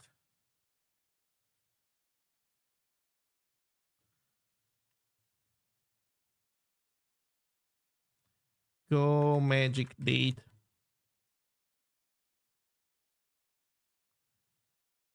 Okay.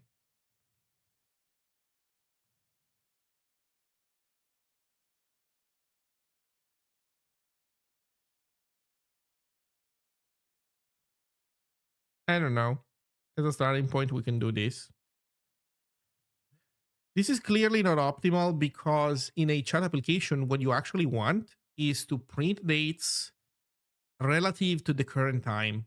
Like you want to render these dates relative to the current time. But it's fine.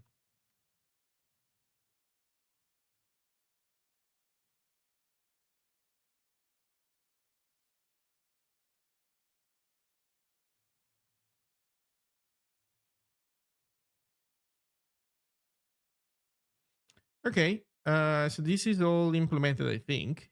We're missing also some protocol support. So let's go to host, for example. Show me protocol support. There we go. Protocol.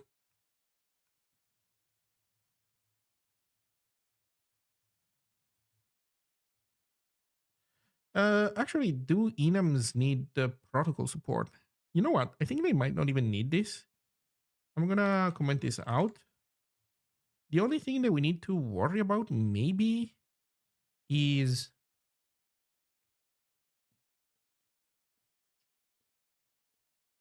no, actually there's nothing. I think this is actually it. I think that having this on enum makes it automatically compliant with everything.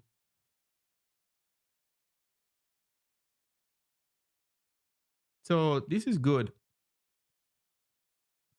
Um, so how does this look like in actual usage? Well, okay, first of all, do we build?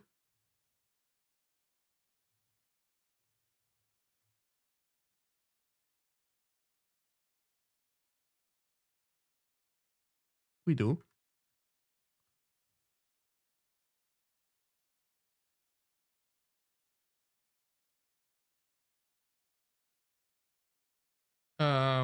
We do build. Then we want to go, for example, um,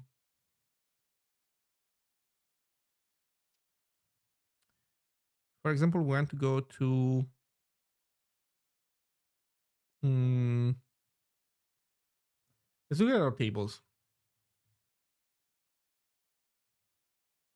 If we look at our tables, we do say date time.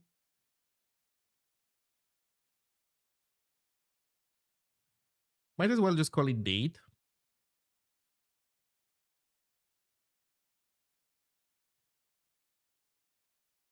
Although in some contexts, date means definitely not time. Should we rename our date to something else? I don't know. Also, I'm realizing that we cannot put this into uppercase name thingy. That sucks. Okay, you know what? I changed my mind.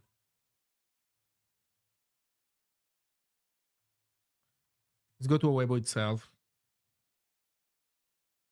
And let's plop everything in here. And you know what? We even place the imports in here.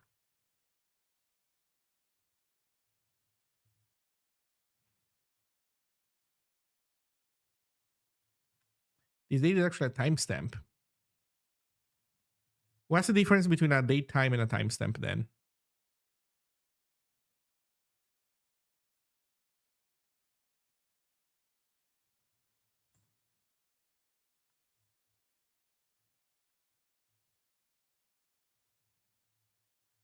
Yeah. Date time is a resolved timestamp. Oh. Hmm. Good point. So what do we do here?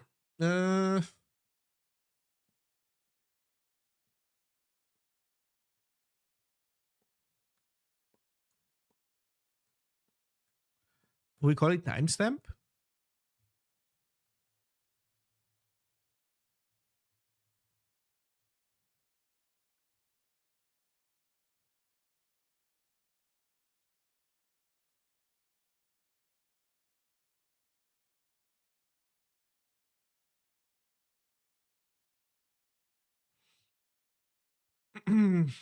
We call it timestamp, a Weibo timestamp.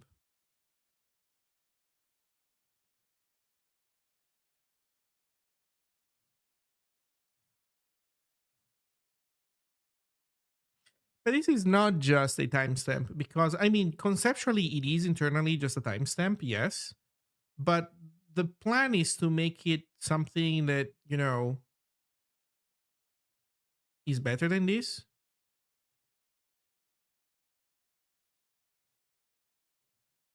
And for example, we're not doing it here, but probably here we would want also to accept a time zone, the user time zone, so that we can print this date nicely. Like this also encodes. This is obviously the core piece of data is a timestamp, but the thing as a whole is a date time, because that's what format does. It doesn't do a particularly good job at it, but that's what it does.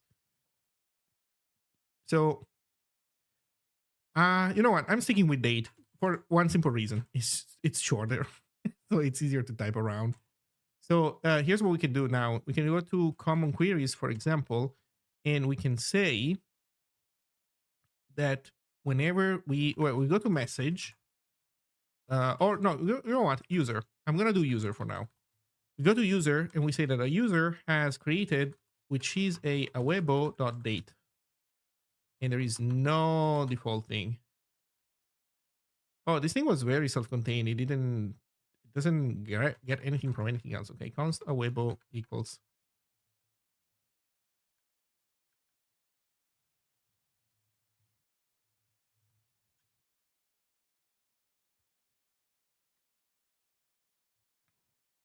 An awebo date. Okay. Now, this should have caused a bunch of programming errors. Duplicate start member date. Oh, right. Also need to remove that file.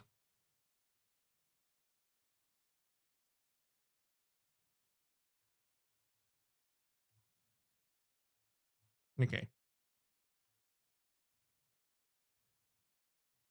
So we're trying to grab a user from disk. Created equals r.get dot created. Now, does the query have dot created? It does not, doesn't it? Haha.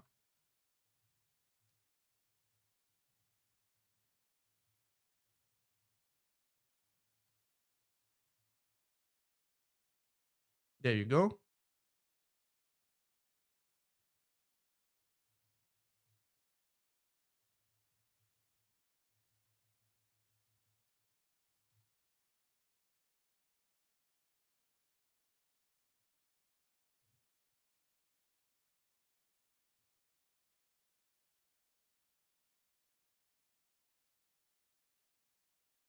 Okay, let's stop doing this stupid stuff. So user row, we change to R. Then we also change this to R and we do or else turn error dot not found. Get rid of this line. Holy shit. Created equals dot r dot get dot created, which we added earlier to not to this query. So we need to add it also to this query. Yeah.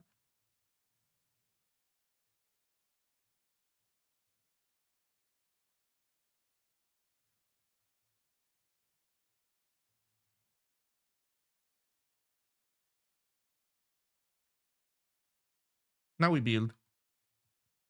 So now we're loading the created information from a user. And I don't know, we could in theory print it somewhere. This UID should be ID, shouldn't it? It should, yes. You are indeed right. So the reason why this was like this is because originally we were using a sequence ID also for user IDs, but then I concluded it was necessary. The only thing that is necessary to have fully sequenced is update UID. The only resource that really needs unique IDs as IDs is messages, because messages have this optional. Users don't have this as an optional. Like you have to set this. So basically, when you create the user, its creation unique ID goes in here. It doesn't go in here. It goes in here. And then every time you update a user, you change this. But with messages, the idea is that messages get modified not even as remotely as often. Like messages get modified very rarely. So a message needs to have a UID for creation. This by default is null. And then when occasionally a message gets modified, we flip this from null to an actual UID. So messages are the only thing that needs unique IDs, as far as I can tell. There might be something else in the future, but of the basic things that I've been working on, this is the only one.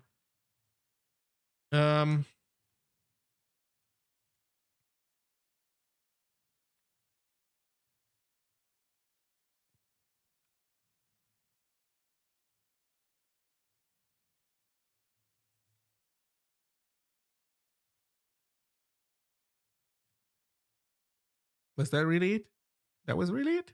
Really? Okay. Yeah. Okay.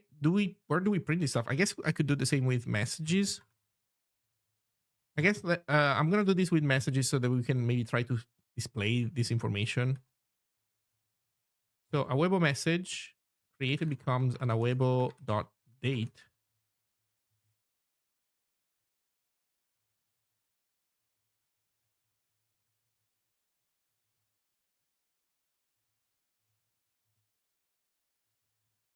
So we can even do this.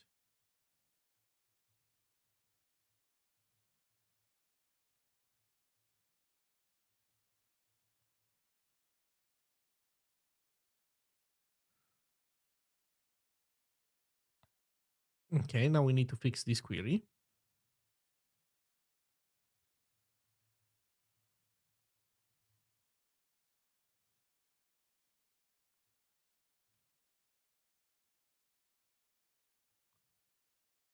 Wait, what the fuck did I just do?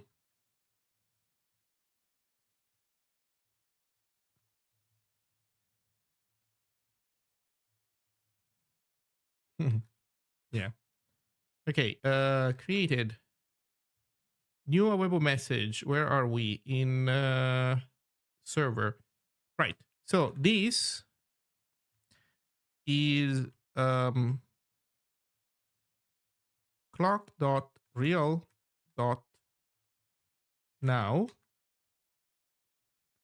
Oh, god damn it. Do we have a now function? We have the TCP ID function.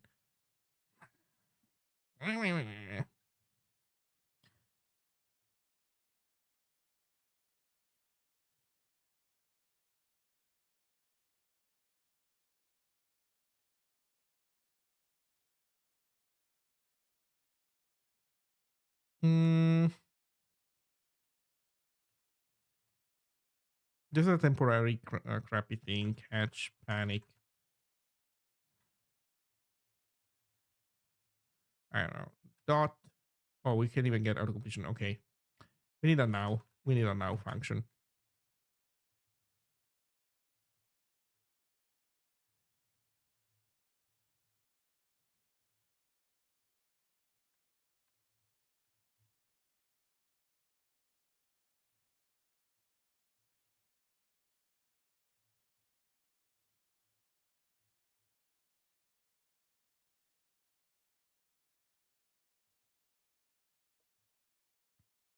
Yeah, thank you.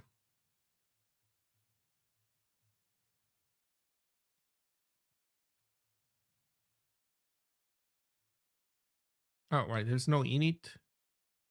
Uh,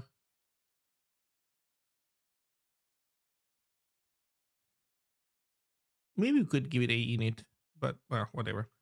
Yeah,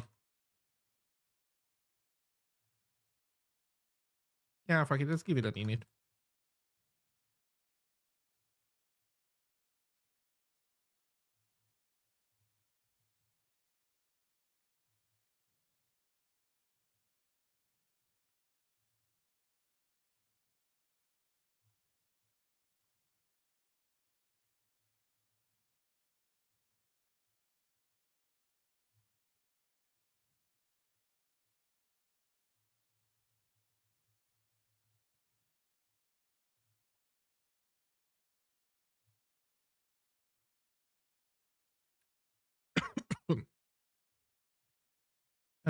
We need to do this though. We need to do timestamp and then we need epoch. And then we need to do seconds minus server epoch. And we need I think we might need also an intcast.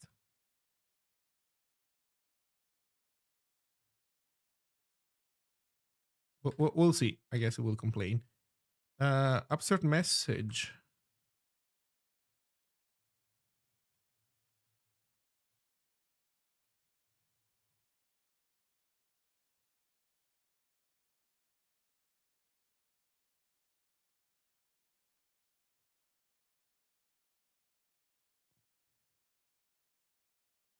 So yeah, look, we don't see the error. I will introduce an error, fix it,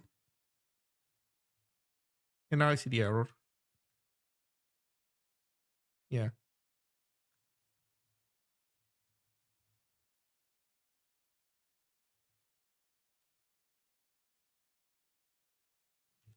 Let's put 0 for now.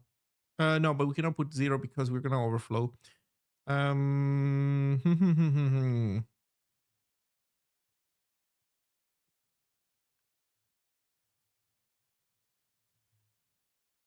We need a server epoch thingy.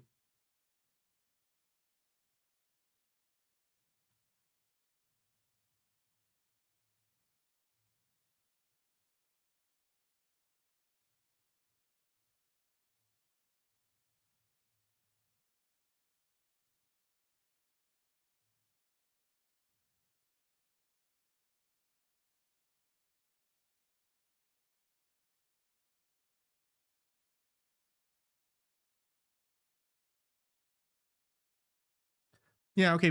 I need to do some massaging to get this information in a nice way. For now, I guess we can hack it this way. I'm not gonna commit this crap. I'm gonna try to make it a little bit better, but just to get it working. Um,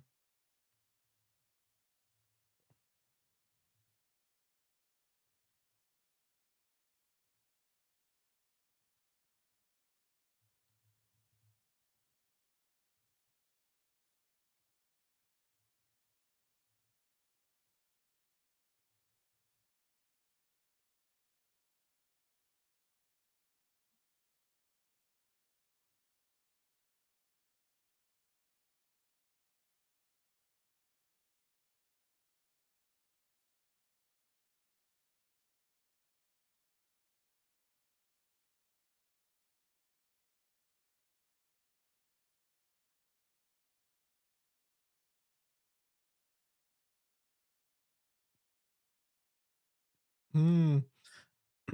Oh, this reminds me why. Okay, let's change this. This is an i64. Then we go into run to our beloved server epoch i64. Then we don't intcast when we assign to it, just for convenience, because all these functions return into like signed integers. So it's gonna save ourselves some work, I guess. So this is an i64. Are we happy now? We are happy. Okay, so that means that in theory, if we go in chat panel and we look at the message frame, when we have a box with an image that's commented out, we have a text box.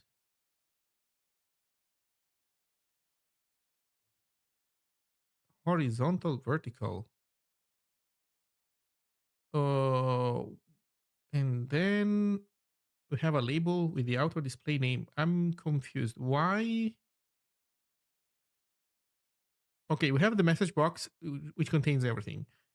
Then we have the text box, which is vertical.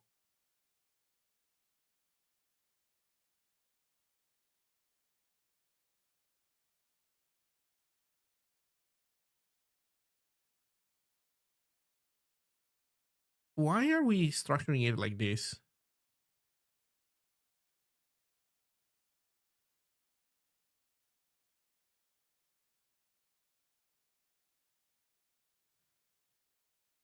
Change in word. I could do that. Uh, in no, it's not. So if I'm here, I have to do match inner word and then change. If I'm at the beginning, yes, I can do word, although it selects a lot. Flow has the problem that right now the cursor selects one more than it should. Oh no, in this case it does not. Interesting. So yeah, I could do it. Sometimes I just get my brain breaks and I do dumb stuff. So why do we have an horizontal? I don't know why this is horizontal. Then there is supposed to be an image. Oh, because I guess the image is supposed to be bigger, and then there's okay. But then why is this guy already inside of a vertical box? Auto display name.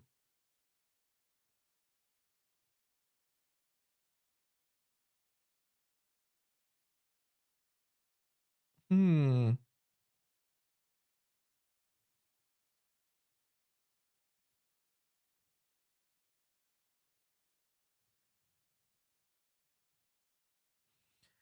I guess basically what we would want is this.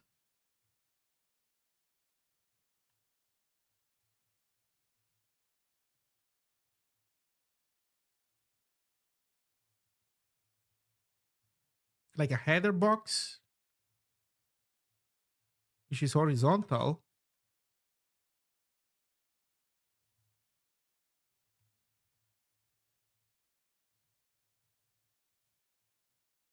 And in here we have two labels. Oh, you know what? Wait. Here's how we solve it in a simpler manner. Instead, instead of a label no FMT, we do label FMT and FMT args. Okay, so we can do this.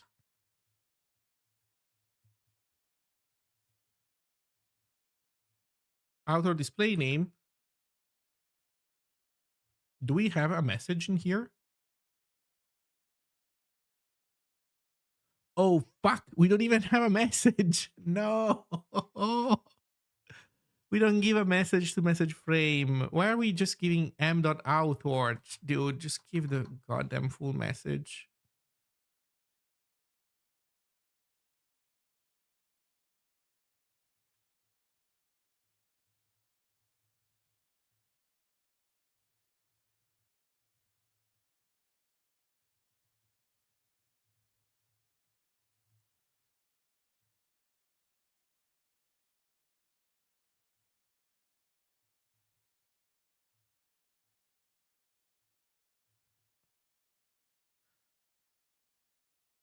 Okay, so we can do something along these lines. We need arguments in here. We probably need also something else. What are we missing?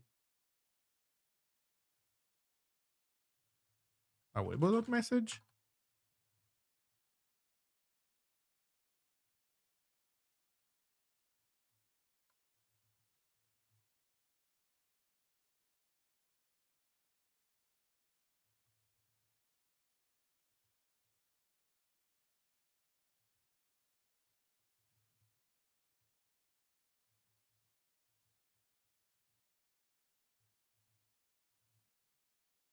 Okay.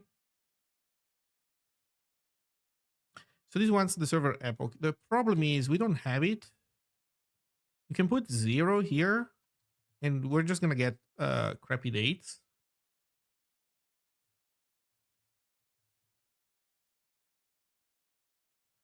Is that a try?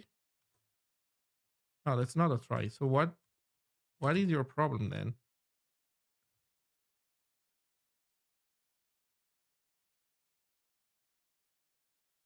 Expected for arguments found 5.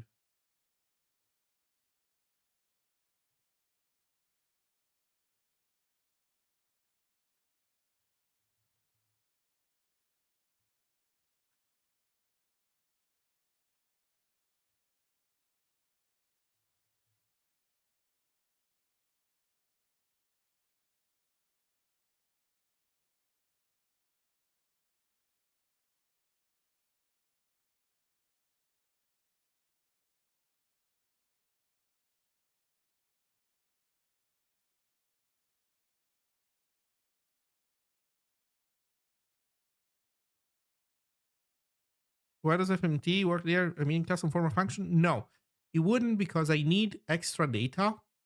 So if I had a format, I do have a format function directly defined on this guy, but this guy, this format function is for the debug purposes only. Wait, why did I get in here? Created, okay, date. So I have FMT format, but this is for debug purposes only. To format this date correctly, I need the server epoch, because the dates that I'm creating are relative to the server epoch, which is a piece of information that I haven't wired around yet. So I'll need to do something about it. And in the future, to make this like more like realistic, more feature complete, we also are gonna need the time zone of the client. And so you use FMT, you use this system where you have a constructor for a formatter type, whenever you need to pass in more data, more dependencies to be able to format correctly, because this guy can only access date, which is our enum.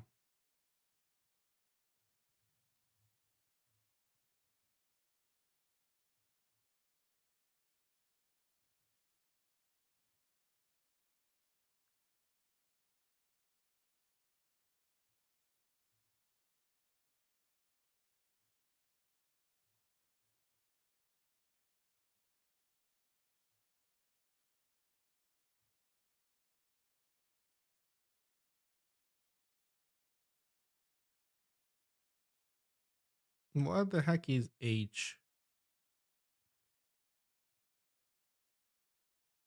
Oh, here's where we weren't passing messages. Fuck.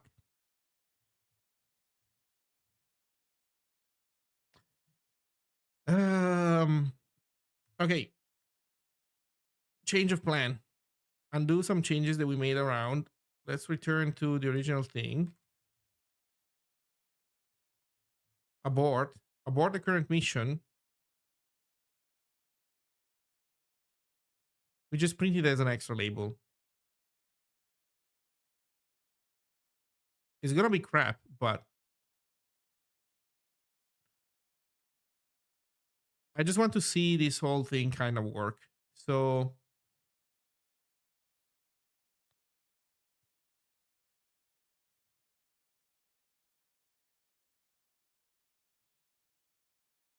So wherever we have a message frame, we do dvui label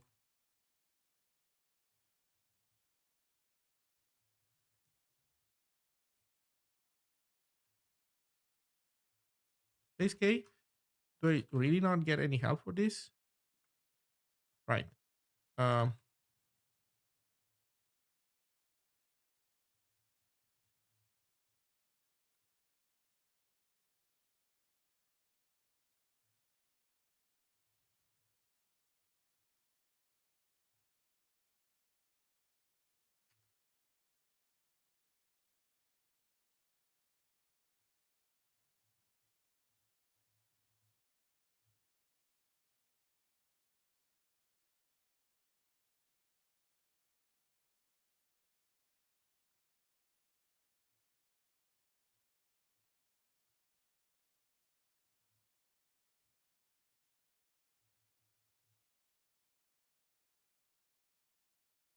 okay.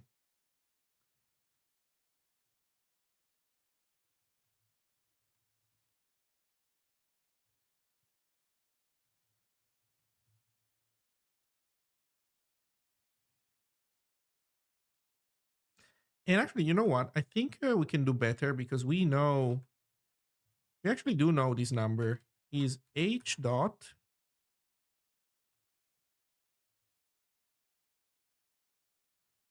somewhere in the host we have this information, or if we don't, we can put it in there. Do we really not have any kind of like epoch in here? Well, let's add it.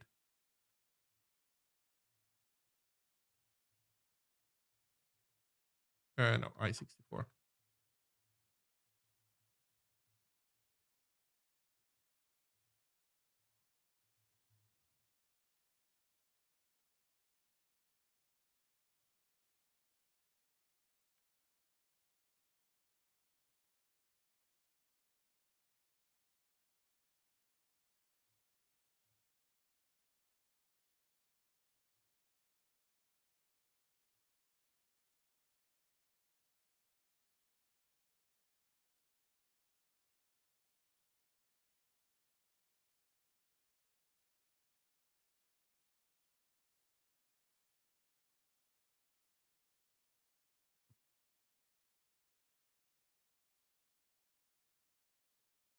Oh no, don't tell me the go FMT returns a different error set. uh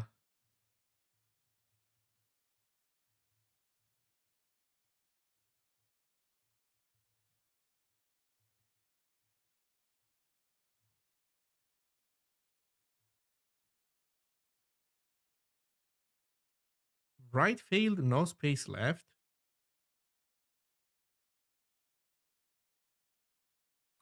That's another side effect of the change. These should not do this. Why is it returning no space left?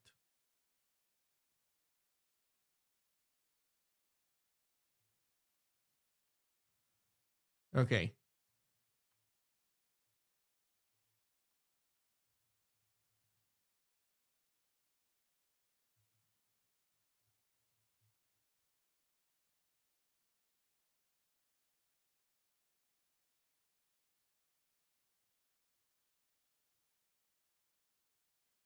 Okay, so we're happy, it seems. But we're not really initializing this information. Okay, the dates are gonna be crap, but we can kind of make it work now, I guess. So start the server. We do have server epoch in here. Let me set this information when we create a server, when we send down a host. Then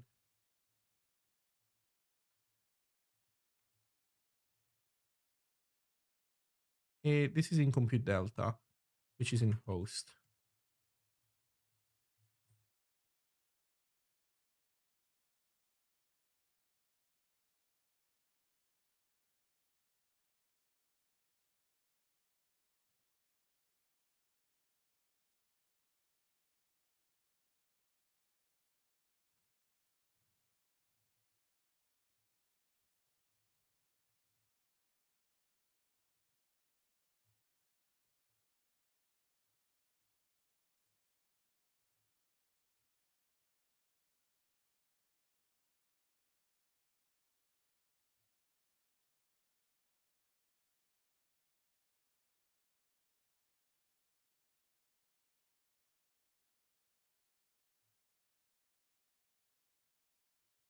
Again, this is crap, but just to make it work.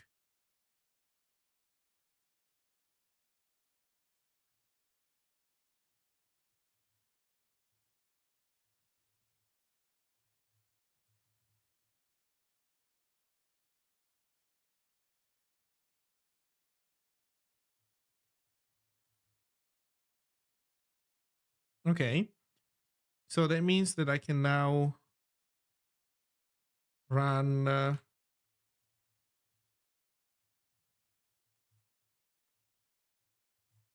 a server, sorry, a client, maybe.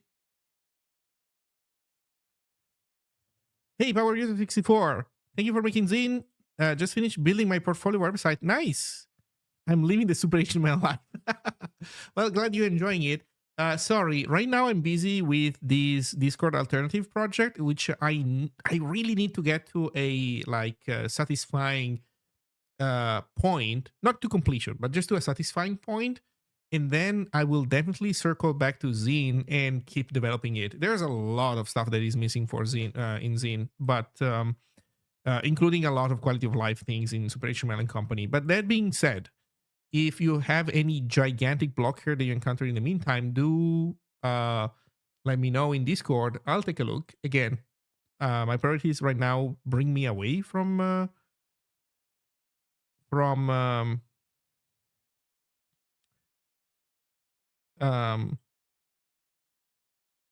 Zine, but eventually. Okay, so send a new message, and we crash. Delightful. How? Invalid enum value.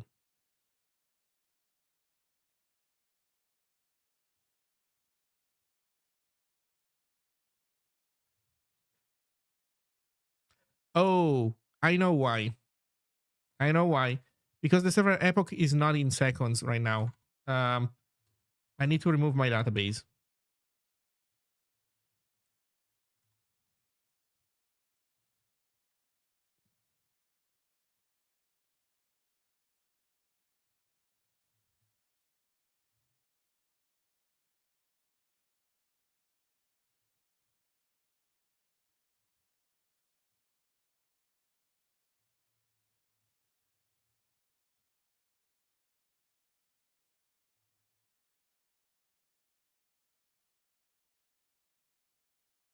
This is not going great. So, Oh, server crashed. Invalid enum value again.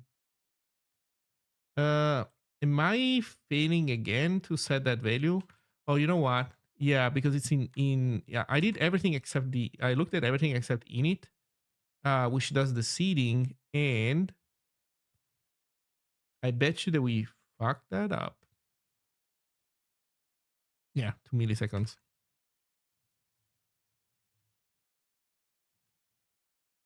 Okay, so basically we were experiencing the same problem again.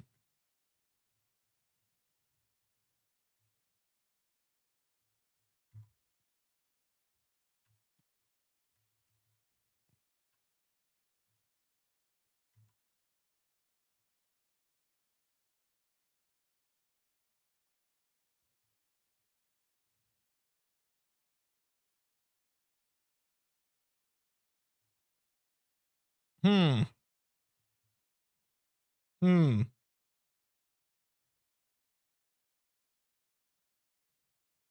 Created 19, 24, 34, 36, 37. Okay, so we are correctly using seconds from server creation in here. Um, but we're not good at this math, like at all.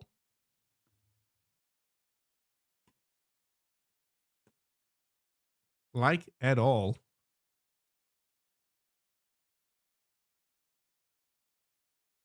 Oh, this is also like taking a long time before dying. That's not good. Server is doing fine. Server seems to be doing fine. Let's restart it just to see this. This makes sense. These do look like seconds. Oh, am I doing something turbo dumb? You know what? I think I'm doing something turbo dumb. In chat panel, well, no, in Awebo, um,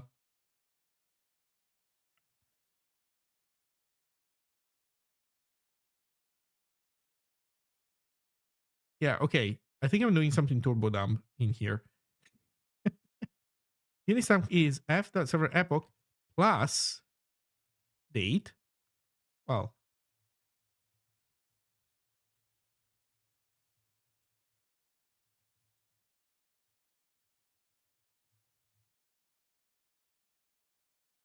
for example, that's a problem. Also, no, everything else I think should be fine.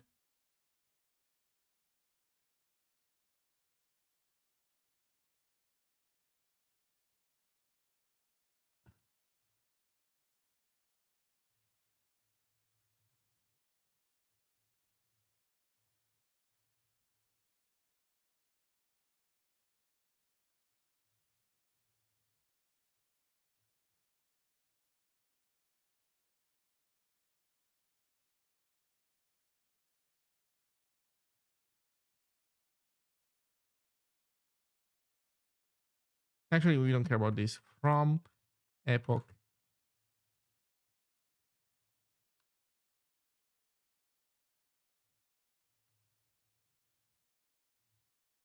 That's, I think, what we want to print.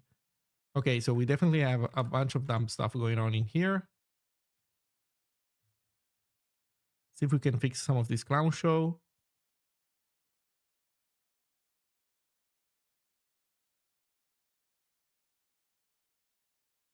Yeah, almost. I mean, we have a bunch of formatting needs from epoch 0, and yet this guy is fine. This is kind of correct.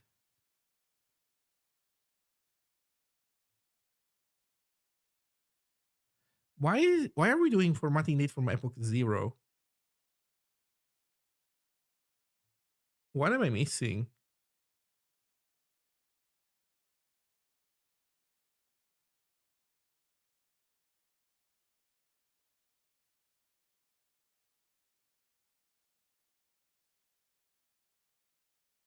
Am I going insane or there is something weird?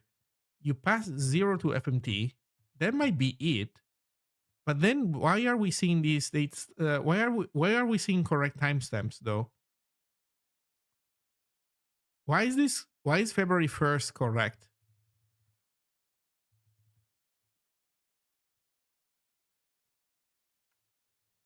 So we can look at this in chat panel. We don't pass 0. We pass h.epoch. So, I mean, I guess we are setting this to 0. Okay, you know what? Okay, I think I get it. What's happening is that host sync is not collecting this information as it should. Let me double check.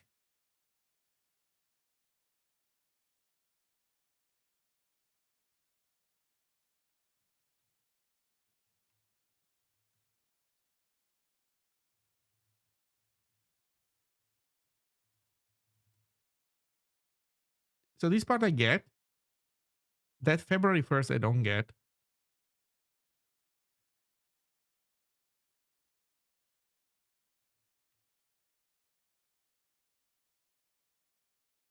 That part I really do not get. How the heck? Now we're going to get wrong answers because this number is going to be correct. Oh no. What happened?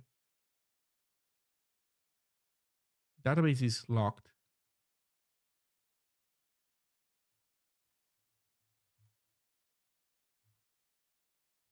Okay.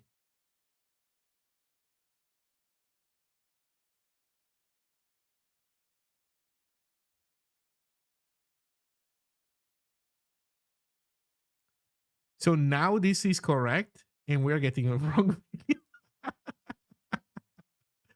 Okay, you know what? I've been streaming for too long. I should have gone to bed. Not to bed, but like I should have stopped a while ago. But like we're clearly in clown territory. What the heck is going on? We passed the date. We passed the server epoch. We do a Unix timestamp.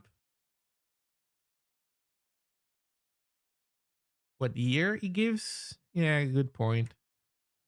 What's the magic thing for 2006?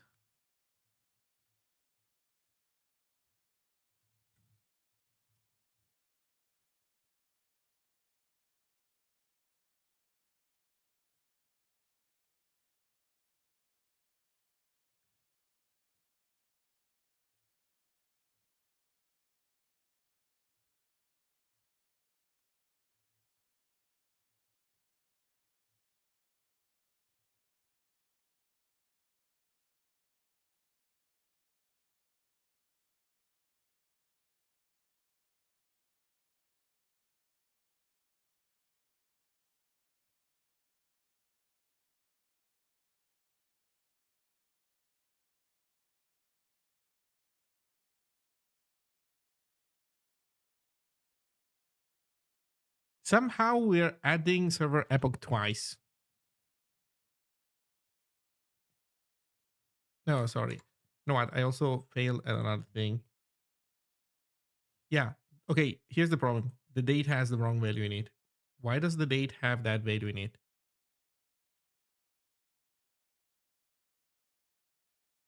The date has the wrong value in it. Why? That's a problem in server then. Now is init.